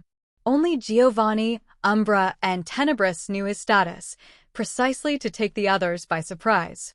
That's why Cain hadn't revealed his identity at the aerial fortress either. Reggie knew Cain was strong, but he never imagined that in just 1 year he could go from a mere Trial Island participant to an elite-level trainer. Now he compared his strength with Cain's. He looked at the 4 Pokémon beside Cain. They can't all be his main Pokémon, Reggie thought to himself. Even so, he believed he had a chance. He still had cards up his sleeve. As a precaution, he considered contacting his uncle first. But while he hesitated, someone reacted quickly. Cain wasn't the type to wait for the opponent to prepare and get into position. Not taking advantage of an edge would be foolish. Agron, Stone Edge. Blaziken, Swords Dance. Pupitar, Stealth Rock. Politoed, Icy Wind. Reggie's expression changed dramatically. The hand that reached for his communicator moved instead to his belt to throw 4 Pokeballs. Battle. Raichu, Magneton, Jolteon, Ampharos. 4 Electric-type Pokémon. Reggie's specialty. But that meant Pupitar had the advantage. He had nothing to fear from Electric-type moves, and with his extremely high physical defense, he was completely unstoppable. The same applied to Agron. As long as there were no Pokémon with a type advantage against him, he was like an invulnerable beast. Perhaps the only weak point was Politoed, but with support from the others, it wasn't a big concern. Cain's system quickly scanned the 4 Pokémon's characteristics. All were at advanced level, above level 45. The one with the lowest potential was Magneton, with a light blue grade, while the other 3 had blue grade quality. This showed that, while the Nishikawa family had some strength, they still lacked depth. The gap with a true elite family was evident. No wonder Giovanni didn't act directly against them and instead sent Cain to teach them a lesson. With their current level, they had no chance of controlling Team Rocket. The truly powerful elite officers of Team Rocket weren't opponents the Nishikawa family could dominate. Their only advantage was the backing of Giovanni's father. All Pokémon charge. Target Politoed and take him down, Reggie ordered. He still hadn't accepted his previous defeat. Because on that occasion, his Pokémon had fallen to Regirock, not by Cain's hand directly. Cain had only used Jengar to finish them off. So this time, he immediately launched his strongest attack combo. He combined electric currents of various charges and voltages, manipulating the electromagnetic field to cause maximum damage. Agron's Stone Edge was obliterated on contact with the electric surge. Cain's expression showed surprise. He hadn't expected Reggie to have that trick up his sleeve. But that's it. Politoed, Protect. Hold the attack. Agron and Pupitar, Double Earthquake. Cain ordered. Pupitar couldn't intercept in time, but Politoed still had a way to endure it. Blaziken, Quick Attack. High Jump Kick. Politoed withstood the blow using Protect. Agron and Pupitar, the 2 most coordinated of the 4, unleashed a powerful double earthquake, sending a devastating seismic wave straight at Reggie and his 4 Pokémon. Aside from Magneton, the other Pokémon would take significant damage. Protect. Reggie shouted just in time. Raichu, Ampharos, and Jolteon reacted instantly, raising green barriers to block the wave. But they couldn't stop Blaziken's attack. Following the seismic wave, Blaziken lunged at Ampharos. Just as his barrier faded, a brutal kick struck him directly in the face. Bam! Bam! Ampharos went flying, tumbling across the ground several times before coming to a stop, seriously injured. Discharge. Reggie ordered, though it was already too late. The 3 remaining Pokémon created an electric net trying to trap Blaziken as he retreated, but they failed. Ampharos shakily got back up, visibly weakened. Just from the first clash, Reggie already felt that Cain's Pokémon were much stronger than his own. He slightly regretted not having retreated the moment he saw him, and instead trying to measure himself against him. However, it wasn't like he was out of options. He still had cards up his sleeve and some room to maneuver. With a serious expression, Reggie took out 2 more Pokeballs. "I'm counting on you. Manectric. Crobat." With that, 2 Pokémon appeared. Just from their appearance and aura, it was evident that both were quasi-elite level. Cain raised an eyebrow, showing a half-smile, half-mocking expression. "I see you haven't changed, Reggie. Still relying on other people's Pokémon to achieve your goals." From the moment they appeared, Cain's system had already scanned their data. A light blue quality Manectric at level 53 and a light blue Crobat at level 54. But in the end, they weren't his. And in battle, that always shows. Cain made no move to summon more Pokémon. He had already figured out all of Reggie's cards. So better to use them as a whetstone for Agron and the other 3. Winning this fight would be validation for them. A battle like this would raise their morale and also help them improve. "Are you ready to fight at full strength?" Cain asked with a smile to his Pokémon. All 4 responded enthusiastically, brimming with fighting spirit. Who cares if the opponent has more Pokémon? Who cares if 2 of them are quasi-elite level? They could still fight back. "In that case, let's try a new way of battling," said Cain, pulling out some stones from his storage space. He handed one to Blaziken and another to Agron. He also held one in his hand, while another identical one was already embedded in a ring on his left index finger. "Blaziken. Agron. Mega Evolution," he shouted. "Blazk. Grah." Upon hearing the command, Blaziken and Agron were filled with excitement. Over the past 3 days, Cain had made time to take Agron to train Mega Evolution in another dimension. The experience was direct and powerful. Agron could feel the boost that form granted him. That's why, seeing 2 quasi-elite Pokémon, they didn't show a hint of nervousness. From both keystones, yellow flashes burst forth like lightning. And the Mega Stones that Blaziken and Agron held began to shine brightly. A blue energy, similar to lightning, flowed between both stones, connecting Cain with his Pokémon. Both were enveloped in light. And, just seconds later, that light faded. In front of everyone stood Mega Blaziken, imposing and sleek, and Mega Agron, exuding overwhelming dominance. Pokémon: Agron, purple, Mega form. Gender: male. Level: 46, plus 5 levels. Type: steel. Ability: filter.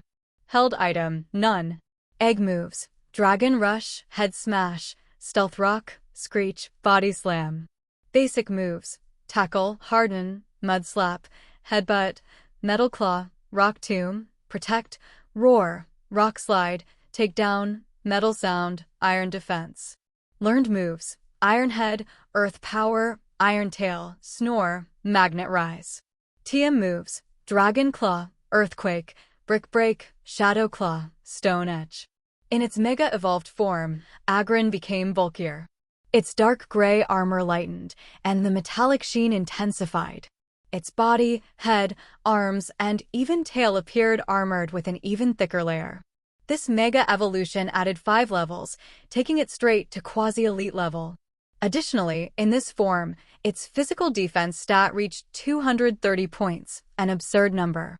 It was the terror of all physical attackers. Even its attack rose from 110 to 140 points. Most of the improvements focused on these 2 attributes, though it lost its rock type and remained only steel after mega evolving. That eliminated its former double weaknesses, giving it rock-solid defenses. Now, Agron had reached its peak power. Grah. Blazk. Mega Agron and Mega Blaziken stood firmly on the battlefield. Reggie was stunned. He stared fixedly at both mega evolutions. He knew Blaziken and Agron, but he never imagined they could evolve even further beyond their final forms. Was it because of those strange stones?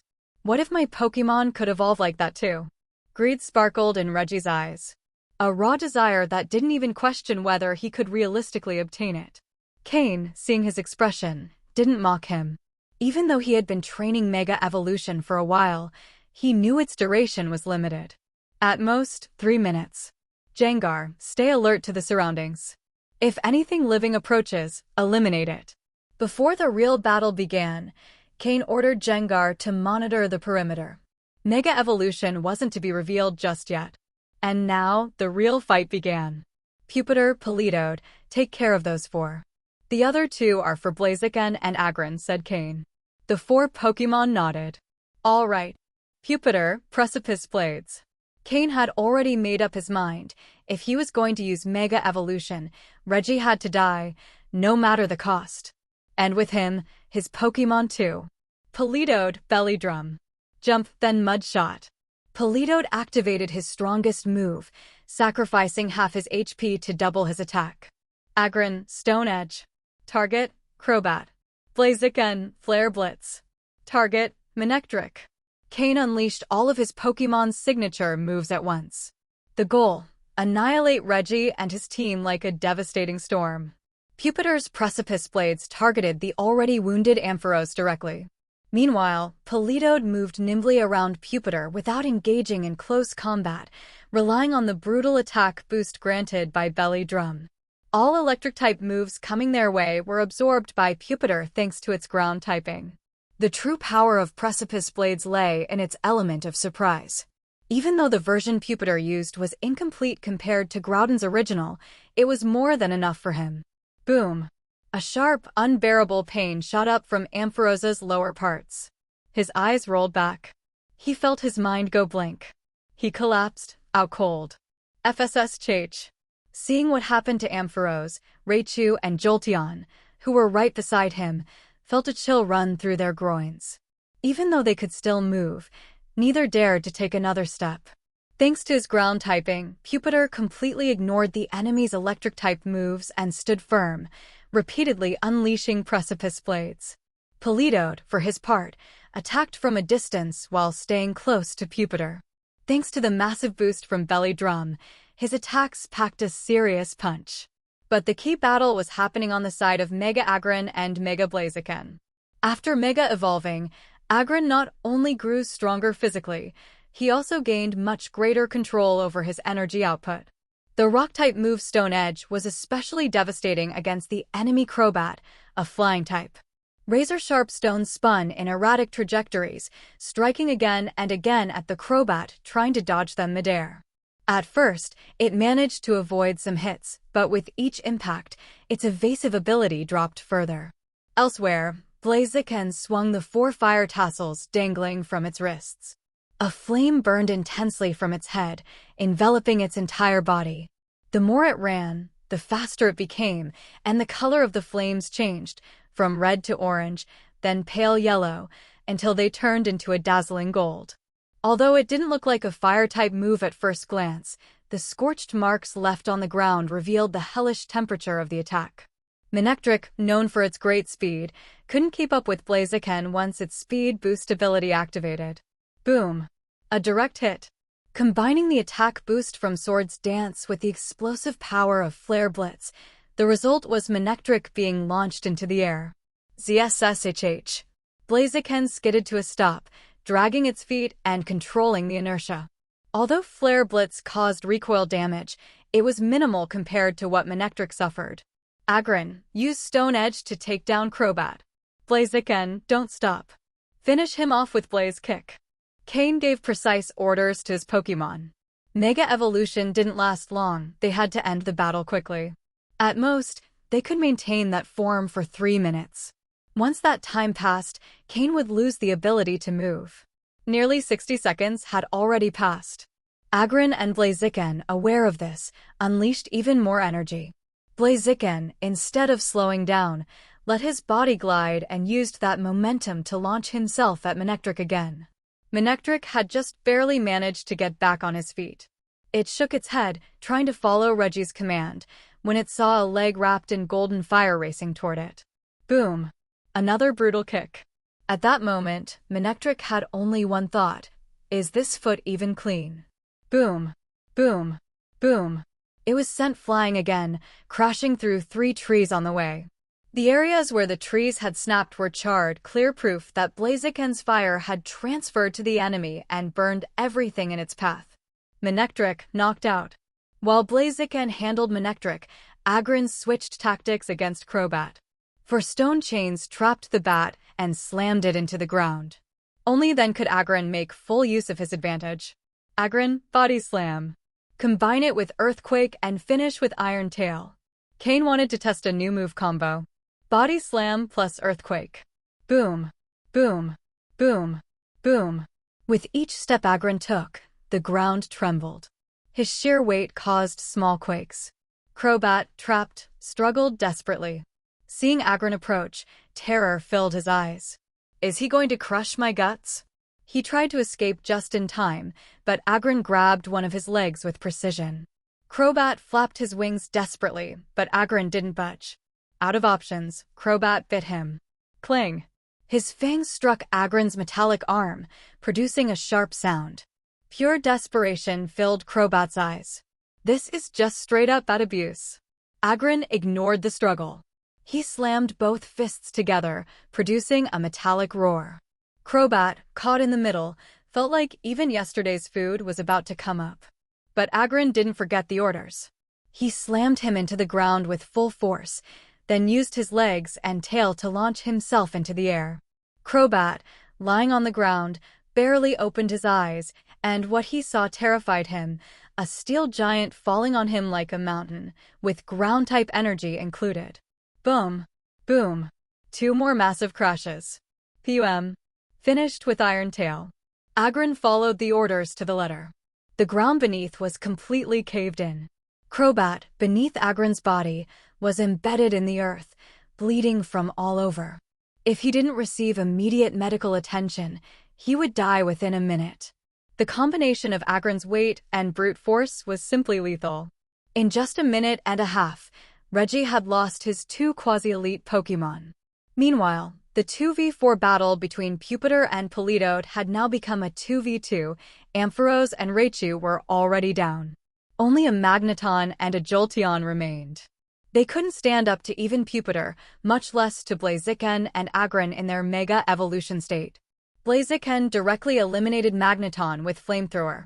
Pupitar, using Precipice Blades, also defeated the already injured Jolteon. At this point, all of Reggie's Pokémon had lost the ability to battle. At that moment, he still looked somewhat stunned. He stared in awe at Blaziken and Agron after their Mega Evolution, noticing that not only had their appearances changed, but their strength had also increased dramatically. This improvement wasn't inferior to a real evolution. In fact, it was even greater. Once the battle ended, the Mega Evolution energy dissipated from Blaziken and Agron's bodies. That energy returned to the Megastones, and they reverted to their original forms. Cain frowned. Even though they hadn't reached the 3-minute limit, keeping Mega Evolution active for 2 minutes was already a significant burden for him in his current state. Just as Blaziken and Agron deactivated their Mega Evolution, Cain felt a sharp pain in his head. Blaziken and Agron, for their part, had no major problems. They simply weren't fully used to losing such immense power all at once. Besides, during the battle, they hadn't suffered any major injuries. Crobat's attacks on Agron were like mosquito bites. What exactly is that? Reggie asked with a dry throat and a hint of dizziness, still staring at Blaziken and Agron, now in their normal state. Cain smiled slightly without answering right away. He used his psychic powers to pull toward him the communication device Reggie had been hiding behind his back. He saw that it had the recording function active. Although he hadn't had time to call his uncle, in the final moments of the battle, Reggie had done the only useful and correct thing he could. But he forgot that Cain, being psychic, could easily detect movements like that. The communicator had a program set up to automatically send the recording once it ended. Cain rubbed a nearby tree branch slightly, opened a crack, and tossed the communicator inside. Then, the crack closed on its own. He had thrown the communicator into alternate space, completely cutting off its connection to the Pokémon World. Reggie's face turned pale and visibly upset. This time, he had fallen completely. But what confused him was that Cain's Pokémon didn't seem particularly strong. He had only chosen to fight because he was sure he had a chance. He was mainly defeated because of that strange evolution of Blaziken and Aggron. "This is called Mega Evolution," Cain said with a faint smile. In Team Rocket, Cain had 3 main enemies. Xenon had already been eliminated. And now Reggie, the one with the most potential, was also out of the picture. Only the last member remained, Lucius. That one probably didn't even remember Cain anymore. "Mega Evolution," Reggie muttered. His gaze went blank, and his pupils started to lose focus. Cain appeared in front of him and, without hesitation, launched a spatial slash directly at his neck. Reggie, who once gave confident orders back on Trial Island, now died on this island of the 3 legendary birds. No ceremony, no mourning. Cain collected all valuable items from Reggie's body and also tossed him into alternate space. It couldn't be denied, this alternate space ability was perfect for erasing traces. Much better than simply destroying the bodies. Then he gathered all the fallen Pokémon. He even saved the life of the dying Crobat.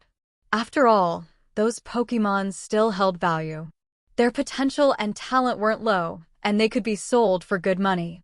With Reggie out of the way, Cain was one step closer to the location of Rox and his subordinates.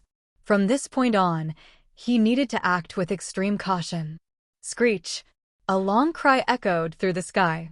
Accompanied by a sky in flames, a large fire-wrapped bird appeared on the horizon. The entire sea of clouds turned red like fire, an impressive sight. Moltres. It appeared. Upon seeing Moltres appear, Cain froze. According to Umbra's intel, Moltres was the target of Rox's mission. But just from the aura it emitted at a distance, it was obvious it wouldn't be easy to deal with. No one knew just how strong Rox had truly become. Cain's thoughts spun quickly in his mind. Suddenly, he smiled. "Looks like I underestimated him. With this kind of veteran, only when they show a weakness do I have a chance. For now, it's unwise to make him my main target," he thought, and felt the internal pressure ease. Even so, Slowking had already laid out his hidden cards. It wasn't that Cain lacked the power to fight. Eliminating the heir of the Nishikawa family, Reggie, already counted as a major success in the mission. He was certain Giovanni hadn't expected him to face Rox directly. Giovanni knew the difference in strength between them. Besides, the main focus remained capturing the 3 legendary birds and collecting their genetic material.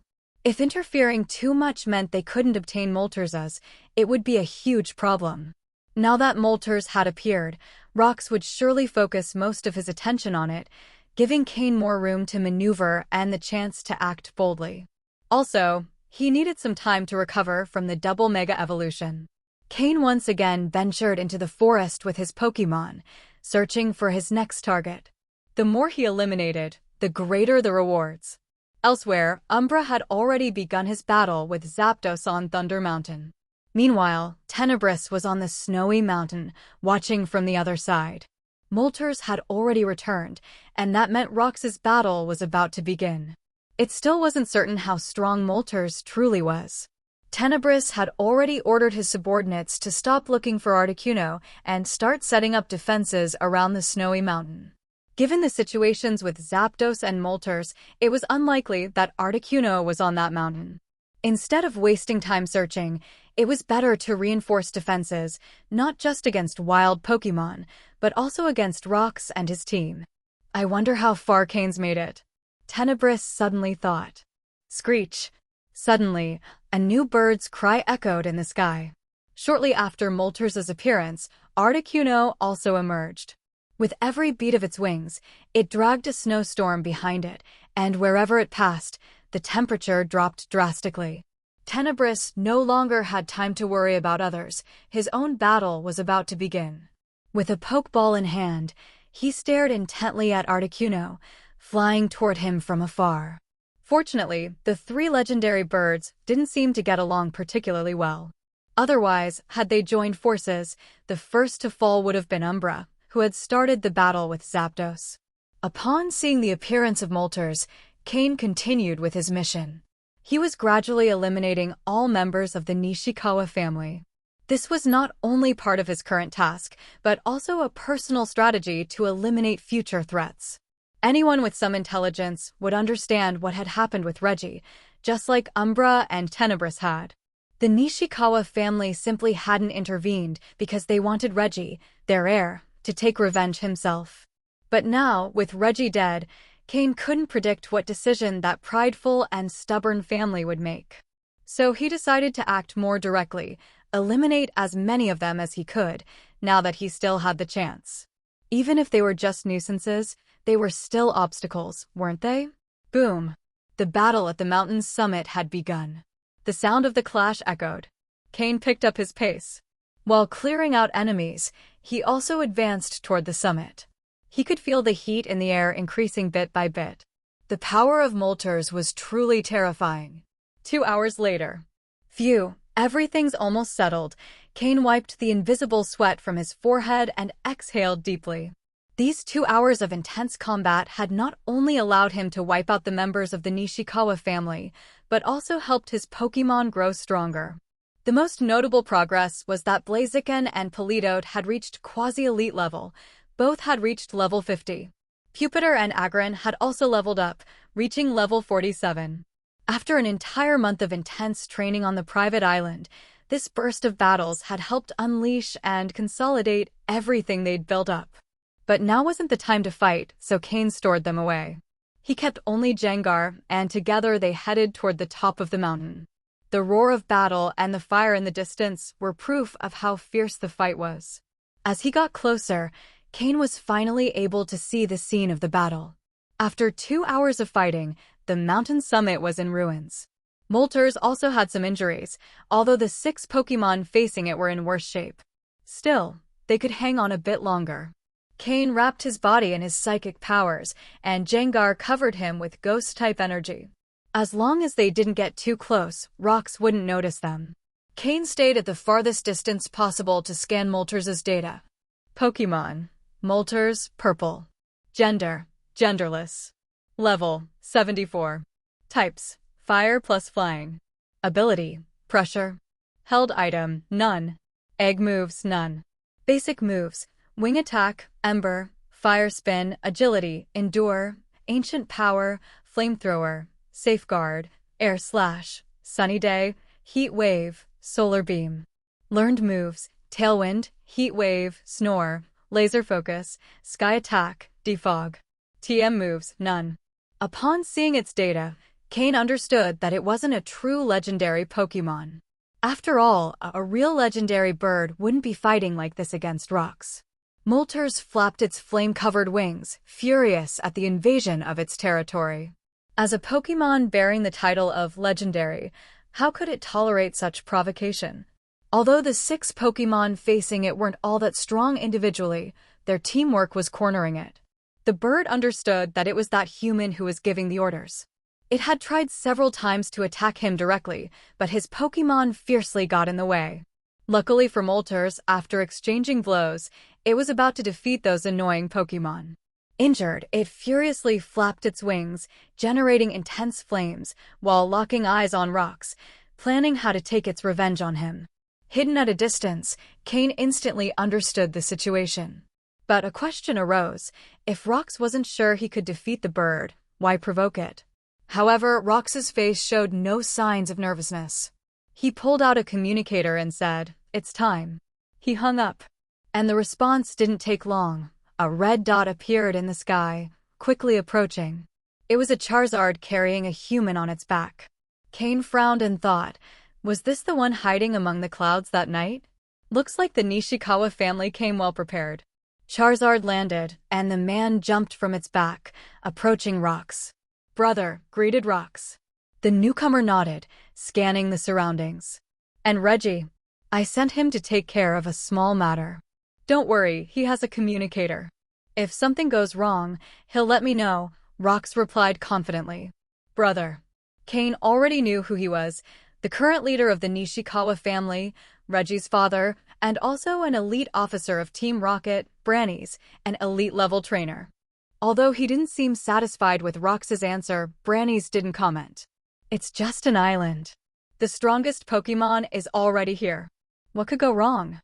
If Reggie dies at the hands of a wild Pokémon, then he's not worthy of inheriting anything. Brannies looked at Moltres, then at Rox's injured Pokémon. This Pokémon is strong. Rox nodded, excited. That's right, brother. This Moltres has reached Intermediate Elite 4 level. It has great talent and potential. Team Rocket only needs its genetic material. So this Moltres belongs to our family, Brannies said as he threw several Pokeballs to the ground. His Pokémon appeared. With just a bit of training, this bird will be a great weapon. It might even reach champion level. If that happens, we'll be the first family with a trainer surpassing Elite 4 level. Team Rocket has been under Giovanni's control for too long. It's time for the Nishikawa family to take charge. Rox no longer hid his greed and ambition. Brother. Brannies reprimanded him quietly, reminding him of the time and place. There's no one else here, Rox replied without filters. Giovanni is nothing more than the son of a traitor. Our father is his uncle. Even so, he was left as just an elite officer. And you, who are older than him, are forced to work under his orders. Brannies didn't stop him this time.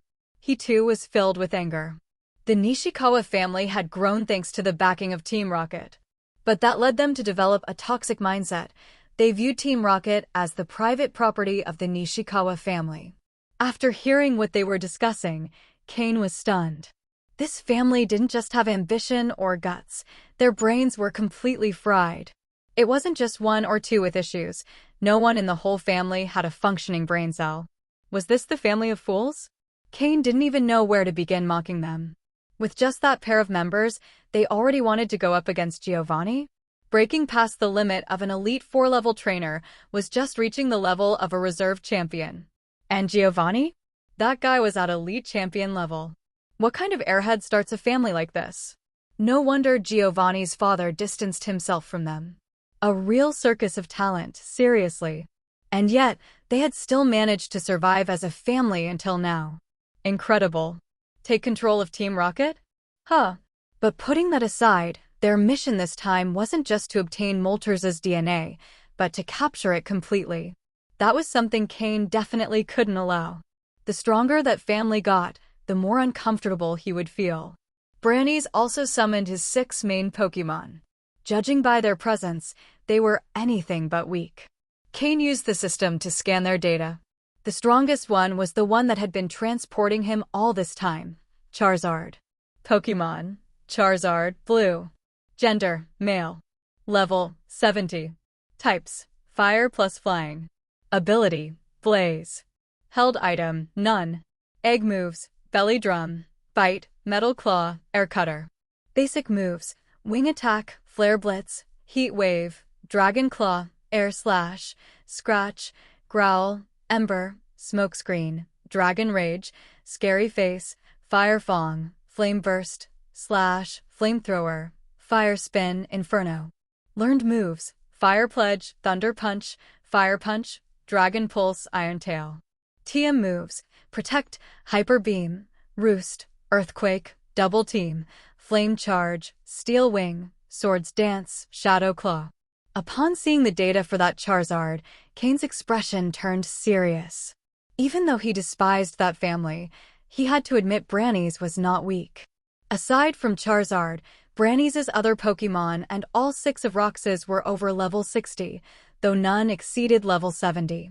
Surpassing level 70 was already within Elite 4 range. And Charizard had a very good moveset. If the others gave him time to use Belly Drum along with Swords Dance, it could be devastating. With 11 Elite-level Pokémon plus 1 Elite 4-level Pokémon on the field, Moltres was in danger. Cain remained hidden in the shadows, with no intention of getting involved just yet. If it had only been Rox, maybe he would have dared. But with Brannies, who was even stronger, he preferred to wait. He didn't know how long Moltres could hold out. Though he didn't plan to intervene, Cain didn't retreat either. The roar of battle echoed once more. There wasn't even a chance for Moltres to escape anymore. With 12 Pokémon fighting in shifts, they could wear it down little by little until it fell.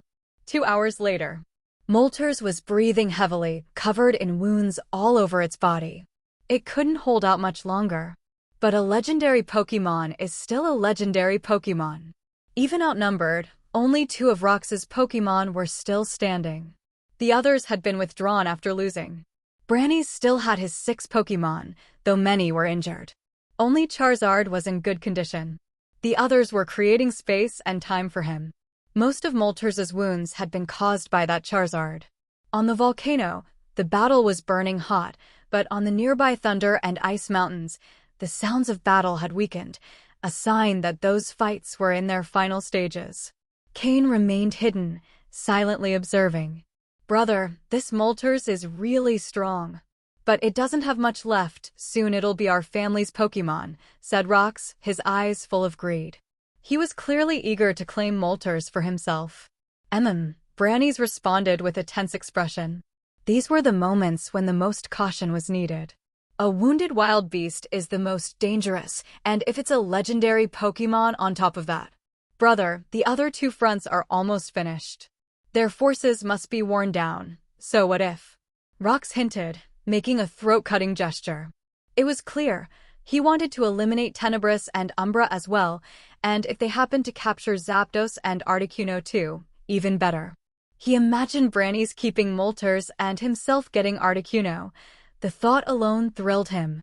Branny's considered his words. Tenebris and Umbra were Giovanni's main subordinates. If they were eliminated, it would not only take their resources, but also directly weaken the boss. "Let's finish with Moltres first. Then we'll see. I'm about to make my move." "You have your Pokémon ready," Branny's ordered.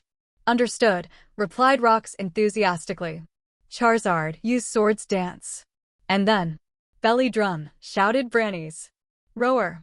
Charizard roared powerfully in the sky. It was excited to take down such a powerful opponent. Cain also sprang into action upon hearing that. He had waited patiently from the shadows. Now his moment had come. He held several Pokeballs in his hands. The enemy was more confident than ever. They thought they had everything under control. Their guard was at its lowest. "Charizard, use Hyper Beam," Branny's ordered. The other Pokémon surrounded Moltres, restricting its movements so Charizard could finish it off. This was it. Cain didn't hesitate. "Gengar, go take out Rox. Honchkrow, Drapion, Weevil, Altaria, save Moltres. Mismagius, use Confuse Ray to stall Rox's Pokémon." As he threw the Pokeballs, Cain gave clear commands. 6 Pokémon deployed instantly. "Who's there?" shouted Branny's, seeing the intrusion. It was a critical moment in the battle, and this surprise attack was hard to stop. Altaria and Honchkrow flew at full speed toward Moltres. Honchkrow knocked away the Pokémon surrounding it, and Altaria grabbed Moltres and pulled it out of Hyper Beam's range just in time. Drapion rushed in head-on, firmly holding the front line to block the enemies. Meanwhile, Mismagius's Confuse Ray caught Rox's last 2 Pokémon. Though they were stronger than Mismagius, they were seriously injured, with no energy left to resist. Now that they were confused, there was no real resistance left. Gengar, swiftly gliding along the ground, went straight for Rox. Boom! Suddenly, from Rox's shadow, another Pokémon appeared, blocking Gengar's advance. Banette. Rox still had one last ace up his sleeve. Although, come to think of it, that was to be expected. As a high-ranking trainer, it was reasonable for him to keep something hidden to protect himself. With this, it was no longer possible to take him out directly. So Cain had to go with the second best option, deal with the other 2 Pokémon first. Gengar avoided getting too entangled with Banette and turned toward the other 2 Pokémon. With Cain giving precise orders, Mismagius supported him in keeping the enemies at bay. The Shadow Ball moved together with Confuse Ray from Mismagius were enough to knock out the already weakened 2 enemy Pokémon. The final blow against Moltres had failed, and they lost 2 more Pokémon. Rox and Branny's looked visibly upset. Cain, wrapped in his black cloak, slowly stepped out from the shadows. Rox, recognizing the familiar silhouette, was startled and shouted, "You." Exactly. He recognized Cain. And that was exactly what Cain wanted to happen. "What a coincidence, Lord Rox." "We meet again," Cain said with a smile, stepping out from the shadows with Mismagius floating at his side. Jengar, after finishing off the two opponents, floated next to Drapion.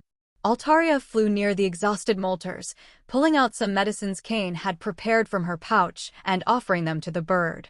Molters hesitated for a moment while looking at Altaria, then turned his gaze to the enemy Charizard. His eyes were filled with fury once again. Branny's expression grew increasingly tense. They had managed to severely wound Molters with a lot of effort. Now, if it recovered its strength, they would be in big trouble. Who the hell are you? Wasn't your mission to get Molters' DNA? Are you betraying Team Rocket now? Shouted Rox furiously. Cain didn't answer. He simply walked toward Molters. Jengar approached the legendary bird and, pulling out a test tube Cain had given him earlier, extracted a considerable amount of golden blood from one of its wounds. He then handed the tube to Cain. Cain shook the test tube, smiling. Now that we've got the DNA, Lord Rox, there's nothing to worry about, right? Rox's face darkened even more. So your mission was to stop us, huh? Branny's chimed in coldly. Cain looked at him in surprise for a moment. Looks like, as the head of the Nishikawa family, he had at least some brains. Seems like father was right to take precautions, Branny said while pulling a pokeball from his belt. Cain frowned. He had underestimated this family. Branny's tossed the pokeball, and out came an Ampharos. But not just any Ampharos. The pressure it emitted the moment it entered the field was comparable to Molters at its peak. Cain scanned the Ampharos using his system and confirmed his suspicions. Level 74. Most impressive of all, it had maintained that level for so long that its control over energy and moves was perfect. Well, commented Cain, looking at Ampharos. Branny's and Rox watched his reaction closely. The strayed father, the delinquent son, now it all makes sense. No wonder Reggie was always using other people's Pokémon as a trump card. Turns out his old man does the same, Cain said with a light laugh, as if the Ampharos didn't bother him in the slightest. Branny's smile froze. Reggie. For some reason, Branny's had a bad feeling. Cain deactivated the psychic concealment around his face and pulled down his hood, revealing his face. Black hair. Black eyes. I'm not hiding anymore. It's time to shine. Everyone, out of my way. Today, I'm in the spotlight. And I won't be stopped. It's you. Branny's exclaimed upon recognizing him. And just by recognizing him, he was left speechless. If he could, he would have preferred never to have recognized him at all. Weren't you that brat who came out of Trial Island and humiliated Reggie on Mythical Island? I think your name was Cain? Have you already reached the elite level? Asked Branny's, incredulous. No wonder he was able to defeat Reggie. Thinking of Reggie, he asked Reggie, what happened to him? Cain gave a mysterious smile and didn't answer. But that only deepened Branny's unease. You're revealing your identity just like that? Are you going to fight us to the death? Who gave you that confidence? That Molters. Branny's tried to stay calm. Cain didn't answer. Instead, he looked at Molters. He asked telepathically, how's your energy? Can you take on Ampharos? Molters, with a fiery gaze, nodded. As a legendary Pokémon, it would never admit weakness. Cain smiled again. Then there's no problem. A battle? So be it. He pulled out 2 more Pokeballs. Slowking and Florges appeared. Now that his identity was revealed, there was no point in hiding his Pokémon anymore. He had decided those 2 idiots weren't leaving this place alive. Besides, he hadn't expected Molters to hold out for so long, otherwise, he would have intervened earlier. But in the end, the timing turned out to be perfect. Cain had cards up his sleeve. And today he was going to use them. Let them see what we're made of. Cain shouted. 8 Pokémon in total. None of them showed fear.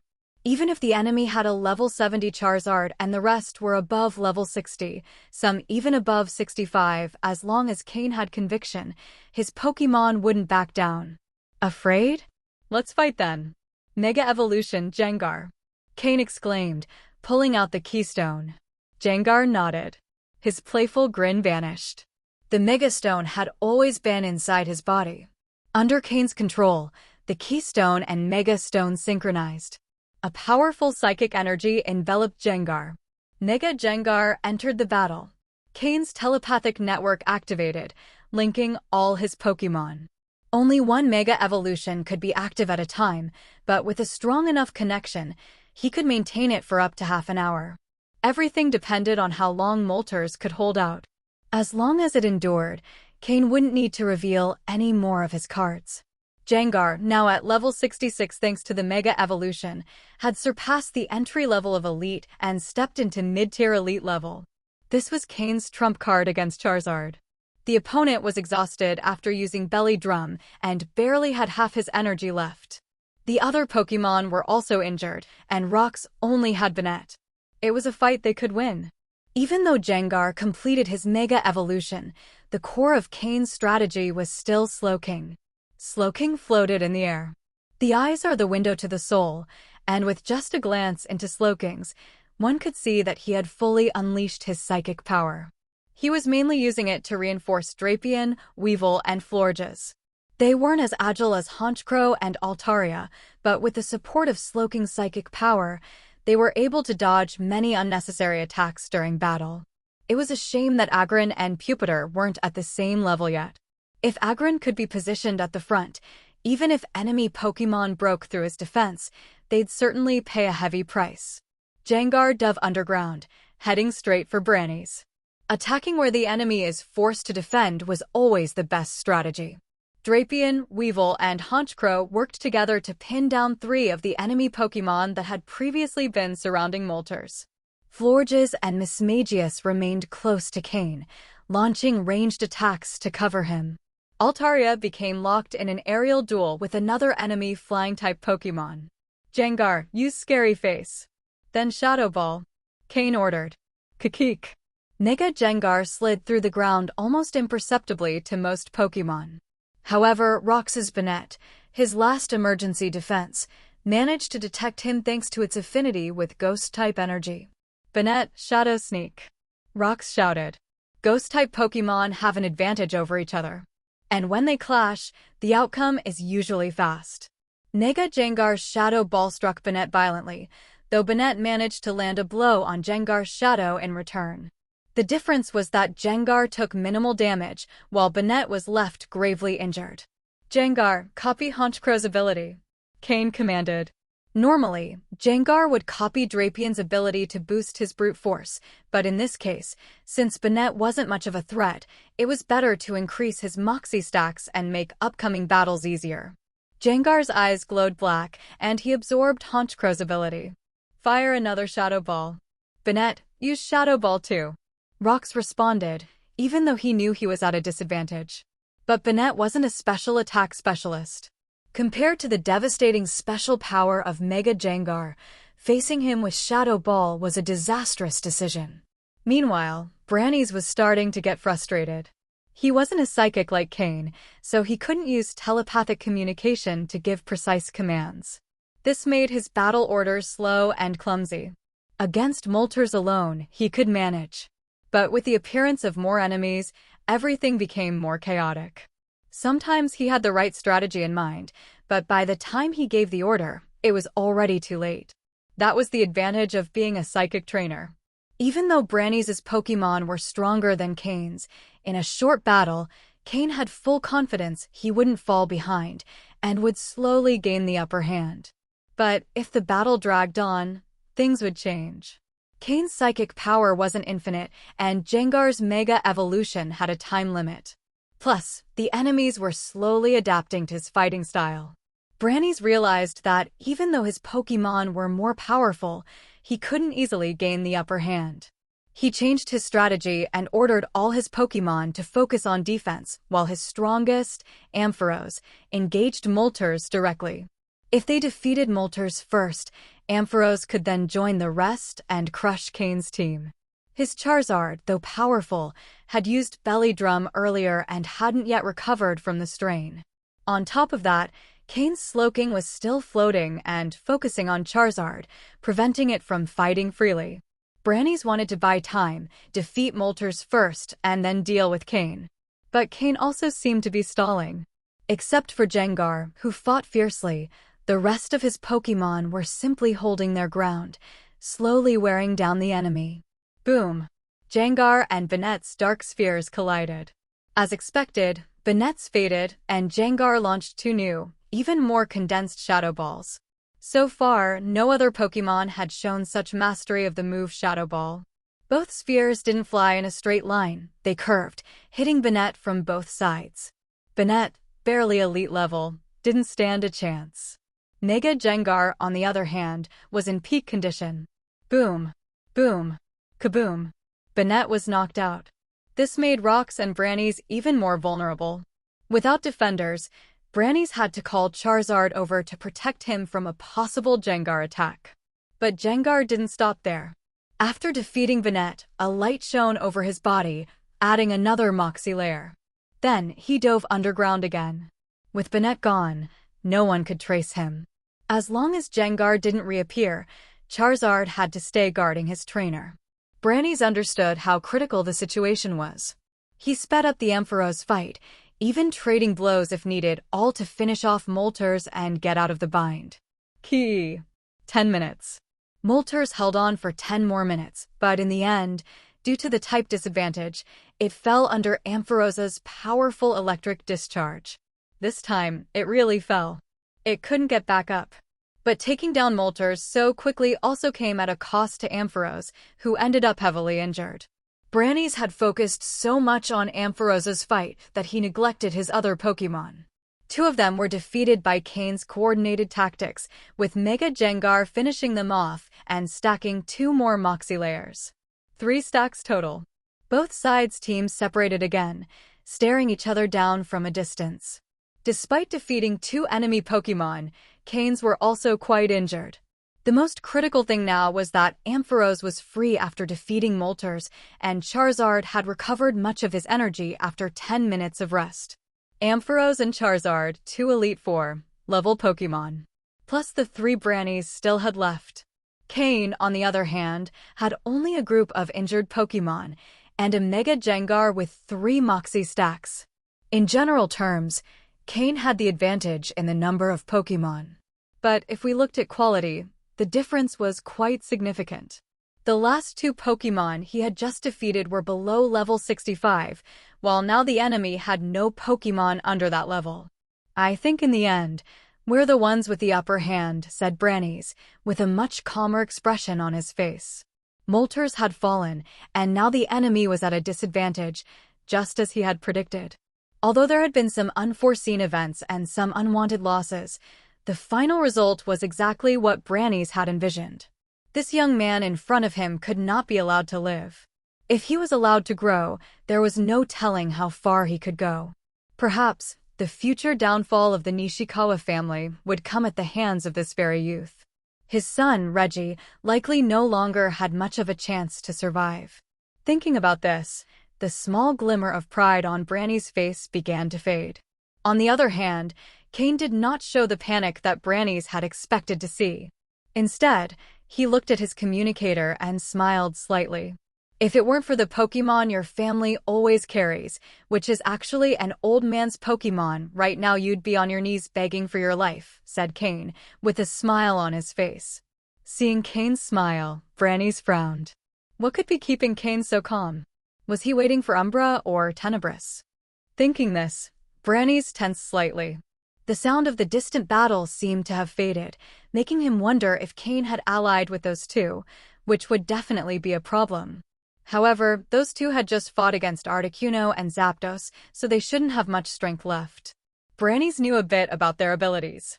They weren't stronger than his brother Rox.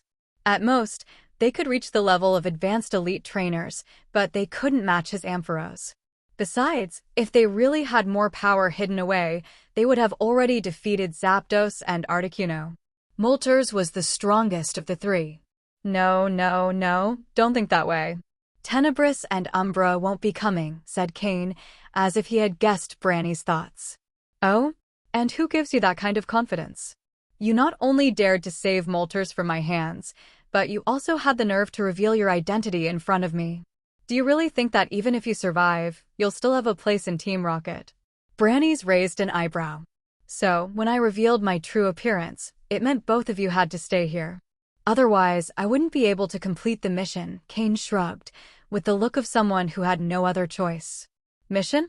Were you sent by Giovanni? Do you have a trump card from Giovanni? Branny's face began to show discomfort. Even though he didn't want to admit it, he had to recognize that Giovanni's skill was far above his own. His family had planned to take over Team Rocket, but they only intended to do so after Giovanni was dead, defeated, or missing. If Giovanni disappeared, then they would strike. But even if they had 100 lives, the only thing they could do was dream about that future. Cain smiled. Seems like you're afraid of the boss, huh? I don't know who in your family came up with that stupid idea, but do you really think you can touch the boss? TSK tisk TSK. He shook his head, making a disdainful sound. Bastard!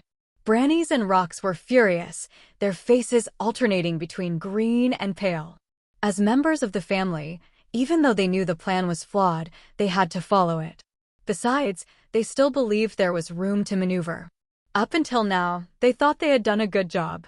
You'd better give up, said Brannies, losing his patience. He no longer cared who had sent Cain or where he got the confidence to speak to him like that. Defeat him. Capture Molters. The goals of his family had to stay on track. Even though the death of his son Reggie infuriated him, in the end, who didn't have one or two sons? You couldn't rely on a single heir.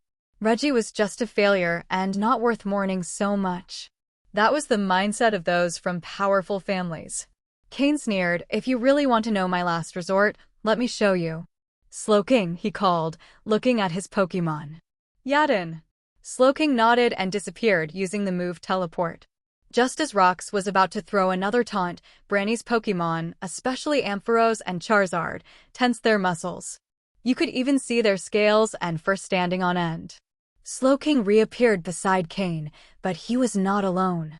At his side was a shining Pokémon made of what looked like ice. It was Regice. Before leaving the floating fortress, Cain had sent Slowking to retrieve Regice. He knew this mission would not be easy. His opponent was a trainer capable of facing legendary Pokémon, and that wasn't something Cain could handle alone. Moreover, to complete the mission perfectly, he needed to be fully prepared. Although the island where Regice resided was somewhat distant, for Slowking, who could use teleport, it wasn't a problem. Cain had left psychic coordinates on the islands in the sea. After a short while, Slowking brought Regice and left him on a nearby island. This was Cain's last resort, his final card. A Regice at Elite 4 level.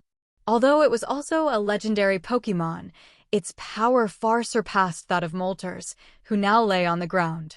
When Regice appeared, the temperature on the mountain dropped drastically, to the point that the volcano seemed about to go dormant. Cain walked over to Regice, gave its body a pat, feeling the cold it emitted. Now, I need your help again, he said.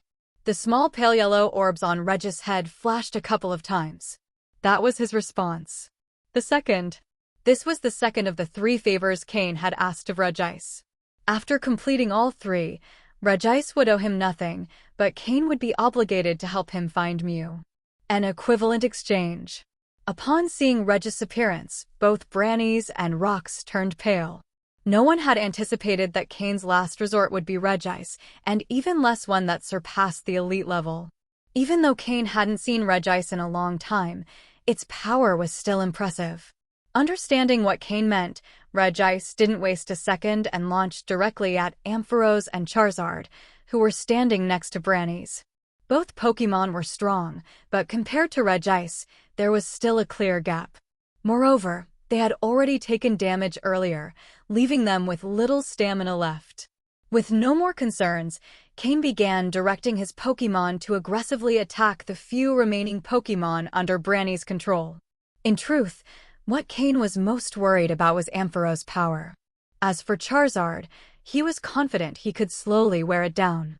The faces of Brannies and Rox grew darker by the moment. But Brannies was still not ready to surrender. He continued giving commands to his Pokémon, launching one final assault. Rox, for his part, could only hope his brother would be able to get them out of this dangerous situation. Cain led his Pokémon, while Mismagius, who always accompanied him, walked beside him, slowly approaching Molters, who was still unconscious. Molters was completely out of it, unable to recognize his surroundings. When he previously attacked Ampharos, he had already accepted death. The pride of a legendary Pokémon could not be trampled.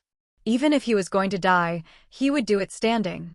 Cain observed Moltres, whose body still emitted flames, though now they were much weaker. Some of his serious wounds were still bleeding, with golden drops of blood dripping from his body. Wow, no wonder he's a legendary Pokémon. His self-healing ability is terrifying, thought Cain, watching as the small wounds on Moltres visibly healed before his eyes. The damaged tissue was beginning to regenerate, and new reddish growth appeared on the skin's surface. This can't go to waste. This is blood from an adult Moltres, Cain thought with a malicious smile. He quickly pulled out a large glass jar from his storage space. Mias. Mismagius' expression was a mix of shock and confusion. Was Cain doing what she thought? A glass jar that big? No, it was an aquarium. He's not really going to fill that with Moltres' blood, right? Thought Mismagius, visibly unsettled. Just as she feared, Cain, acting like a professional, put on gloves and pulled out a huge syringe. He knew that to extract the DNA of the 3 legendary Pokémon, he had to be well prepared. The syringe needle had been specially designed for this kind of work. The needle pierced Moltres' artery with no difficulty. Mismagius covered her mouth, afraid the noise would wake him. However, there was nothing to fear. The noise of the surrounding battle was so loud that Moltres was completely immersed in his automatic protective state. At that moment, Moltres' body was converting all its internal energy into blood and recovery substances. You could say that, at that moment, Moltres' blood was the most nutritious substance imaginable. Sure, I'm doing what's best for him. Don't you see how much blood is going to waste? If it hits the ground, it's lost. I collect it now and later I'll make him some blood recovery medicine, Cain explained mysteriously to Mismagius. Mias? Mismagius looked at the massive glass jar beside Cain, then at the syringe, as if asking whether he was really going to go through with this. It's just in case I don't have enough. Look at his size, a single jar of blood won't be enough. A whole tank, now that's good, Cain said, tapping the jar with a smile. A whole tank. Mismagius could only keep her thoughts to herself. Though she didn't fully understand what was happening, a strange feeling of satisfaction ran through her body. No, this isn't right, she scolded herself, trying to push those thoughts away.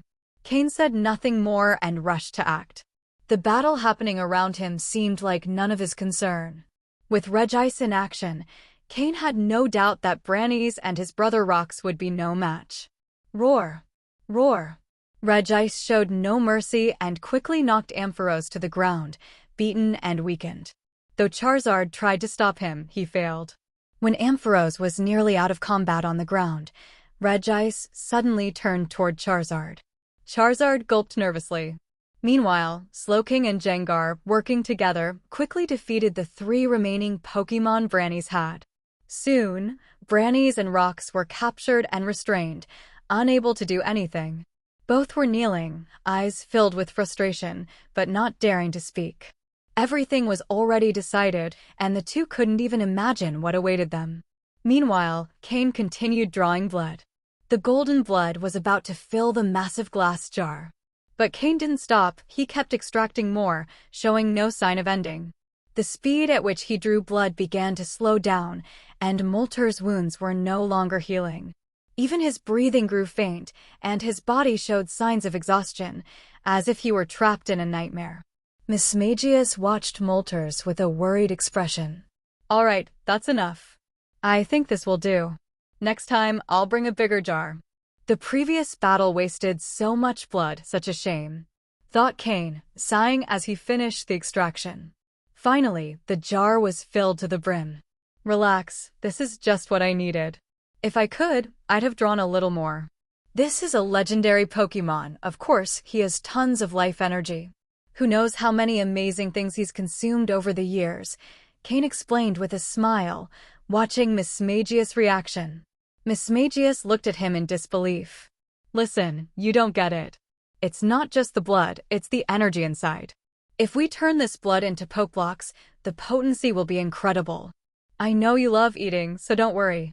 "It won't be long before you've eaten it all," Cain said without hesitation, with a look of total sincerity. Upon hearing that, Miss Magia's expression instantly changed. She suddenly grabbed the syringe from Cain's hand and rushed back to Molter's, ready to extract every last drop of energy. Cain quickly stopped her, visibly nervous. If she kept extracting, Molter's might not survive. Thanks to his system, Cain knew Molter's limits precisely. If Miss Magius used another syringe, Molter's wouldn't live to see the dawn. After a lot of effort, Cain finally managed to calm Miss Magius down. He stored the sealed jar in his storage space and gave Molter's some high-quality poke blocks and a dose of blood elixir. After a while, Molter's seemed a bit better. His skin regained its color, and the lost vitality began to return. He had almost killed him. Suddenly, Cain pulled out a new pokeball from his pocket. With this opportunity, should he capture him? After thinking for a few seconds, Cain made a decision. The pokeball slipped from his hand and struck Molter's directly. The pokeball opened immediately, and a red beam absorbed Molter's inside. Since Molter's had already been defeated by Ampharos and Cain had secretly drained a large amount of his blood, he was in a deep sleep. Therefore, the capture process went smoothly. Clack! With a soft sound, Molter's was captured without resistance. Cain picked up the pokeball and, upon seeing the legendary Pokémon inside, felt a strange sense of unreality.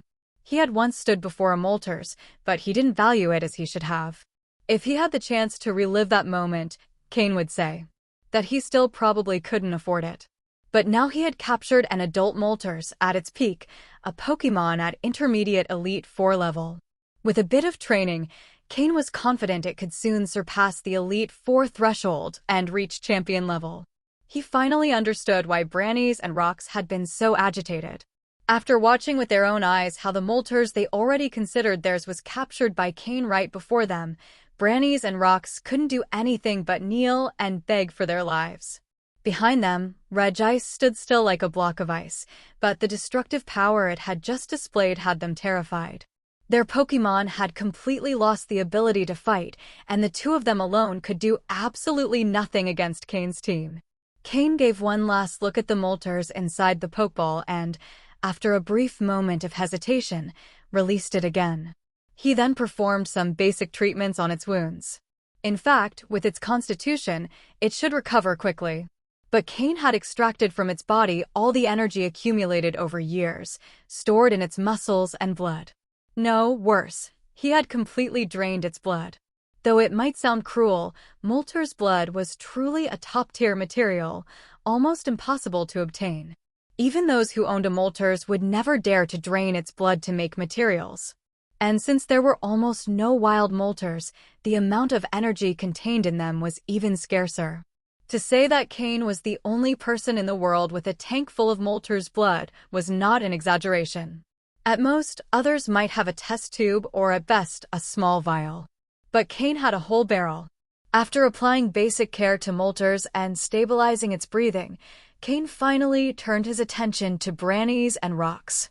Seeing them so miserable, yet still holding their heads high with pride, Cain almost burst out laughing. Kneeling with arrogance? Now that was real spirit. Although, looking not far away and seeing Ampharos' body in a crater, Cain couldn't help but grimace. It had been killed by Regice. No one would have imagined it. So calm, so docile, and when it attacked, it was utterly brutal. Charizard, at least, was still alive. But it was barely breathing. If not treated soon, it wouldn't last much longer. Cain felt a pang in his chest. Originally, Brannies and Rocks had wanted to say something when they saw Cain approaching. But in the blink of an eye, they saw him running toward the crater where Charizard lay. Murmuring under his breath, "What a waste. What a waste." 10 minutes later, Cain emerged from the hole where Charizard was, wiping sweat from his forehead. He had finally managed to save it. Otherwise, the loss would have been devastating. Although he deeply regretted Ampharos' death.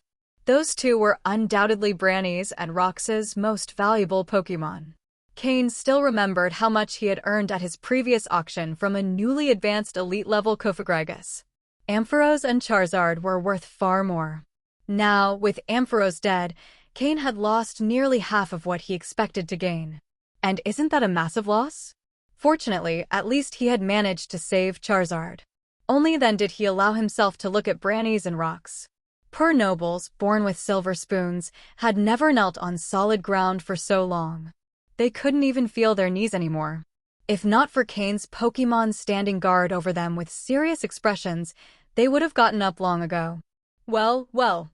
Looks like there's still a bit of pride left in your hearts, Cain commented sarcastically as he approached, unable to resist seeing them still holding their noses high. The loss of Ampharos had clearly left him in a foul mood. Tell us what you want. If it's money or Pokémon, no problem. My brother's life and mine are worth quite a bit, said Brownies, still haughty. As if he knew that Cain, being a mere commoner, must be short on money. When Cain went to save Charizard, Brownies had already guessed his intention. Oh, so you know I need money, huh? Cain said as he slowly approached. His psychic power spread out, completely immobilizing Brownies and rocks. Then he signaled to Slowking, who applied a second layer of control. Cain crouched down and began searching their bodies. They both tried to speak, but found they couldn't move their bodies or mouths. They only emitted muffled sounds. MMGH. Found it, Cain announced, pulling out 2 badges. They were elite officer badges from Team Rocket. With these, I can report back. As for my identity, I ask both of you to kindly keep it a secret, he said with a smile. He also took all their dimensional equipment and Pokeballs, placing them carefully in front of them. While doing this, Brownies began to feel like his fate was hanging by a thread. However, Cain's last sentence didn't sound like he planned to kill them. So, for a moment, they breathed a sigh of relief. But just as they were beginning to relax, they noticed something strange. Why were they seeing their own bodies from above? That was Brownie's last thought. They only heard Cain coldly say, "The best way to keep a secret is to take it to the grave along with Reggie." A spatial slash separated their bodies from their souls. Then Cain opened a dimensional rift and tossed the remains inside. He dusted off his hands. Done. In the end, it was easier than I expected. Of course, that's also thanks to this Moltres being so strong and costing them so much power. Although the most decisive factor was the trump card Cain had prepared from the beginning, the appearance of Regice. That was the factor that changed the entire battle. Cain walked up to Regice and patted its arm. Via telepathy, he said, "Don't worry. I already have a few leads on Mew. As we promised, in 5 years we'll find him, no matter what it takes." Regice nodded silently, just as Cain thought everything was over. Boom. Crack.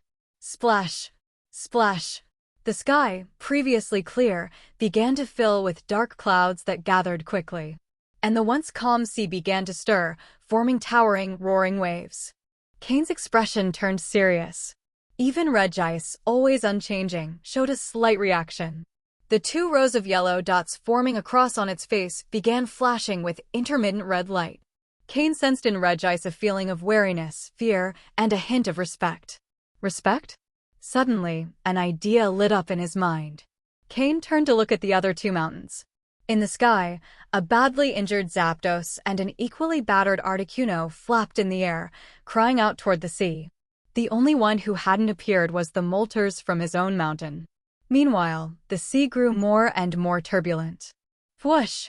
A thunderous and strange call erupted from the depths of the ocean. Hearing that sound, Cain confirmed what he suspected.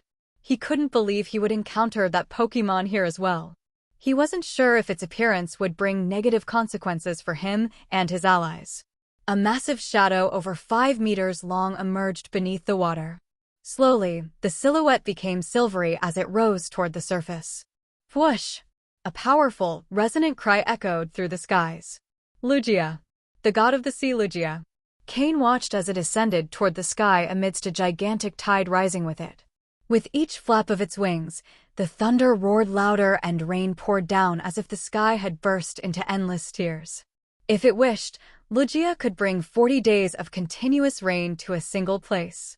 A power capable of destroying entire ecosystems.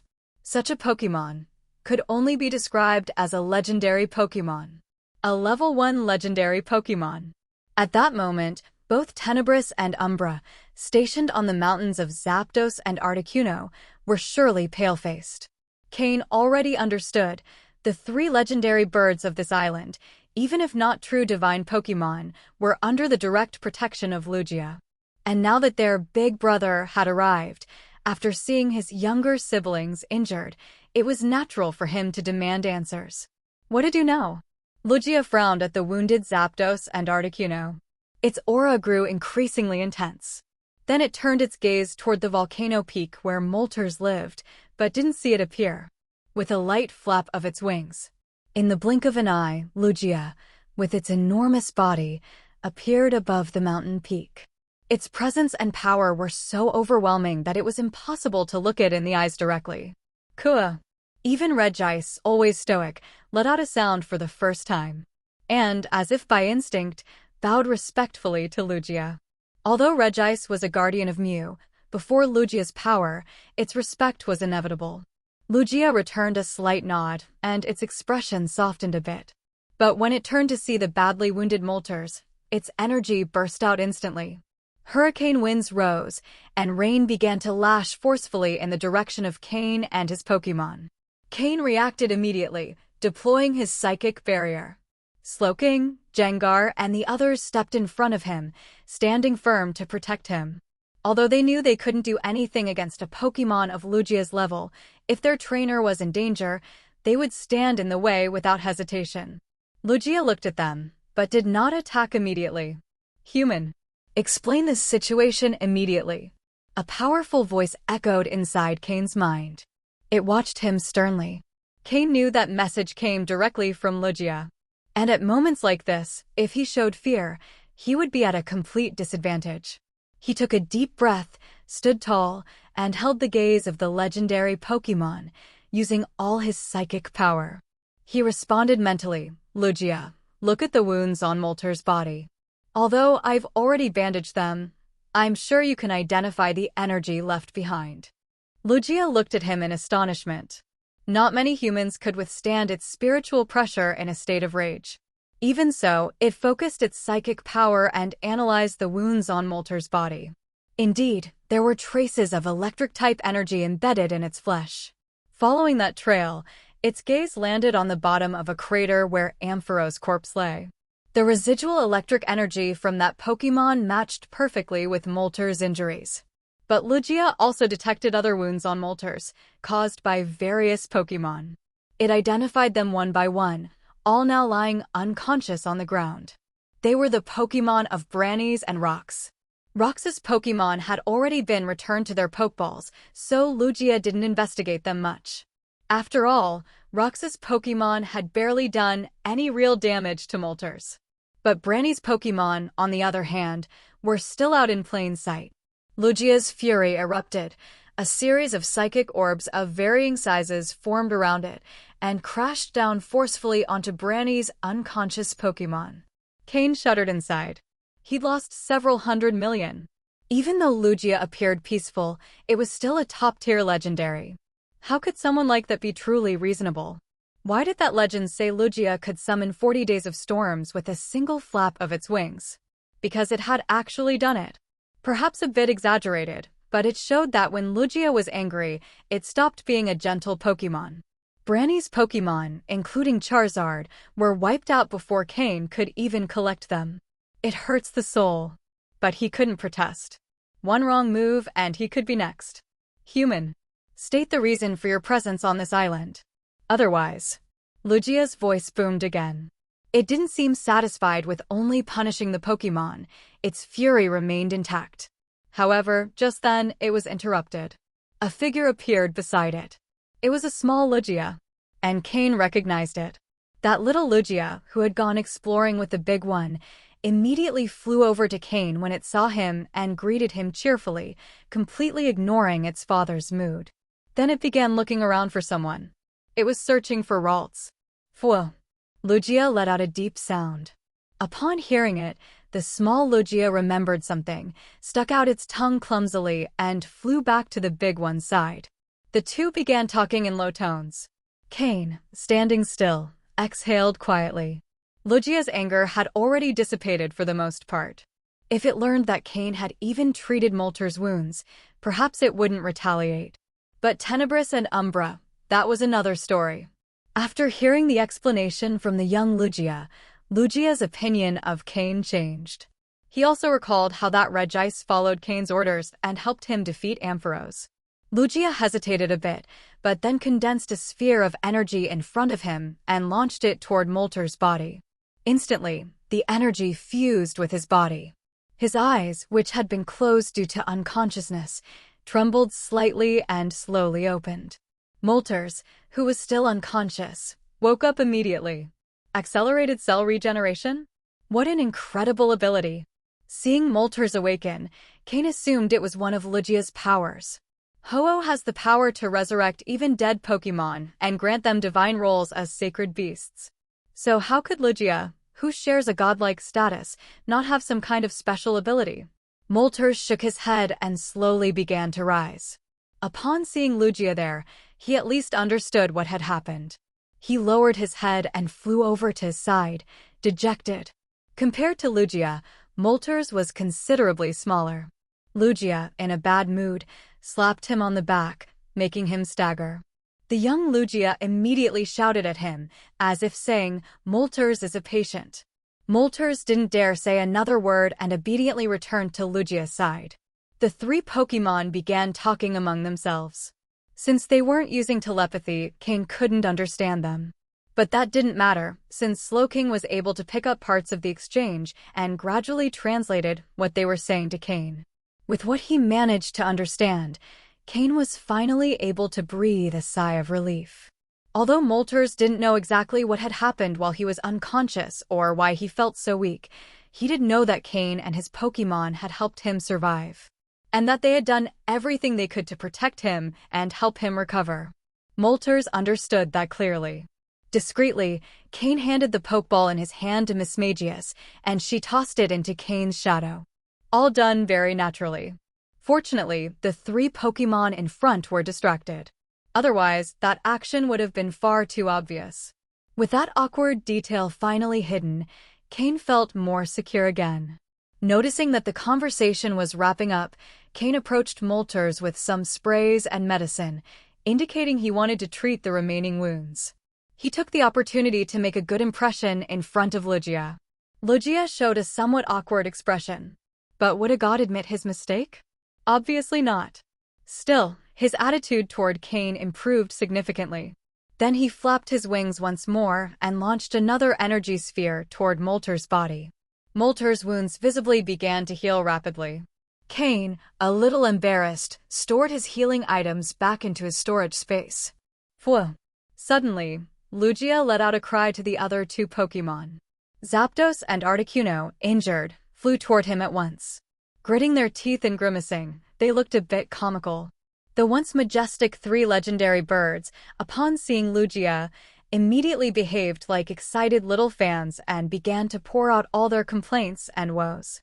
When Lugia listened to them, his expression turned grim once again. Whoosh! This time, his call echoed across all three islands. Every Pokémon that heard his voice went wild. They ferociously attacked all the humans on the island.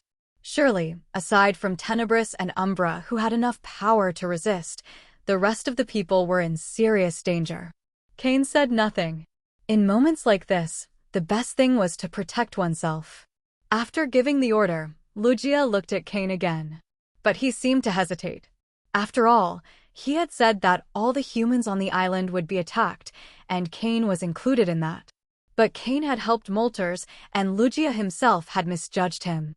On top of that, the young Lugia had a good impression of him. As if having made a decision, Lugia opened his mouth and condensed within it a small sphere of entwined blue and red energy. He furrowed his brow, and once it was fully formed, he launched it straight at Cain.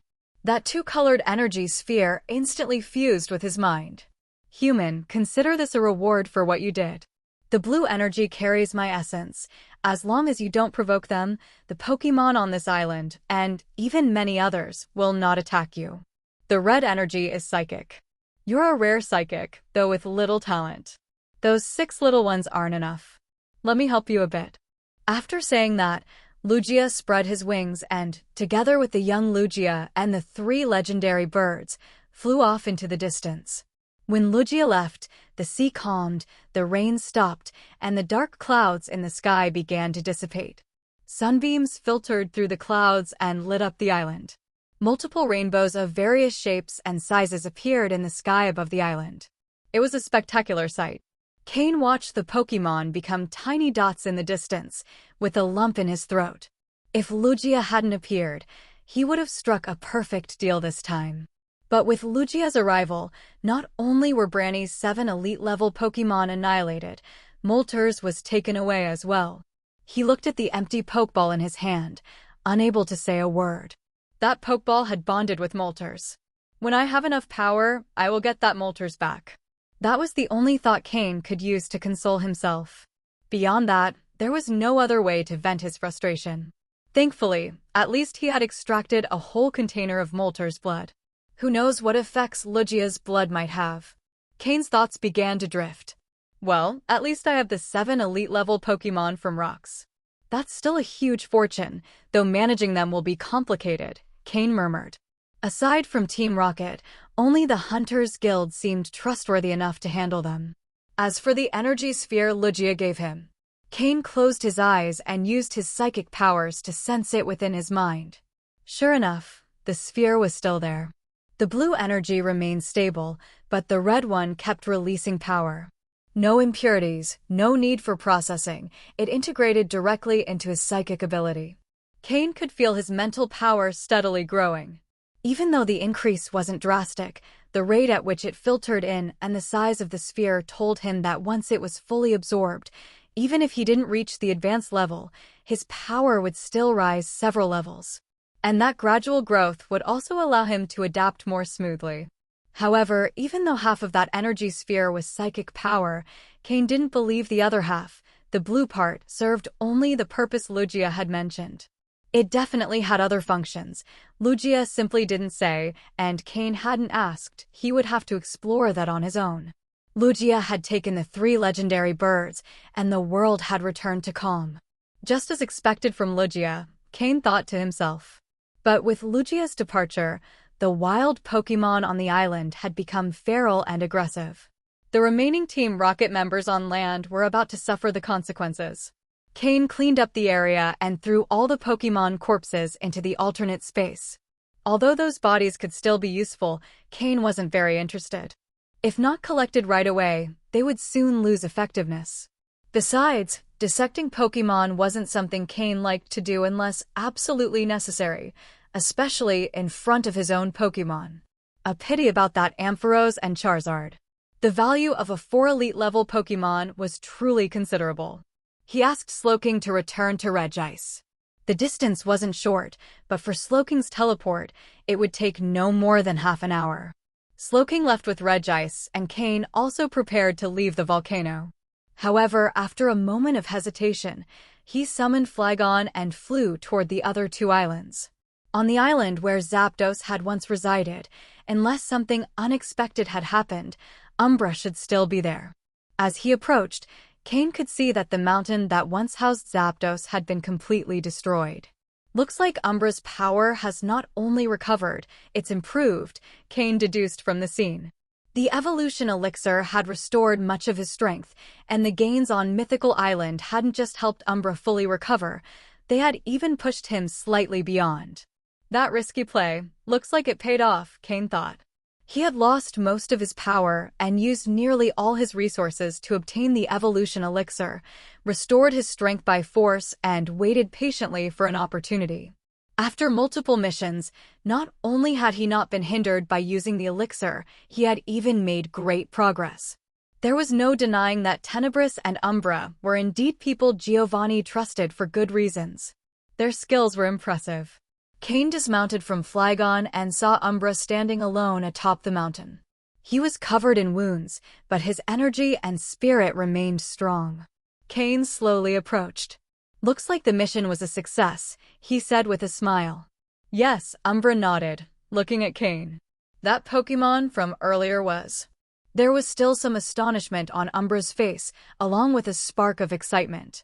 Cain nodded to confirm and stood beside him. It was Lugia. I knew it. Not long after, Tenebris also arrived at the mountain. Upon seeing Cain and Umbra there, he asked, "And Rox?" Upon hearing the question, Umbra reacted, "Where was Rox?" Also, Cain had flown from the volcano and Lugia had landed at the volcano too.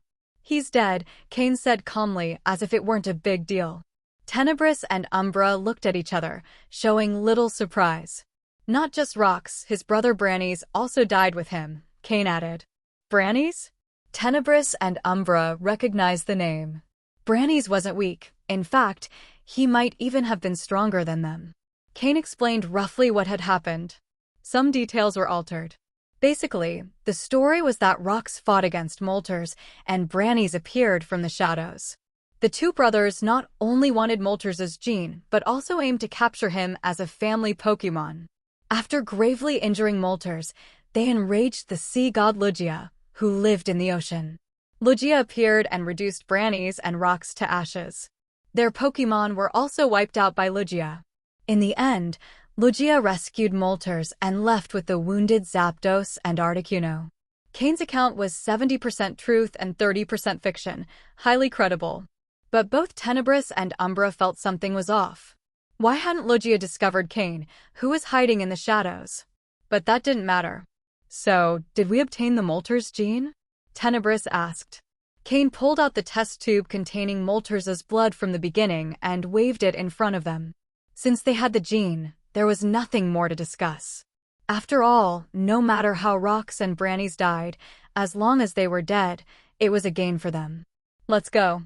Our Pokémon are seriously wounded, and the wild Pokémon on this island have turned aggressive due to Lugia's presence," Tenebris proposed. Umbra and Cain nodded. It truly wasn't the time to stay. As for the other Team Rocket members, their survival depended on their own abilities. Tenebris and Umbra had sacrificed all their Pokémon just to obtain a small blood sample from Articuno and Zapdos. Now, the Pokémon they still had left that could fight were few. In that state, they could barely protect themselves and wouldn't concern themselves with subordinates. With that, Tenebris tossed a Pokeball and summoned a Crobat, while Umbra called out a Pidgeot. Both Pokémon were injured, a sign of how intense the battles with the legendary birds had been. With the help of their Pokémon, the three began flying into the sky. At that moment, the airborne fortress was still in invisible mode. And due to Lugia's appearance, it had drifted a bit farther away. As the three flew toward the fortress, others also summoned their flying Pokémon and took to the skies. But at the same time, many lost their lives, hunted down by the crazed wild Pokémon. After reaching the airborne fortress, Cain and the others went straight to the control room at the top. Originally, there had been 4 people there, but now only the 3 of them remained. Previously, Cain had been hiding his identity, but with just the 3 of them left, it was no longer necessary. In the center of the room was a small table with a test tube holder. It held 3 tubes. One contained a golden red liquid that gave off warmth, another a white golden liquid with tiny electric sparks, and the last a bluish-white liquid that emitted cold. These 3 tubes contained the blood of the 3 legendary birds, and from them, their genes could be fully extracted.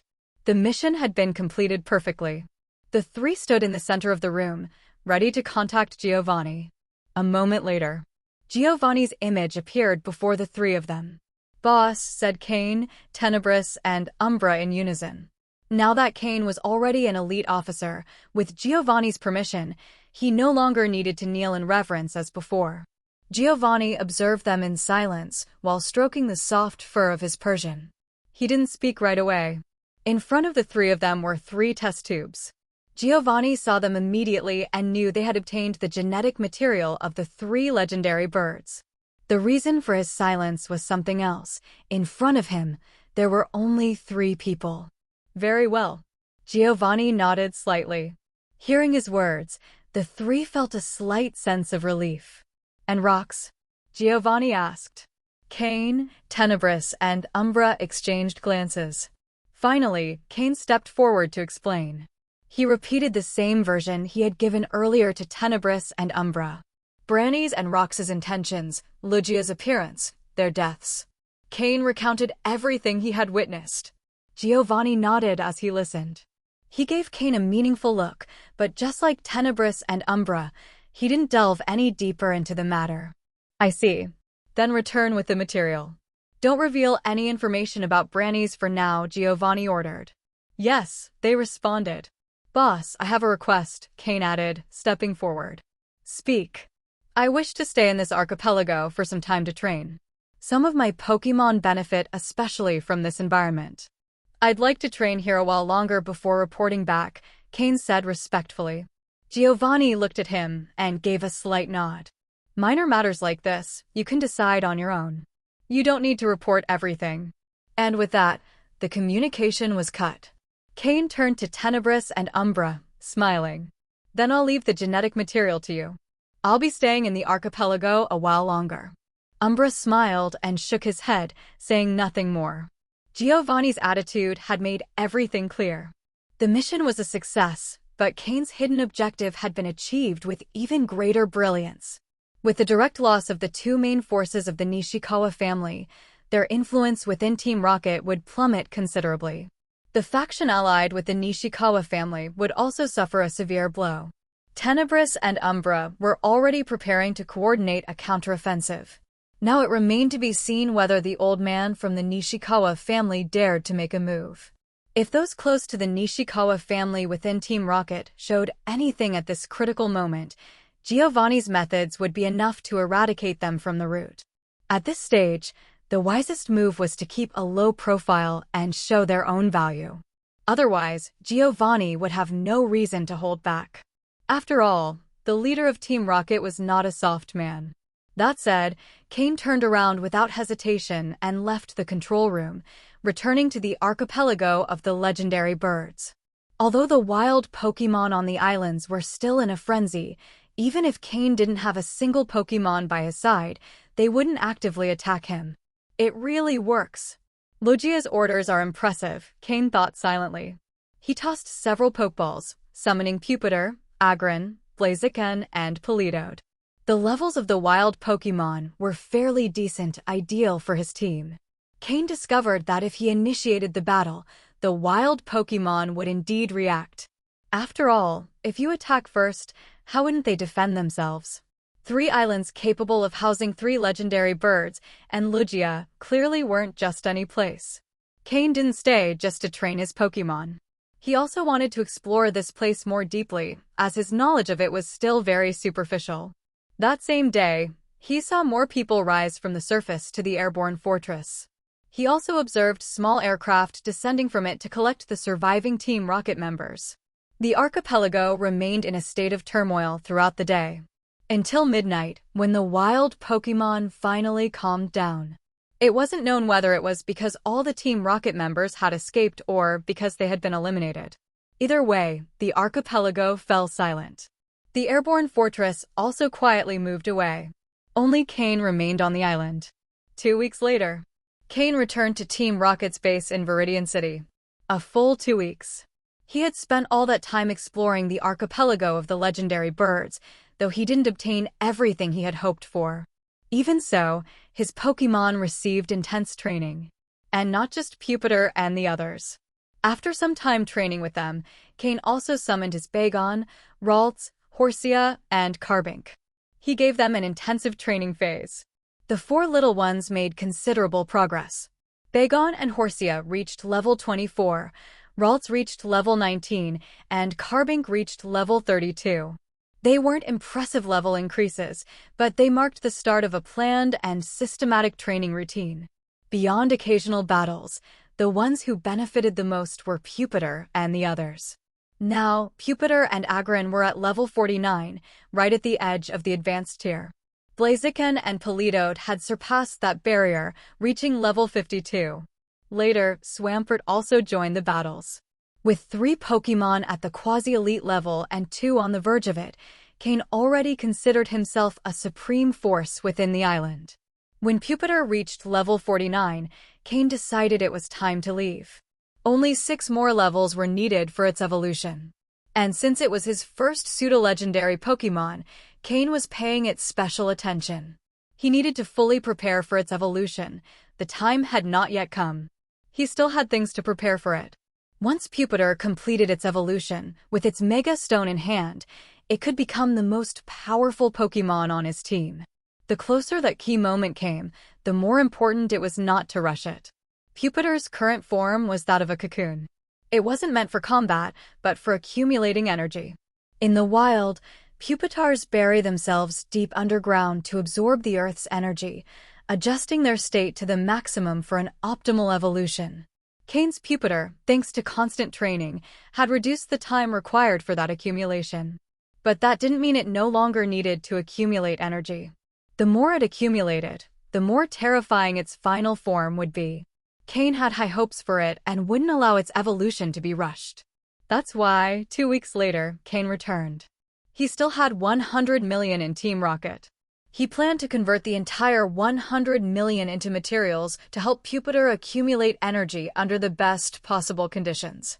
But before that, the first thing he had to do after returning to Team Rocket was to see Giovanni. This time, the meeting with Giovanni wasn't too long. Because everything Cain had done, neither Giovanni nor Cain themselves said it outright. They simply understood each other with a glance. The benefits that Cain would receive would be delivered little by Giovanni, from different fronts. Tangible and immediate things couldn't be shown. After all, Giovanni couldn't allow others to find out he wanted to take action against the Nishikawa family. However, after this incident, combined with 2 weeks of silence, the Nishikawa family had completely calmed down. Cain thought that, with how foolish they were, it wouldn't be surprising if they ended up destroying themselves one day. In any case, no one knew he had been responsible. There was no evidence, and the only ones who knew Cain had participated in that mission were just 3 people. In reality, Giovanni had given Cain a benefit. Normally, upon being promoted to elite officer rank, one would receive a maximum fund of 200 million. But Giovanni doubled that amount for Cain, as an advance. After that, Cain wouldn't have anything to worry about. With Giovanni's character and style, he would never treat his subordinates poorly. Of course, as long as they didn't betray Team Rocket. In his past life, Cain had met someone named Jessie. She had a certain talent, but her head didn't work too well. It was said she was the descendant of one of Giovanni's most trusted assistants, who had died on a mission. Giovanni personally took care of her daughter. And even though Jessie was a bit clumsy, Giovanni never abandoned her. He was always patient with her. All because of the great merits her mother had contributed to Team Rocket. That's why so many people were willing to risk their lives for Giovanni. Without fear for their future, and without fear of standing out too much. After meeting with Giovanni and receiving his recognition, Cain went straight to the exchange center to spend the 100 million from his fund. He spent all of it on materials to help Pupitar during its final accumulation phase. This time, it was a truly massive expense. At the moment, Pupitar was in a situation very similar to what Agron had gone through. Suppress, suppress, and suppress even more. Suppress everything to the limit of what one can endure, and then evolve at that breaking point. The time spent suppressing and the energy accumulated were not wasted. It would all explode the moment it evolved, also reinforcing the Pokémon's foundation. Cain left Viridian City. At first, he planned to head to Pewter City, but recalling the image of Brock's father, he subconsciously changed direction and set his sights on Celadon City. Besides, Celadon City better fit the goals of his trip. As one of the largest cities in Kanto, second only to Saffron City, if Cain wanted to sell the Pokémon in his possession, it was the ideal location. And on top of that, Celadon City was situated between Viridian City and Saffron City, 2 major Team Rocket bases. Even if it appeared to be under League control, in reality, Team Rocket had already taken deep root there. The Team Rocket base in Celadon City was quite large. So was the black market. Aside from the Celadon Gym, the city hosted other famous locations, like the Celadon Department Store, Celadon Condominiums, and the Celadon Game Corner, among others. So Celadon City didn't live in Saffron City's shadow, it had its own industry. Cain entered the city without drawing anyone's attention. Without wandering, he went directly to the black market. There he sought out the headquarters of the Hunters Guild. Truthfully, it had been a long time since he had set foot in one. Mainly because in this life he hadn't lacked money, so he didn't need to catch Pokémon to exchange them for resources. Except for the early stage, right after returning from Trial Island, when he did use the Hunter's Guild to earn some money for his Pokémon. After that, he set aside the Hunter title. In truth, the income pace as a hunter was too slow. In this life, Cain's hunter rank was even lower than in the previous one, but his strength was more than double. The Pokémon he intended to sell this time weren't things the guild could handle through regular missions.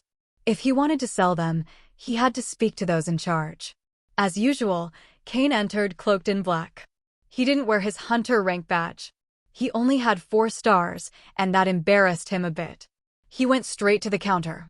"I want to speak to the person in charge of Celadon City," Cain told the staff. The employee was very polite. They didn't get upset that he wasn't wearing a badge, since not everyone who came in was a hunter. "Excuse me, sir. May I have your name?" the worker asked kindly. Cain then took out an elite officer badge from Team Rocket. Though it wasn't his, it had belonged to Brawny's. However, these badges didn't display their owner unless scanned, so even if he'd shown his own, it wouldn't have mattered. The Hunters Guild had strong ties with Team Rocket. Even if the staff couldn't recognize the badge, they had been instructed to report immediately upon seeing one. With a nervous expression, the worker led Cain to the VIP room at the Celadon City branch. Cain waited silently for the person in charge. The room was decorated in the usual style of the Hunters Guild. He didn't have to wait long. A few minutes later, the door opened. In walked a striking woman, wearing such heavy makeup that her face was indistinguishable, and with a very attractive figure, swaying her hips as she moved. Upon seeing who it was, Cain's eyes narrowed. He hadn't expected to run into an old acquaintance here, in Celadon City. It was someone who had caused him a few problems in the past. Back then, she was much stronger than him, and he hadn't even been able to resist. But now, the tables had turned. Her strength hadn't changed much, but Cain was no longer the same as before. The woman was Rose, a Hunters Guild employee he had first met over a year ago in Saffron City.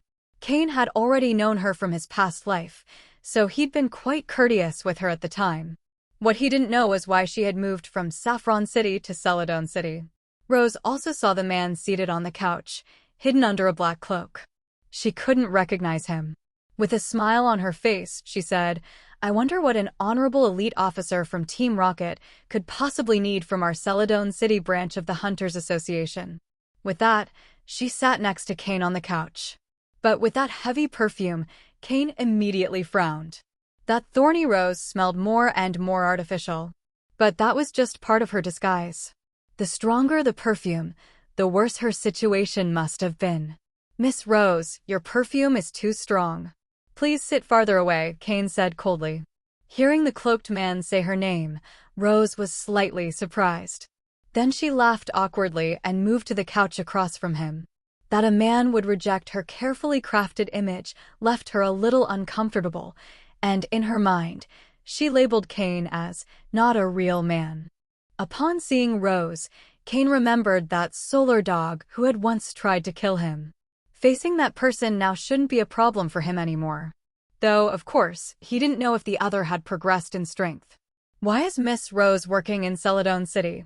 "I remember you used to be in Saffron City," Cain asked, without yet mentioning the reason for his visit. Rose was stunned again upon hearing the question.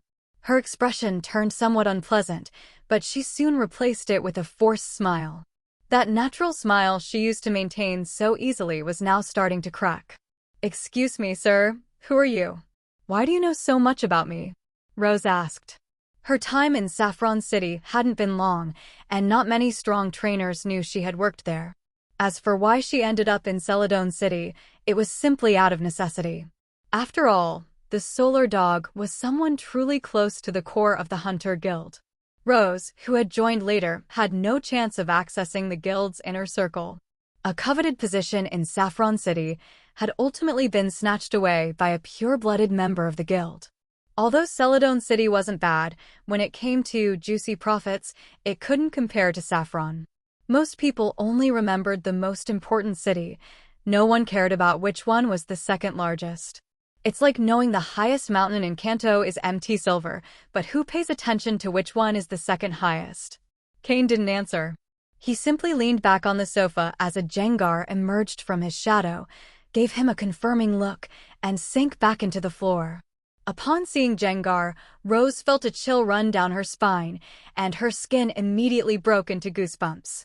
With just a glance, as an experienced hunter, she knew her Pokémon were no match for that Jengar.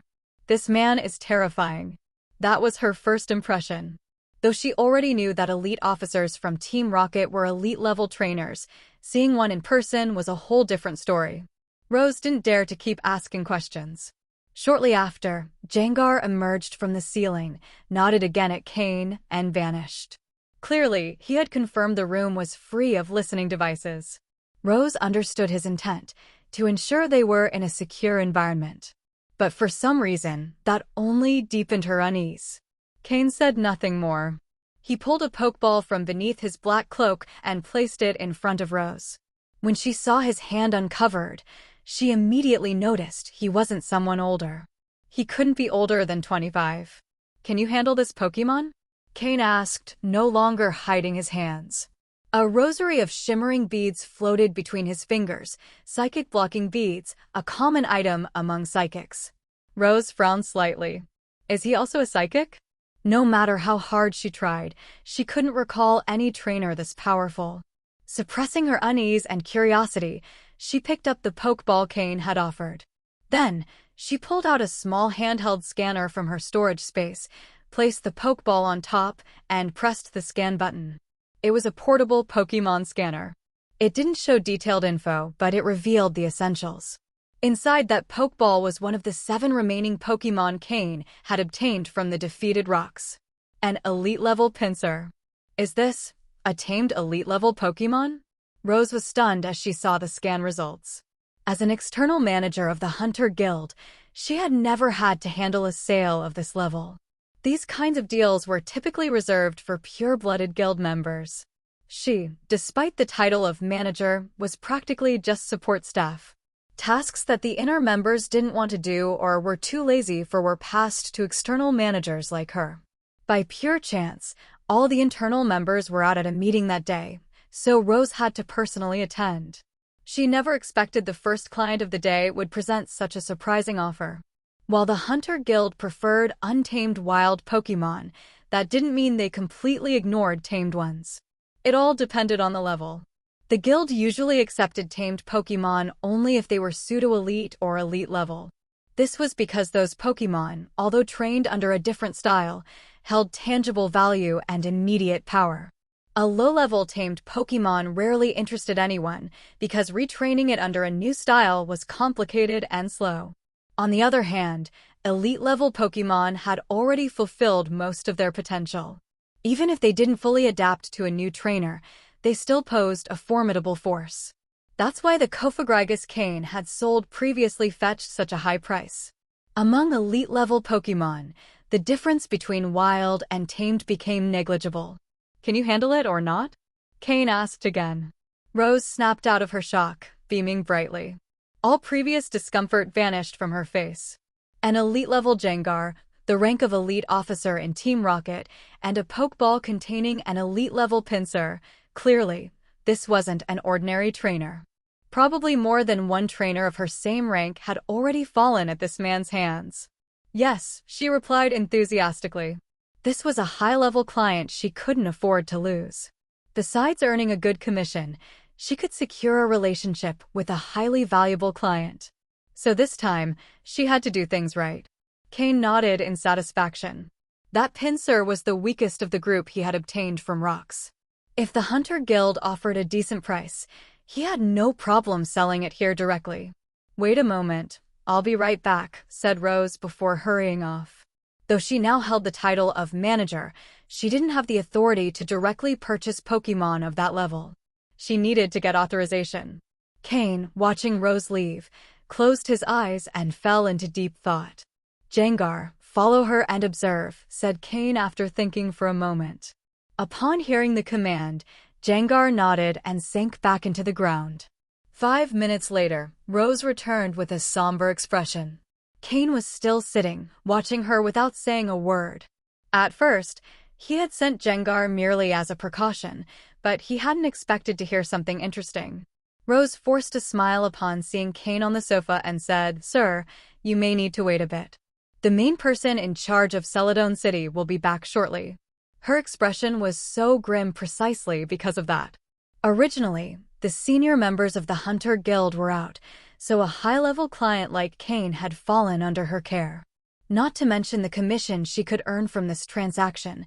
If she managed to establish a good relationship, she'd secure a stable, high-level client long-term. However, her maximum authority only allowed her to handle the purchase of quasi-elite level Pokémon. For elite level ones, special authorization was required. And when that person found out about the presence of such a client, they dropped everything and rushed back. At that point, Cain would be under their management, and everything Rose had done would be for nothing. Like trying to fill a bucket using a bamboo sieve. How was she supposed to smile in such a situation? What she didn't know was that Cain already knew everything. Rose was someone with potential. Though others may not have realized it, Cain did. Because in the future, she would indeed raise her strength to the elite level. Cain didn't know what kind of opportunity would lead her to grow like that, but he knew she wouldn't just be an ordinary elite-level trainer. The problem was that she had lost too much time at the beginning, and that delay would likely cap her potential at the peak of the elite level. With more investment from the start, she might have even gone further. A whole year wasted without any progress. Cain considered it a shame. All of this, theoretically, had nothing to do with him. Whether Rose became strong or not didn't concern him in the slightest. But there was one person he did need information about, Logan, the one who had once threatened him. Cain admitted he was vengeful. If someone offended him, they had better kill him on the spot, or prepare to suffer his revenge 100-fold. He didn't see himself as noble, he lacked the grandeur of so-called great men. If someone wronged him, they would pay dearly once he had the strength. So, after what he had overheard, Cain had an idea. An idea still immature, but interesting. "Are you in trouble, Miss Rose?" "I wonder if I could help you," Cain said calmly. Rose was stunned to hear him. From the moment she first saw him, this hooded man had said her name. Clearly, he knew who she was. And now he was asking something like this? He didn't seem like someone interested in women, but... Cain smiled at her expression. "Perhaps I can help you, but first I need you to help me with something that's been bothering me for a long time."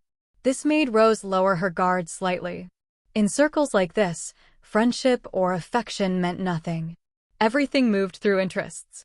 If he had something to ask, that made him more believable. "Go ahead," Rose replied, relaxing a bit as she sat on the sofa across from him. The guild head would still take at least half an hour to arrive.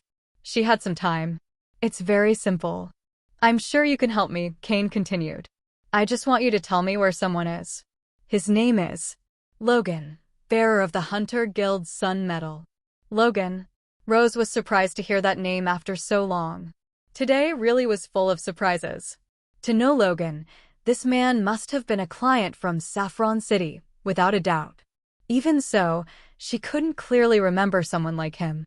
"It's been a long time since I've heard that name." Logan was the guild head in Saffron City for a while, but he wasn't there long. Then he was reassigned. "He should be working in the Hoenn region now," Rose explained, as if recalling the past. She remembered Logan had once been one of her suitors. But then he was transferred, and she was reassigned as well, so they lost contact. Though, to be honest, she was never truly interested in him. Still, she couldn't deny that as a core member of the guild, Logan had a much smoother path ahead. "Hoenn, huh?" Cain muttered. So the damn sundog was now in the Hoenn region. "May I ask why you're looking for him?" "I could send him a message for you," Rose offered, after hesitating a bit. She didn't particularly want to talk to Logan, but if it earned her favor with a high-ranking member of Team Rocket, it was worth it. Cain smiled. If she could contact him, that was enough. Without dragging out the topic, Cain asked, "Miss Rose, you're not a core member of the Hunter Guild, are you?" It wasn't something she needed to hide. Hunters were ranked with golden stars, but core members had a sun medal. Rose, on the other hand, was an external member, represented with a moon medal. Everyone who knew her knew she wasn't part of the core. That's right, Rose nodded. Though she masked it well, Cain caught a glimpse of frustration and regret in her eyes. Joining an organization is easy. Leaving is nearly impossible. Unless you have enough strength to ignore its existence entirely.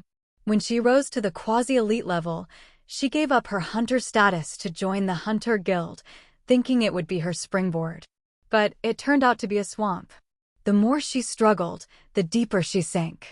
Escaping was almost impossible. Upon hearing her answer, Cain nodded. Then you know well that, as an external member, your position is very delicate. I'd bet you haven't been able to properly train your Pokémon in a long time, am I wrong? What are you trying to tell me? Rose asked, beginning to sense something. I want to give you a chance. A real one. One that could help you soar, and at the same time, give you a remedy for regret, if you choose to take it. Cain paused for a moment, waiting for her reaction. Seeing that Rose wasn't too upset, he continued, leave the Hunter Guild. Just as he expected, though Rose had already guessed it, her expression turned complicated upon hearing those words. Leaving the guild, hadn't she wished for that 1,000 times? Join Team Rocket? I imagine they'd be the first to hand me over if that earned them favor with the Hunter Guild, she replied with a sarcastic laugh. Team Rocket was a more powerful organization than the guild, yes. But they had been entangled with each other for a long time. They wouldn't clash over someone like her. She wasn't worth that much. Cain shook his head as he spun the psychic blocking beads between his fingers. Yes and no. What do you mean by that? Asked Rose. At that moment, it was as if she were clinging to the last strand of hope that could save her life. If there was a chance, she truly wanted to escape the control of the Hunter Guild. It's simple. Join Team Rocket in the Hoenn region. Change your identity, start over. Although the Hunter Guild also has a presence in Hoenn, without Team Rocket's support, finding a single person there would be extremely difficult, Cain explained. Then he pulled a Pokeball from his pocket and placed it directly on the table. Inside is another elite-level Pokémon. If you accept, it's yours. After speaking, Cain crossed his legs, and the psychic blocking beads began to spin even faster.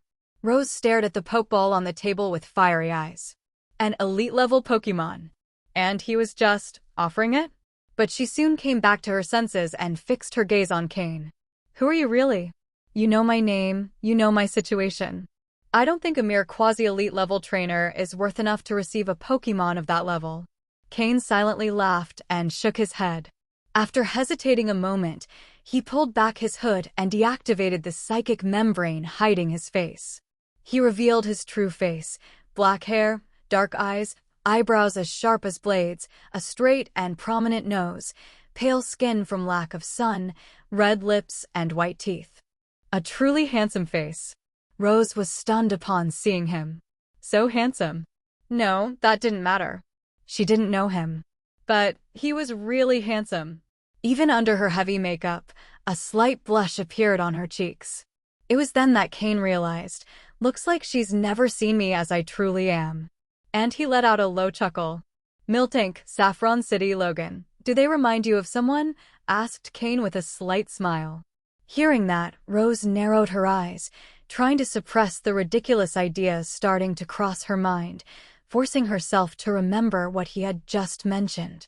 Suddenly, as if something clicked in her memory, her pupils contracted. She raised a trembling finger, pointing at Cain, trying to speak, but not knowing what to say. Looks like you've remembered, said Cain. The shock in Rose's eyes took a while to fade, giving way to a complex expression. She couldn't believe it. That kid she barely exchanged words with is now an elite officer of Team Rocket? A trainer who can offer an elite-level Pokémon just like that? But thinking about it, Rose couldn't help but feel some excitement. Rising from a regular trainer to elite level in a year wasn't impossible, but it was extremely rare. She had never seen anything like it. Cain's current power meant only one thing: his potential was massive. Maybe her chance to break free from the chains of the Hunter Guild was standing right in front of her. I didn't expect you to have come so far, said Rose, her expression hard to read. I believe in you. You can reach this level too if you leave the Hunter Guild. Leave the Hunter Guild. Rose repeated softly. Gradually, her eyes began to shine. She looked at Cain again and asked, "What do I have to give in return?" "Very simple. Loyalty. And more loyalty," Cain replied with a smile. Loyalty. Many said that word easily, but how many truly meant it? Rose gave a soft laugh, not hiding the bitterness in her expression. Who would trust someone who's only thinking about escaping their current organization? Leaving the Hunter Guild, was it truly impossible? Not necessarily. There's always a chance. But if she did, where would she go? Without resources, how could she continue progressing as a trainer? An endless cycle. I do trust you. But for your peace of mind and mine, I need to leave a safety measure in your mind. There's no need to explain what it does, said Cain. Then he looked at the watch on his communicator and added, "You have 10 minutes to decide. After that, the main leader of the guild will be back."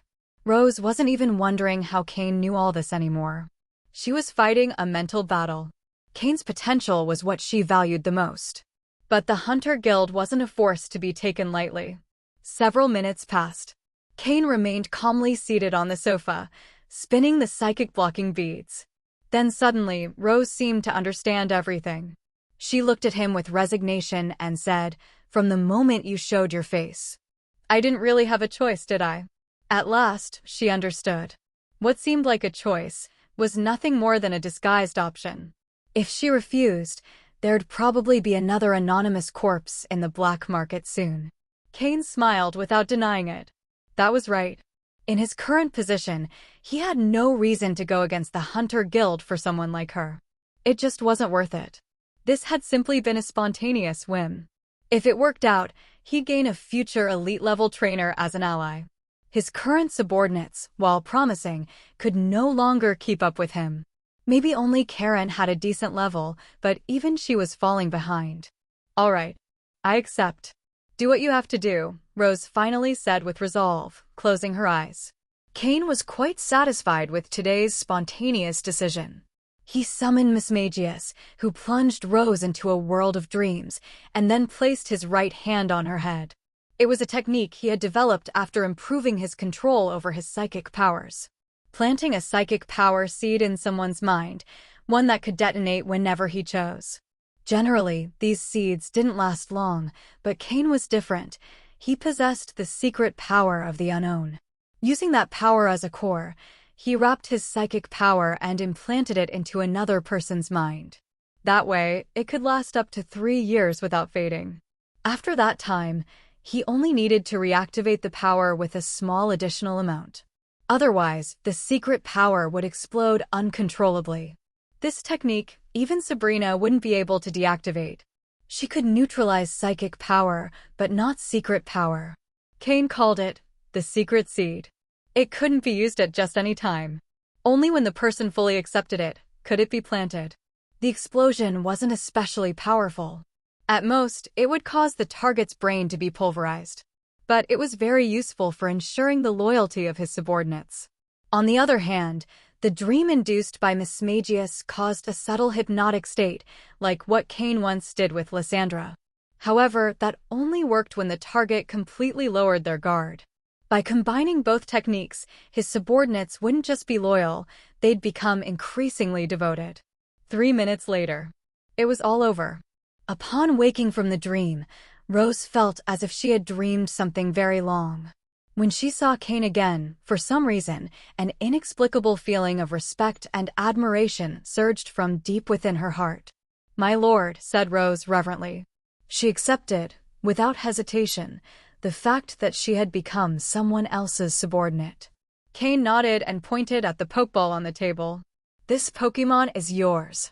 Although at first it might feel uncomfortable using a Pokémon you didn't raise yourself, with some time and training, I'm sure it will surpass any of your own Pokémon." This Pokémon had belonged to Rox. Cain had initially planned to sell Pinsir, but this one in particular was a Houndoom. Both Pinsir and Houndoom were at level 61, the weakest under Rox's command, but now the most suitable for Rose. After all, she was only a quasi-elite level trainer. If she received a Pokémon that was too strong, she might not be able to control it. "Yes, sir," Rose took the Pokeball with excitement. If others knew that pledging loyalty to Cain was all it took to receive an elite-level Pokémon, they'd surely go crazy. So many trainers get stuck at the quasi-elite level and never move beyond it in their lifetime, and how many would be willing to do what she did? Just interacting with an elite-level Pokémon can make the difference in personal growth obvious. Cain had originally planned to sell these Pokémon in exchange for resources, but now he saw that even if he kept them, they wouldn't lose their value. He could even distribute them to other subordinates in the future. In the Pokémon world, becoming strong on your own is possible, but reaching the top? That's no longer a solo effort. Even someone as powerful as Giovanni needed to lead a massive team like Team Rocket to keep rising. Send it out. I'll help you take the first step, Cain said. Rose smiled brightly again. She immediately opened the Pokeball and released the Houndoom inside. This Houndoom, during the incident in the legendary Birds Archipelago, had already been thoroughly intimidated by Cain. His Pokémon knew exactly how to deal with a Houndoom. They knew where to strike to cause pain without actually injuring it. Ayuyu. Houndoom began to howl as it emerged, but the moment it saw Cain, its voice instantly died. With its tail between its legs, it lowered its head and crawled over next to Cain, wagging its tail submissively. Jengar emerged from the ground, shooting a cold glare at the Houndoom. It immediately shuddered and obediently stayed still without making a sound. Rose watched the entire scene. Was this really an elite-level Pokémon? Was this a joke? Houndoom, from now on, she will be your new trainer. You know what happens if you don't obey, said Cain. At the same time, Jengar and Mismagius both fixed their gazes on it. Houndoom obeyed without hesitation, running over to Rose and gently rubbing against her leg. Taming an elite-level Pokémon was this easy? Rose had mentally prepared for a long process. Just as she was about to say something, the door was abruptly pushed open. A woman in the Guild of Hunters Director's uniform, with a sun badge on her chest, walked into the room. Upon seeing the scene inside, she was stunned. Cain frowned. You are the commander of Team Rocket, aren't you? I am. She didn't even get to finish her sentence before falling silent. Mismagius's eyes glowed with psychic energy, and a psychic beam left her completely controlled. Cain, sitting on the sofa, looked at the woman coldly. Then he turned to Rose. Is she one of the ones who exploited you so cruelly? Yes, Rose hesitated a moment, but nodded. The woman's eyes were filled only with confusion and fear. She had no idea what was happening. She's all yours. Consider this your test of loyalty. You know what to do. I'll wait for you at the entrance of the black market in 10 minutes, said Cain, then stood up and left with Jengar and Mismagius. He left the Guild of Hunters. This was Rose's final test. If she could take care of that direct member of the guild, it would mean she had truly severed her ties with them. From then on, she would have only Cain to serve. At least with him, she would receive the rewards she deserved. Rose, of course, knew what had to be done. Jengar and Mismagius could turn invisible at will. No one would know whether they were still there or not. And as a woman who had survived in the guild's underground, and with good looks to boot, words like compassion weren't part of her vocabulary. She had already betrayed the guild. The best way to prove her resolve was to eliminate a direct member. Cain pulled up his hood and left the building. What happened next no longer had anything to do with him. The Team Rocket badge he had shown upon entering wasn't even his, and no one could trace it back to him. 10 minutes later, Cain waited at the entrance to Celadon City's black market. In front of him, Rose appeared, her face filled with cold determination. My lord, she greeted respectfully. Then, she pulled a bloodstained sun badge from her pocket and showed it to Cain. Cain nodded and led her out of Celadon City's black market. From now on, Rose had no way back. It had to be admitted, in crucial moments, this woman had guts. She was able to eliminate a key guild member without hesitation. That showed her resolve. Oh, and one more thing. Your makeup is way too heavy. Don't wear it like that again, Cain said as they walked. Rose smiled and nodded. Makeup wasn't just for looking attractive or drawing certain men's attention. In reality, very few people had ever seen her real face. It was an even simpler way to change one's appearance than disguising oneself. While waiting for Rose, Cain had already instructed Team Rocket's administrative team to register a new league identity under Rose's name. That would make her work in the Hoenn region easier. Although she wouldn't have the same level of confidentiality Cain did, it was still a pretty useful status, so long as she didn't get involved with the League's core. After leaving Celadon City, Cain took Rose to Saffron City, where they boarded a plane bound for the Hoenn region. During the flight, Cain once again confirmed with Rose the identity of Logan and his activities in Hoenn. Hoenn. Rustboro City. Cain exited the Rustboro City airport and dialed Steven's number. But he was informed that the connection could not be established. Apparently, Steven wasn't in the city. Maybe he had gone out training. As for Rose, once she left the airport, she followed Cain's orders and headed straight to Mauville City. Currently, Team Heaven had no one in charge of that city, and its development had stagnated. By sending Rose there, Cain hoped to revive its growth. At the same time, it would put pressure on Miyamoto, Alec, and Karen. If they didn't work harder, they would soon fall behind Cain's pace. Originally, he had promised Steven that after returning to Hoenn, he would seek him out for a battle. Now it seemed that not only had he left the city, but he had also taken Phoebe with him. Who knows where they had gone to train? But well, in truth, Cain still had several important matters to resolve. Thanks to Rose, he had obtained detailed information about Logan. The reason Logan was a direct line member of the Hunter Guild was that his grandfather was one of the guild's founders and is currently one of the 6 most influential elders. The reason he was transferred to the Hoenn region was to groom him as the future top leader of the Hunter Guild in that region. The guild does not participate directly in battles, but it maintains relations with all organizations. Mainly with Team Rocket, of course. However, Team Rocket's influence in other regions is limited, so in Hoenn, the Hunter Guild also sought to ally with other powerful organizations. Team Magma was one of them. And Logan, at this moment, is the liaison between the guild and Team Magma, maintaining an extremely close relationship. All of this information was obtained by Cain thanks to Rose. He also received a not-yet-confirmed report that Logan may have already reached the rank of an elite-level trainer. With the backing of a powerful elder and the support of a local organization, even if he hasn't reached it yet, he's probably not far from it. After leaving the airport, Cain took a taxi. This trip to Kanto had brought him great benefits, obtaining the genetic material of the 3 legendary birds, eliminating the threat posed by Reggie, as well as taking out 2 elite-level trainers, Rox and Brannies, and a large portion of the regular members who participated in the mission. Although he had not yet received direct rewards from Giovanni, Cain was sure that those would come little by little. However, not gaining access to the team researching the Mu gene was something he regretted. Even so, having been promoted to elite officer of Team Rocket and having closely touched part of the Mu gene research project was already a big step.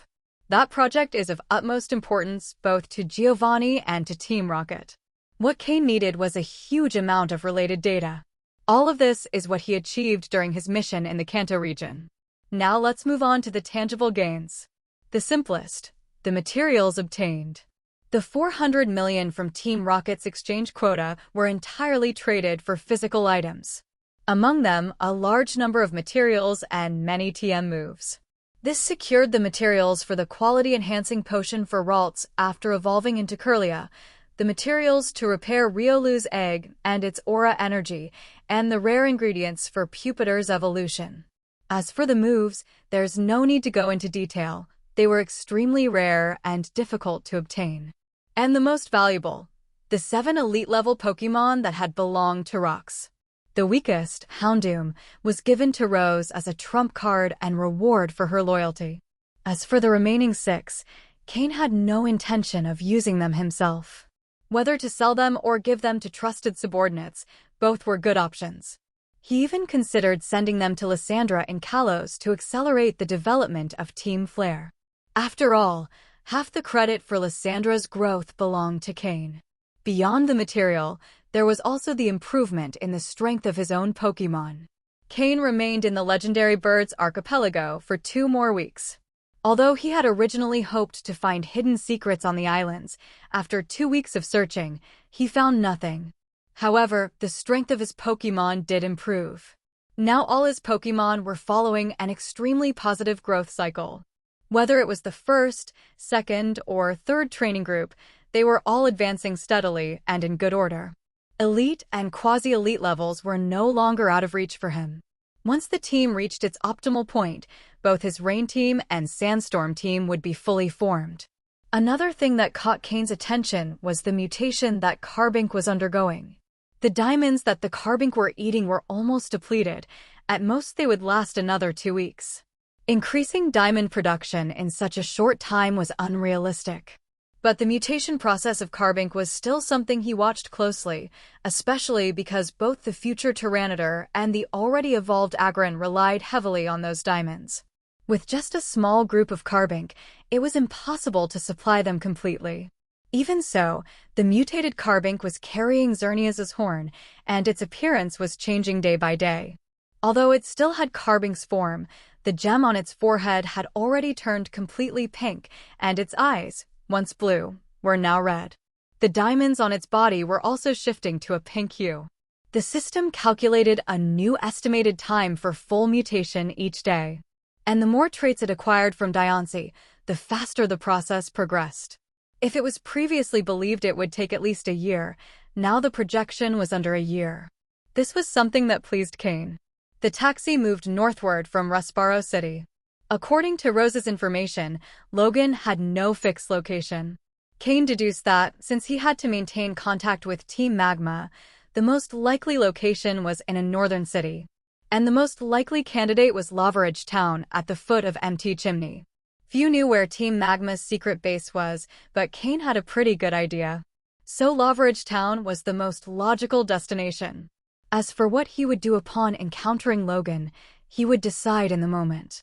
And not just because of him, but due to the relationship between the Hunter Guild and Team Magma, Cain was also curious.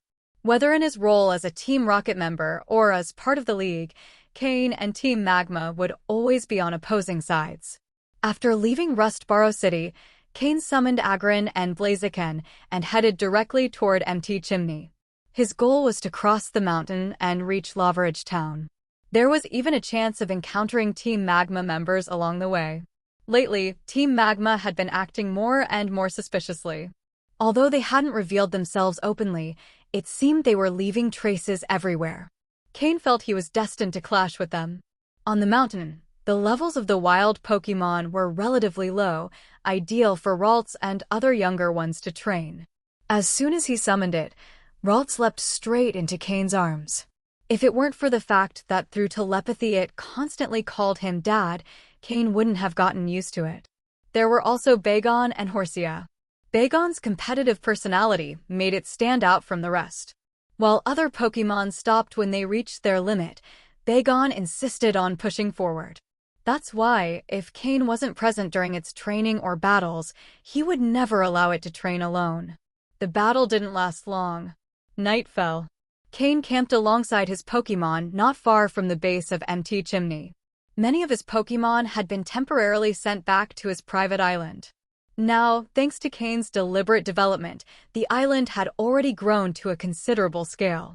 Living there was like dwelling in a hidden paradise, completely detached from the world. At his side remained Pupitar, Aggron, Blaziken, Swampert, Ralts, Bagon, and Horsia, a total of 7 Pokémon. Besides Gengar, who stayed hidden in the shadows as a final line of defense, only Flygon remained as his aerial mount. Pupitar had already entered a complete state of meditation. When summoned, it stood with eyes closed, completely motionless. That restless nature at once had now seemed completely suppressed. However, this kind of silent, forced training was ideal to strengthen its resolve and mindset. If it could overcome this stage, its future evolution into Tyranitar would be completely natural. Currently at level 49, Pupitar was close to evolving. It only lacked 6 more levels, and Cain hoped it would take that step steadily. Aggron, on the other hand, was in a completely opposite state. It ate and trained with full effort every day. That was something Cain had directly instructed it to do. Due to its metallic structure, Aggron's mobility had always been a limitation.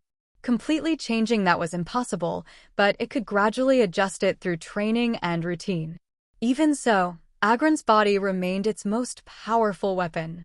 To support that heavy metallic armor, every muscle had to be perfected. Hence, Cain asked it to eat a lot and exercise constantly. As for Blaziken, its training focus had changed entirely.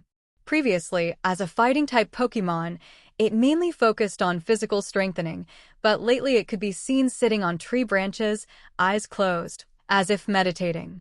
This was thanks to Cain's guidance.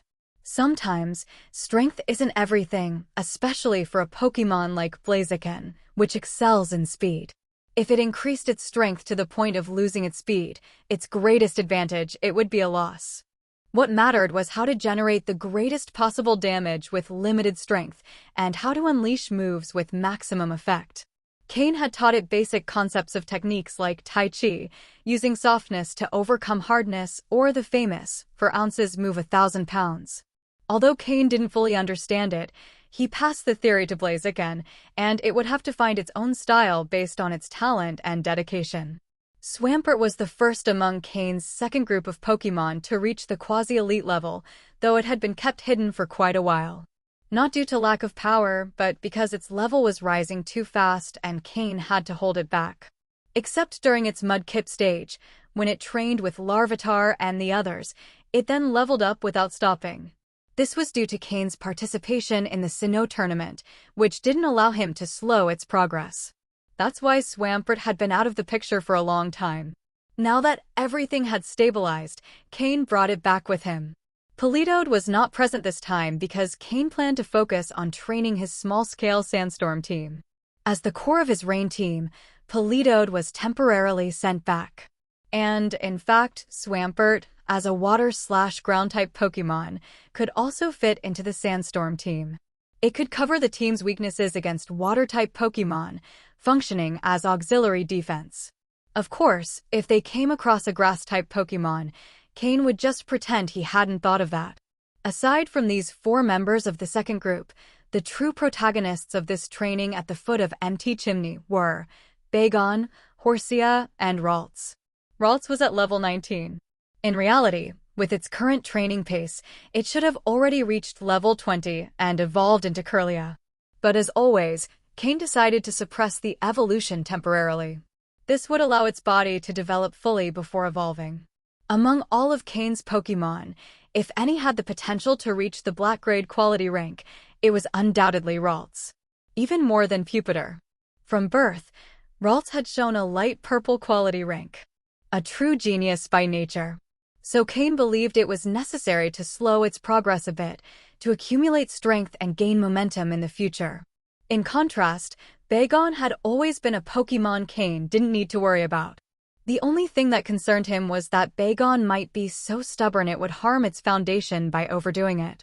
But Cain had underestimated both the constitution of a pure Dragon-type Pokémon and Drake's research on Bagon. In fact, if Cain found high-quality materials suited for Bagon, its future would be extraordinary, given its dedication. Comparing Bagon and Ralts was like comparing a hard-working genius with a natural genius. Cain believed Bagon's potential wouldn't be less than Ralts's. At least in battle, they'd be on the same level. And lastly, Horsia. Originally captured to complete his Rain team, it now fit perfectly into the team. Its growth speed was so fast it was already catching up to Bagon. Perhaps due to the constant stimulus from the latter. Cain was pleased to see this. After placing each Pokémon in their respective training tasks, Cain sat cross-legged on the ground and pulled out a large number of materials from his storage space. Now that he had all the necessary ingredients, he could prepare the quality enhancement potion for Kirlia. He had also gathered the materials to restore Riolu's egg. According to the system, it was ready to hatch. But Cain didn't have time at the moment to care for a newborn Pokémon, so he would wait until he had resolved current matters to fully dedicate himself. A Pokémon like Riolu must be treated sincerely from the beginning. Just as Cain finished preparing both items, the League communicator began to ring nonstop. When he picked it up and read the message, he couldn't take his eyes off it for quite a while. The Electric-type Elite Four member, Watson, resigns from his post as a member of the Elite Four of the Hoenn region. The Hoenn region was about to become turbulent. Did Cain see that correctly? The Electric-type Elite Four, Watson, was going to resign? Upon seeing the message, a surge of thoughts flooded his mind. Currently, in the Hoenn region, the only Elite Four member who might step down was the elderly Watson. His strength certainly no longer matched the standard of an Elite Four member. On the other hand, the veteran Drake, despite his age, seemed to grow stronger with each passing year. This highlighted the importance of choosing the right Pokémon. Aside from Watson and Drake, the other two members of the Elite Four were Sydney, a Dark-type specialist, and Glacia, who specialized in Ice types.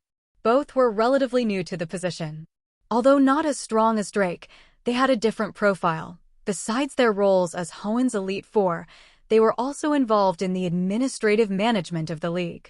Their strength was solid, though not dazzling, which seemed like a move forced by Juan, who pushed them into the spotlight prematurely. However, in retrospect, the result wasn't bad. Watson's resignation from the Elite Four position would undoubtedly stir major upheaval within the Hoenn League.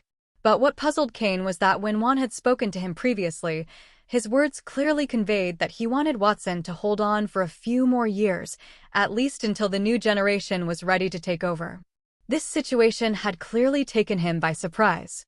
According to the original plan, Phoebe was to eventually replace Watson as an Elite Four, but the timeline had clearly been accelerated by several years. Not even Steven or Cain himself were currently in a position to assume that role. Precisely due to the lack of a clear successor, Hoenn was beginning to tremble. Anyone with power and backing would now try to compete for the Elite Four position. Cain directly called his master, Matsuda Takashi, who was the one who had sent him the message. The call connected quickly. Cain? Hold on a second. Old Matsuda's voice sounded tired, and there were many voices in the background, as if something was being heatedly discussed or urgent reports were being given. After a while, old Matsuda moved to a quieter place, and his voice became clearer. Master, what's going on? Why is Elite Four Watson resigning so suddenly? Cain asked urgently.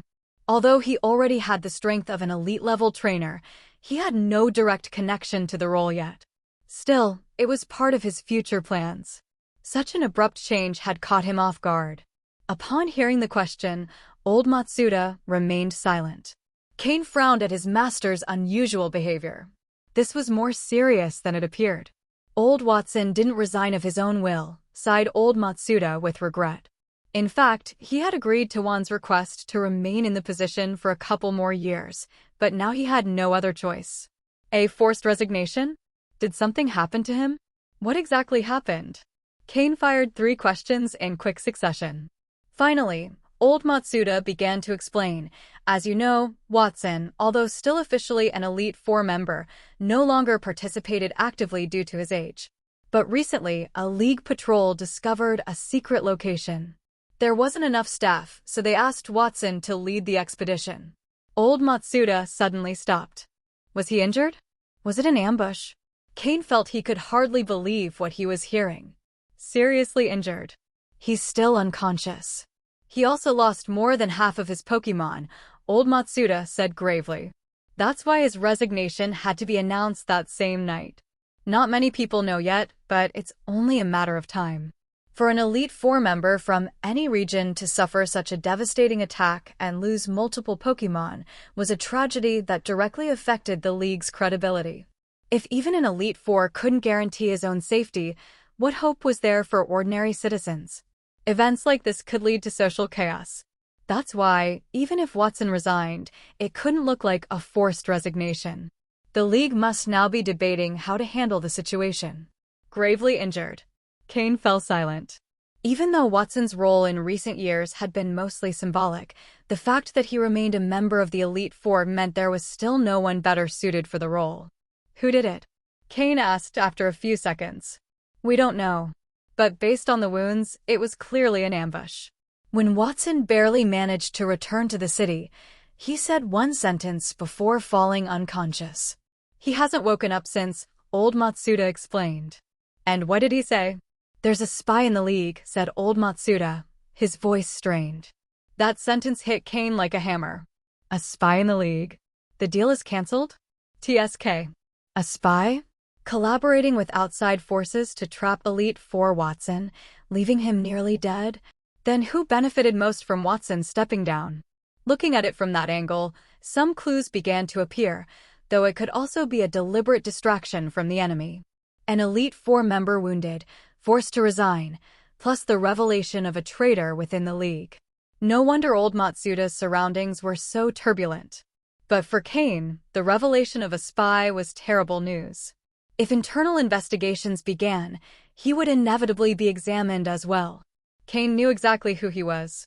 And although his connection with Team Rocket was confidential, would that information survive a serious probe? There was only one way out. Master, where are you now? I'll come right away, said Cain with determination. We're in Slateport City. If you can come, that would be good. All the league's top brass are gathering. Maybe you can contribute something, replied old Matsuda. I'm heading there immediately, Cain said, ending the call.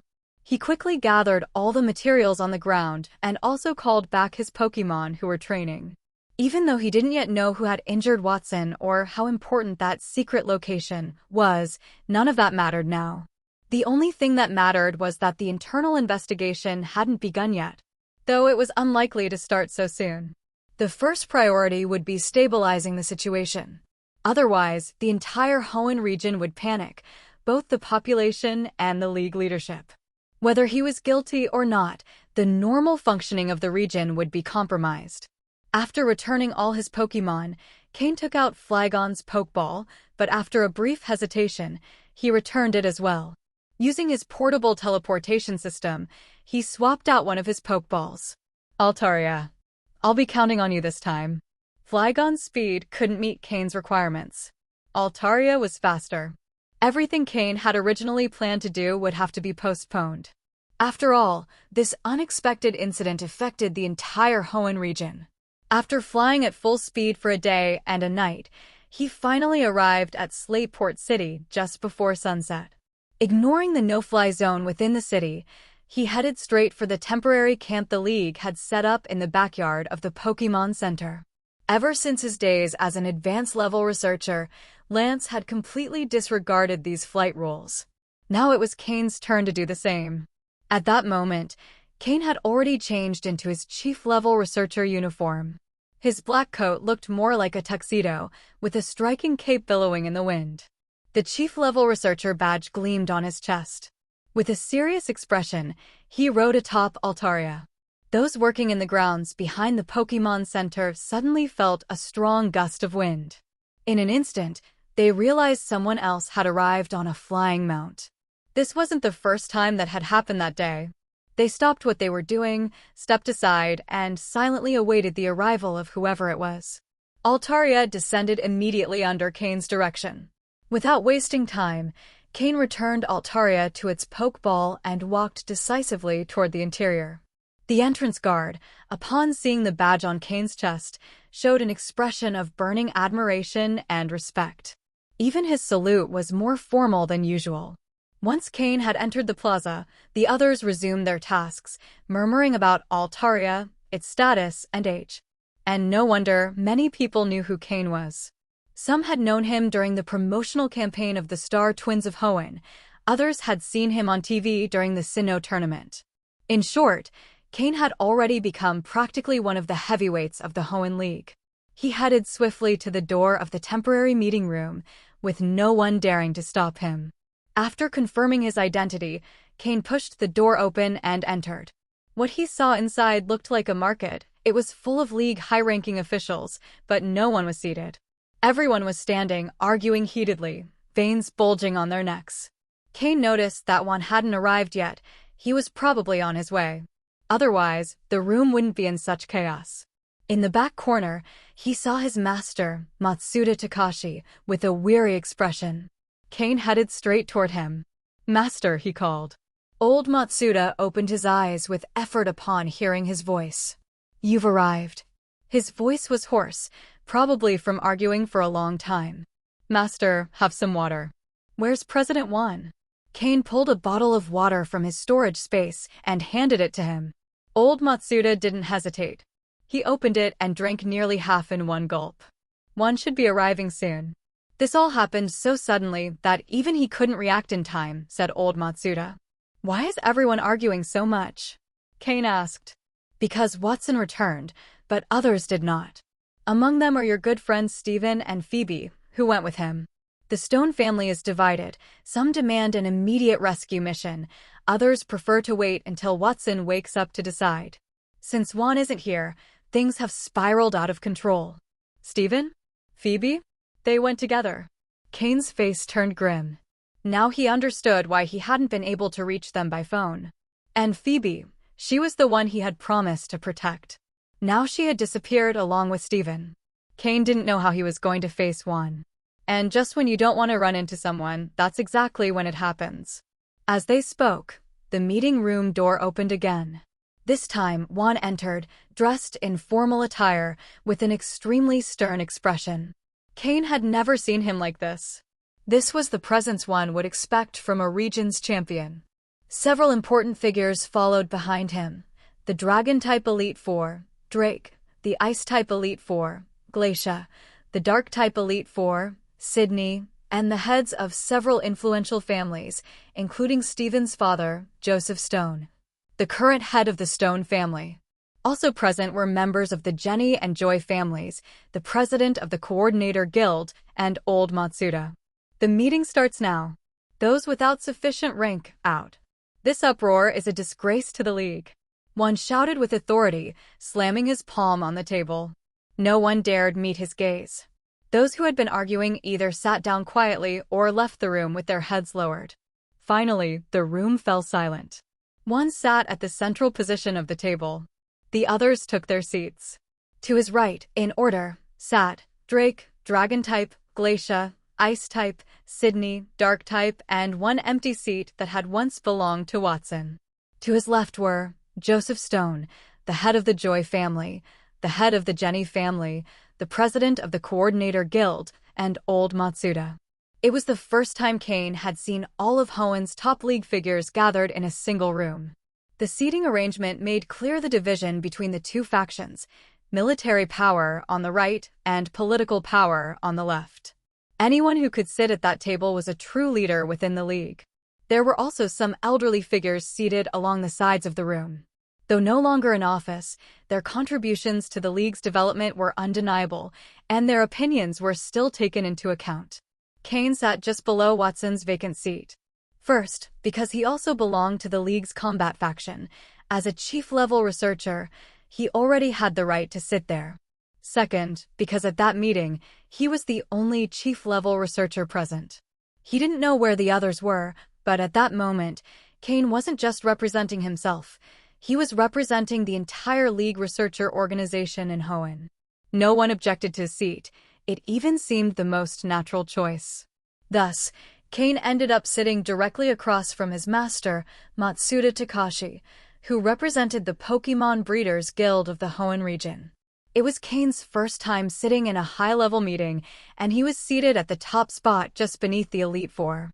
Undoubtedly, it was a great honor. Behind him were many League executives, many of whom represented powerful families or factions. But Cain didn't feel even a sliver of joy.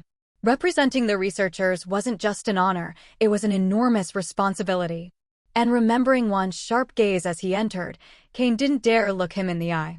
He hadn't been able to protect Phoebe, and that weighed heavily on him. Just yesterday, an incident occurred in the league the likes of which we haven't seen since the founding of the Hoenn League. I'm sure everyone here is already aware of it. Once the meeting room fell completely silent, Juan spoke in a firm voice. In light of this situation, the League cannot sit idly by. We must show our strength to the opposing party. If we don't, where will the League's authority stand in the future? Therefore, I am going to announce several important decisions. First, Watson, due to health reasons, will no longer be able to continue serving as a member of the Elite Four. In the interest of maintaining the stability of the Hoenn region, Matsuda Takashi will temporarily take his place. Takashi, you're going to have a lot on your plate, said Juan. At that moment, the old Matsuda was stunned. Are you kidding me? thought the old man. Is he using me as a shield? Right now, too many people were interested in that position. No one had a guaranteed claim to it. And now one was pushing him straight into the eye of the storm. However, seeing Juan's expression, he knew he couldn't refuse. At this critical moment, Juan was showing his full mettle as a leader. Skipping voting, the selection process, and battle testing, he appointed Matsuda directly. Everyone present knew well the old man's capabilities. Although he wasn't quite at Elite 4 level, his role as temporary substitute wouldn't cause major conflict. On top of that, his status was neutral enough not to trigger a chain reaction. In fact, many families were only vying for the position because they didn't want to be left out while others competed, not because they genuinely wanted it. With Juan's direct appointment, the position was no longer up for debate. Juan gestured to the old man, who, with a tired and resigned expression, stood up and walked toward the seat originally assigned to Watson. "This is a stray bullet," he muttered as he sat down. Old Matsuda had never sought power. He came to Hoenn solely for his disciple. And somehow, his status within the league had grown to the point where he became one of the Elite 4 of the Hoenn region. He glared in annoyance at Cain, who simply shrugged with a nervous smile. Second, Watson's last words before losing consciousness. "I believe everyone here has already heard them," Juan continued, scanning the room with his eyes. The reality was, except for a few, Juan didn't fully trust most of those present. Sensing that sharp gaze, everyone tried not to appear suspicious by meeting Juan's eyes, even if it made them uncomfortable. Those who had something to hide feared being exposed. Those who had nothing to hide feared being misunderstood. The only one who couldn't meet his eyes was Cain. Not knowing how to face him, he looked away. He was the only one in the entire room who avoided Juan's gaze. Immediately, all eyes turned to him. "Cain!" Juan shouted sternly. Cain forced a smile and looked at him. "Remember your position right now," Juan reminded him. Cain froze for a second, but quickly responded, "Yes, sir." He was right. Cain represented the League's researcher organization, and even if he felt guilty for not protecting Phoebe, he couldn't let that tarnish the prestige of the researcher organization in such a formal setting. Therefore, Cain, from this moment on, the investigation is in the hands of the League's researcher organization. I'm giving you 1 month. I expect satisfactory results within a month. During that time, everyone will be required to cooperate with you. If anyone refuses, report them to me directly. By saying this in front of everyone, it was clear that no one would dare disobey Juan. It also demonstrated Juan's strong confidence in the League's researcher organization. After all, every chief-level researcher was personally appointed by him. If one doubts their own selections, what's the point in making them? And Cain was one of the few he trusted completely. Understood. Cain replied firmly. 1 month wasn't much, but if he could find a solid lead, it should be enough to catch those responsible. Third and final point. Even though many people entered the mysterious cave with Watson, only he returned. We still don't know the status of the others, but unless we have clear evidence to the contrary, we will assume there is still hope. We must immediately send a rescue team. This was the third and final matter to address. Among the missing were the direct heir of the Stone family, probably the only one, and Phoebe, whom Juan considered a granddaughter. There was no way the rescue could be anything but top priority. If he could go himself, he would without hesitation. But as champion and president of the region, he had to stay and manage the broader situation. "Drake, this task can only be entrusted to you," said Juan, looking at the Dragon-type Elite 4 member. Drake, one of the few Juan trusted completely. They had known each other since youth and had grown up together in the League, dedicating their lives to the development of the Hoenn region. On top of that, Drake was one of the most powerful. Perhaps only Juan truly knew the extent of his strength. Even though the Fairy type had weakened the Dragon-type Pokémon still remained a dominant force. Understood, Drake accepted without hesitation. Just then, Cain stood up. "What I say next, I say in a personal capacity," he said. "I request to join the rescue mission." Juan looked at him intently. "Stephen and Phoebe are close friends of mine. I'm convinced they're still alive. I want to find them." Cain's eyes burned with determination. This time, he didn't avoid Juan's gaze. Furthermore, he continued, if we want to find out who's behind all this, Stephen and the others may have crucial information. This will also benefit the investigation. Juan remained silent for a few seconds, but finally nodded. Beside him, some tried to dissuade him from accepting Cain's proposal. After all, the four young people with the most potential in Hoenn were Cain, Stephen, Phoebe, and Wallace. Now, Stephen and Phoebe were missing inside the mysterious cave, leaving only Cain and Wallace to represent the region's future. In theory, Cain should remain somewhere safe. But Juan understood, great trees don't grow in greenhouses. They must face storms if they wish to reach the skies. So even though he had initially been angry about Phoebe's disappearance and disappointed in Cain, now he accepted it. If they returned safe and sound, he was determined to let Phoebe make her own choices from then on. The meeting ended quickly. Everything others had been endlessly arguing about was resolved immediately once Juan appeared and dictated the results without even giving them the chance to participate in the discussion. This alone made it clear that his authority remained absolutely solid. Staying in the position of champion and president until now wasn't just due to his complete dedication to the Hoenn League, but also to his overwhelming power and decisive nature. In key moments, what he says goes. That Cain's master, Matsuda Takashi, would temporarily take on the position of Elite Four was something Cain hadn't expected. However, after thinking it over, he realized it was a brilliant move that instantly dissolved half of the internal conflicts within the Hoenn League. First, old Matsuda was strong enough on par with Watson, so his appointment was more than reasonable. Second, he hadn't been in the Hoenn League for long. Although he was connected to Juan, he wasn't affiliated with any faction or powerful family, which minimized his political impact. Lastly, old Matsuda was no longer young. In 3 to 5 years, he'd likely retire.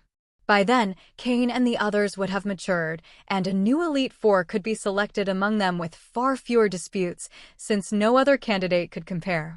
This appointment clearly showed Juan had a solid vision. To pave the way for the region's 4 promising young trainers, one of the reasons he trusted Cain so much. This meeting had revealed many things, some of which could only be understood upon careful reflection. As for the investigation of the traitor, a 1-month deadline had been set. Whatever the outcome, after that period, the matter would no longer be addressed in high-level meetings. It would be investigated in secret. Perhaps when Watson awoke, or when Stephen and Phoebe returned, they could directly identify the traitor. An internal crisis within the League had been resolved with absolute determination by Juan. Now, within the Hoenn League, everyone was eager to confront their enemies with force and restore the organization's prestige. After the meeting, Juan asked only the Elite Four and the heads of major families to remain. These people were deeply tied to the fate of the League. If they ever betrayed it, their own wealth and power would be more than halved. Only Drake, the Dragon-type Elite Four, did not stay. Because he had already left with Cain for the mysterious cave. The fact that Drake was handling the matter brought reassurance to most. At that moment, Cain and Drake were flying together through the sky. To save time, both rode on Drake's Salamence. Cain was somewhat familiar with Salamence. Under normal circumstances, these Pokémon wouldn't allow anyone other than their trainer to ride them. But Drake's knowledge of Dragon-type Pokémon was something Cain couldn't match. After a few calming words, Salamence accepted his presence. And so, the two flew over the sea. Mr. Drake, where exactly is that mysterious cave? What's so important there that Mr. Watson himself led the expedition? Cain asked from behind. Drake, standing on Salamance's back, gazed into the distant sea. To be honest, I don't fully know. I've only heard that the cave is extremely important and could affect Hoenn's future development. That's why Juan sent Watson, who had fewer responsibilities, to investigate. Actually, maritime matters used to be mine, but that day I just couldn't get away, he replied with a hint of regret. If he had gone, maybe Watson wouldn't have gotten hurt. Don't take it so hard. Maybe this is an opportunity for Mr. Watson. He'd been wanting to retire for some time now. Cain tried to comfort him. Upon hearing this, Drake's expression softened a bit, and he gave a slight smile. You're right. That old man used to fear nothing and talked nonstop about retiring. Now he finally can in peace. But Steven, Phoebe, and the others who went with him, we have to bring them back. They're the future of the league. We, of our generation, didn't work this hard just to leave Hoenn to a bunch of losers. As he spoke, Drake's face grew more serious. One reason Juan sent him was precisely because Drake had always cared about the league's young talent. Especially Cain, to whom he'd even passed down knowledge of training dragon-type Pokémon. Drake gently stroked Salamance's neck and murmured, "Let's go, old friend. This mission is urgent." Rahar. Salamence let out a mighty roar in the air. Its crimson wings began flapping more powerfully, increasing their flight speed by 30%. It was now flying at full strength. This was one of the reasons Drake had allowed Cain to travel with him. None of Cain's Pokémon, neither Flygon nor Altaria, could match Salamence. Cain placed his hand on Salamance's back, feeling the hardness of its dragon scales, while commanding the system to scan its data. This was one of the main Pokémon of Hoenn's strongest Elite Four member, though Cain didn't know if it was Drake's most powerful one. Unlike others, Drake had several Salamence, a species many trainers could only dream of acquiring. Pokémon: Salamence, purple. Gender: male. Level: 82. Types: dragon plus flying. Ability: intimidate. Held item: none. Egg moves: Hydro Pump, Dragon Rage, Dragon Dance, Dragon Rush. Basic moves: Fly, Protect, Dragon Tail, Fire Fong, Thunder Fong, Rage, Ember, Leer, Bite, Dragon Breath, Headbutt, Focus Energy, Crunch, Dragon Claw, Zen Headbutt, Scary Face, Flamethrower, Double Edge. Learned moves: Draco Meteor, Dragon Pulse, Aqua Tail, Outrage, Tailwind, Hyper Voice, Defog. TM moves: Hyper Beam, Roost, Earthquake, Double Team, Fire Blast, Rock Tomb, Aerial Ace, Steel Wing, Giga Impact, Stone Edge, Rock Slide. Upon seeing all this data, Cain understood why everyone trusted Drake so much.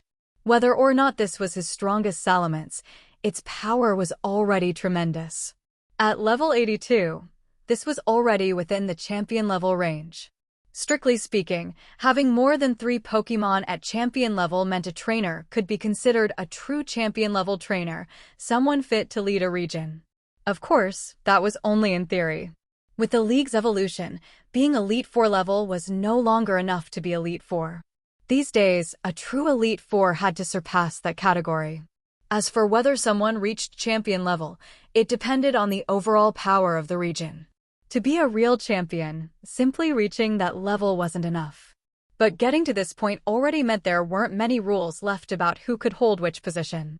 "Mr. Drake, I have a few questions I'd like to ask you," said Cain as he finished scanning Salamance's data with his system. His doubts revolved around raising Bagon. Upon hearing the questions, and since there was nothing urgent at the moment, Drake took the time to answer patiently. When he finished answering the third question, he looked at Cain in surprise. "Cain, do you happen to have a Bagon?" Because someone asking questions of that level definitely had direct experience with one, or at least had raised one before. Cain had no intention of hiding it. At this point, as an elite-level trainer, chief-level league researcher, and elite officer of Team Rocket, having a pseudo-legendary Pokémon wasn't anything out of the ordinary. "That's right," he replied frankly. "I found it deep within Meteor Falls." He then gave a general account of the encounter, although he left out the detail that he had already known beforehand that a Bagon lived there. "No wonder you had those kinds of questions. But he really is a rather unfortunate little one," Drake commented with a nostalgic expression, as if recalling how he met his own Salamence. "When this mission is over, bring that little one to my ship to play for a while. I want to see with my own eyes how hard he's working," he added with a smile. Cain looked at him with an expression of surprise and joy. Although Drake said to bring him over to play, it didn't take a genius to understand that what he really wanted was to personally instruct him in raising a Bagon until it evolved into Salamence. With a true Dragon-type master as a mentor, Bagon would avoid many mistakes on his growth journey. He might even bring along his 2 Swablu. After all, besides Salamence, the Pokémon Drake knew best were Altaria and Flygon, and Cain just happened to have both species. That visit to his ship would undoubtedly bring great, unexpected benefits. Thus, the two of them began discussing Bagon's training as they soared through the sky on Salamance's back. Time flew by. They finally reached the mysterious sea trench. From atop Salamence, they looked down. A small island stood solitary in the ocean. It was much smaller than the island Cain owned. There was barely any vegetation, just a rocky hill rising from the sea, with very little walkable space around it. And at the top of that hill, a deep, dark cave opened. "We've arrived. This must be it," said Drake as Salamence descended toward the island. Cain and Drake jumped from Salamence back to the ground.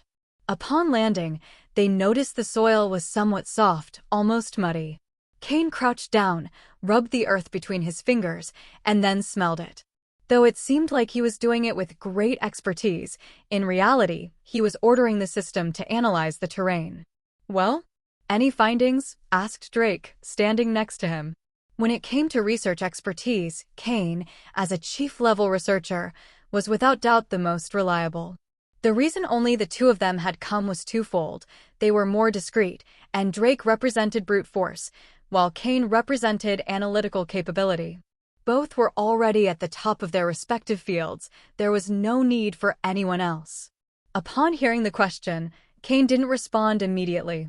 He stood up and looked around. And suddenly, he transformed into a true child detective, with his chin resting on his hand and an expression of deep analysis. Frowning, he said, "This mysterious cave suddenly emerged from the sea floor.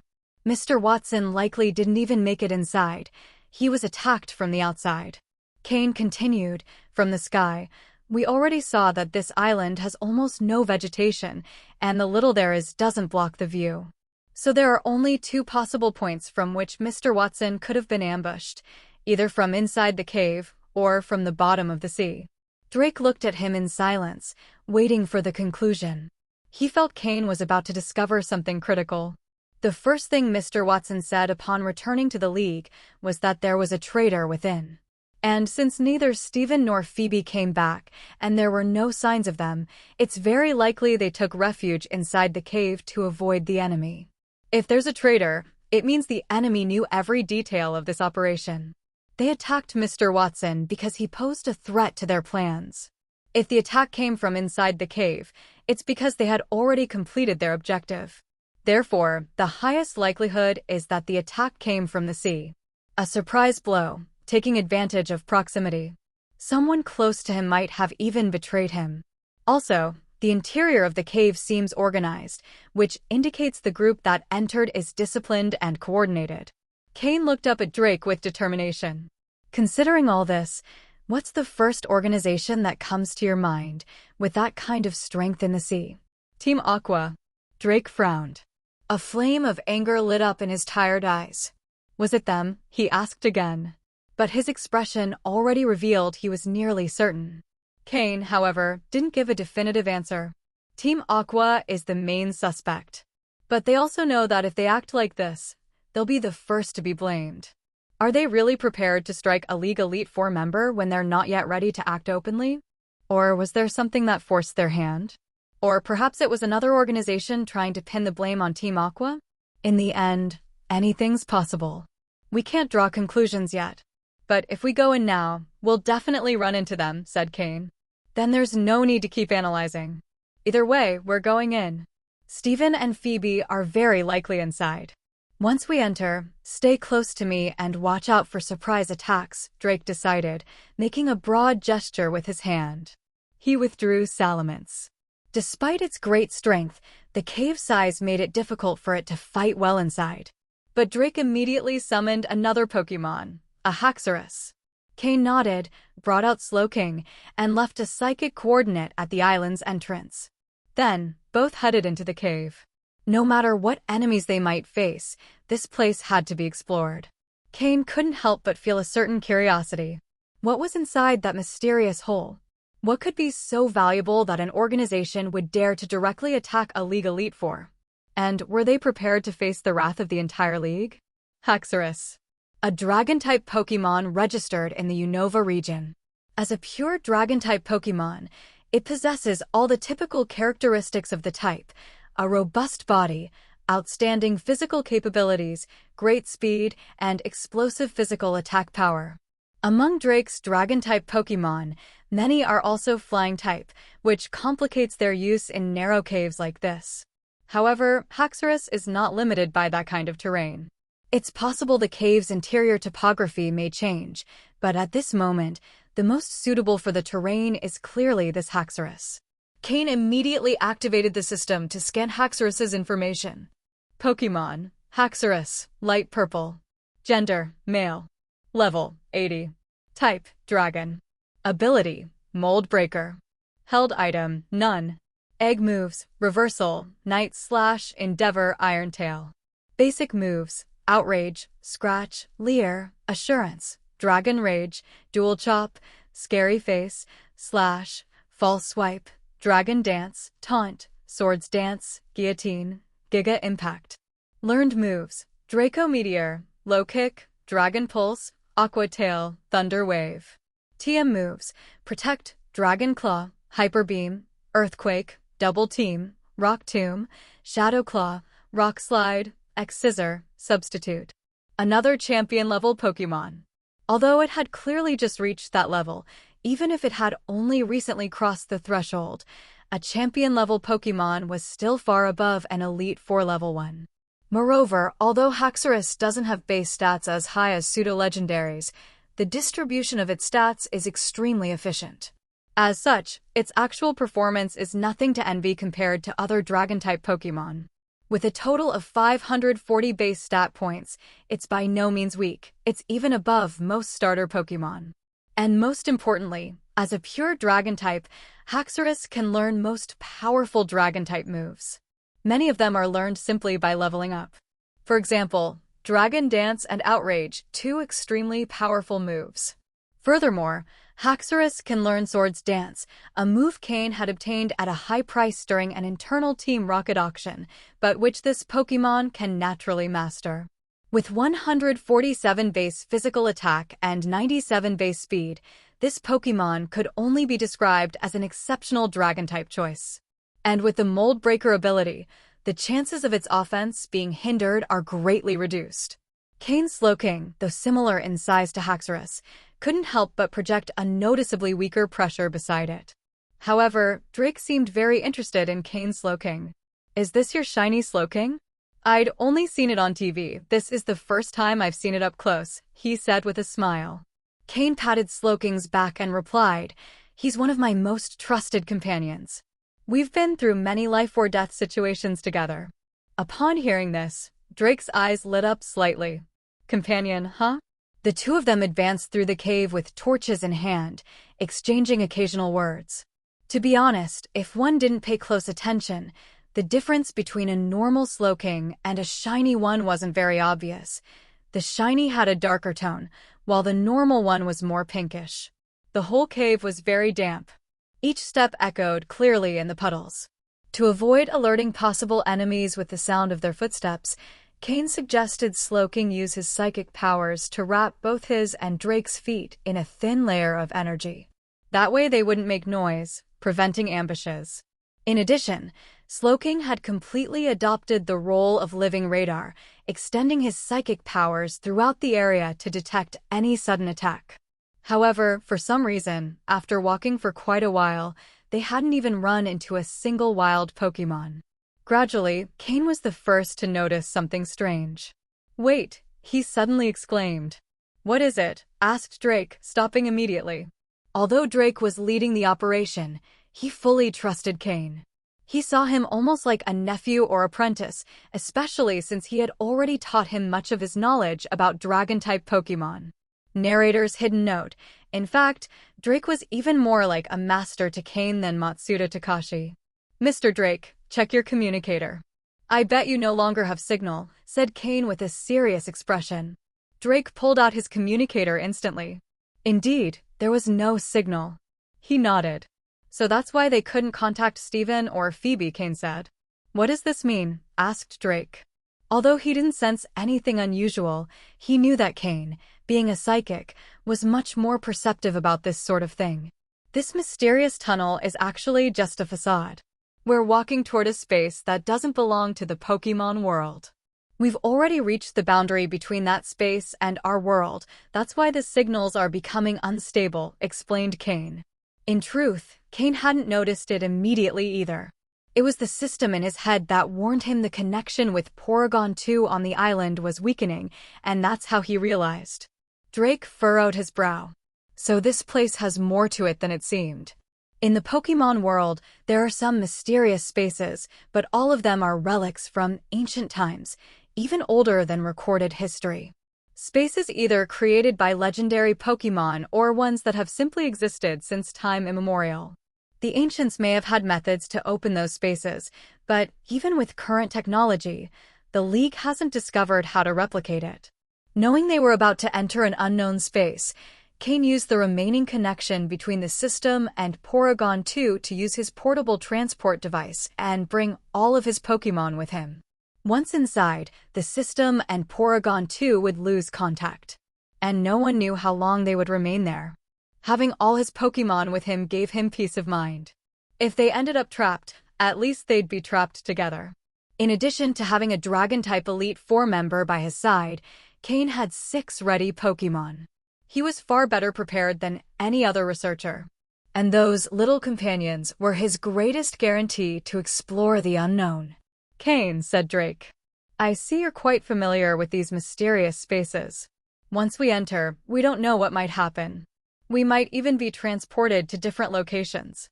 So let's establish a common signal now so we can regroup later. And if something truly unexpected happens, let's use the communicator's time as a reference. If we haven't come out after a week, then escape if you can.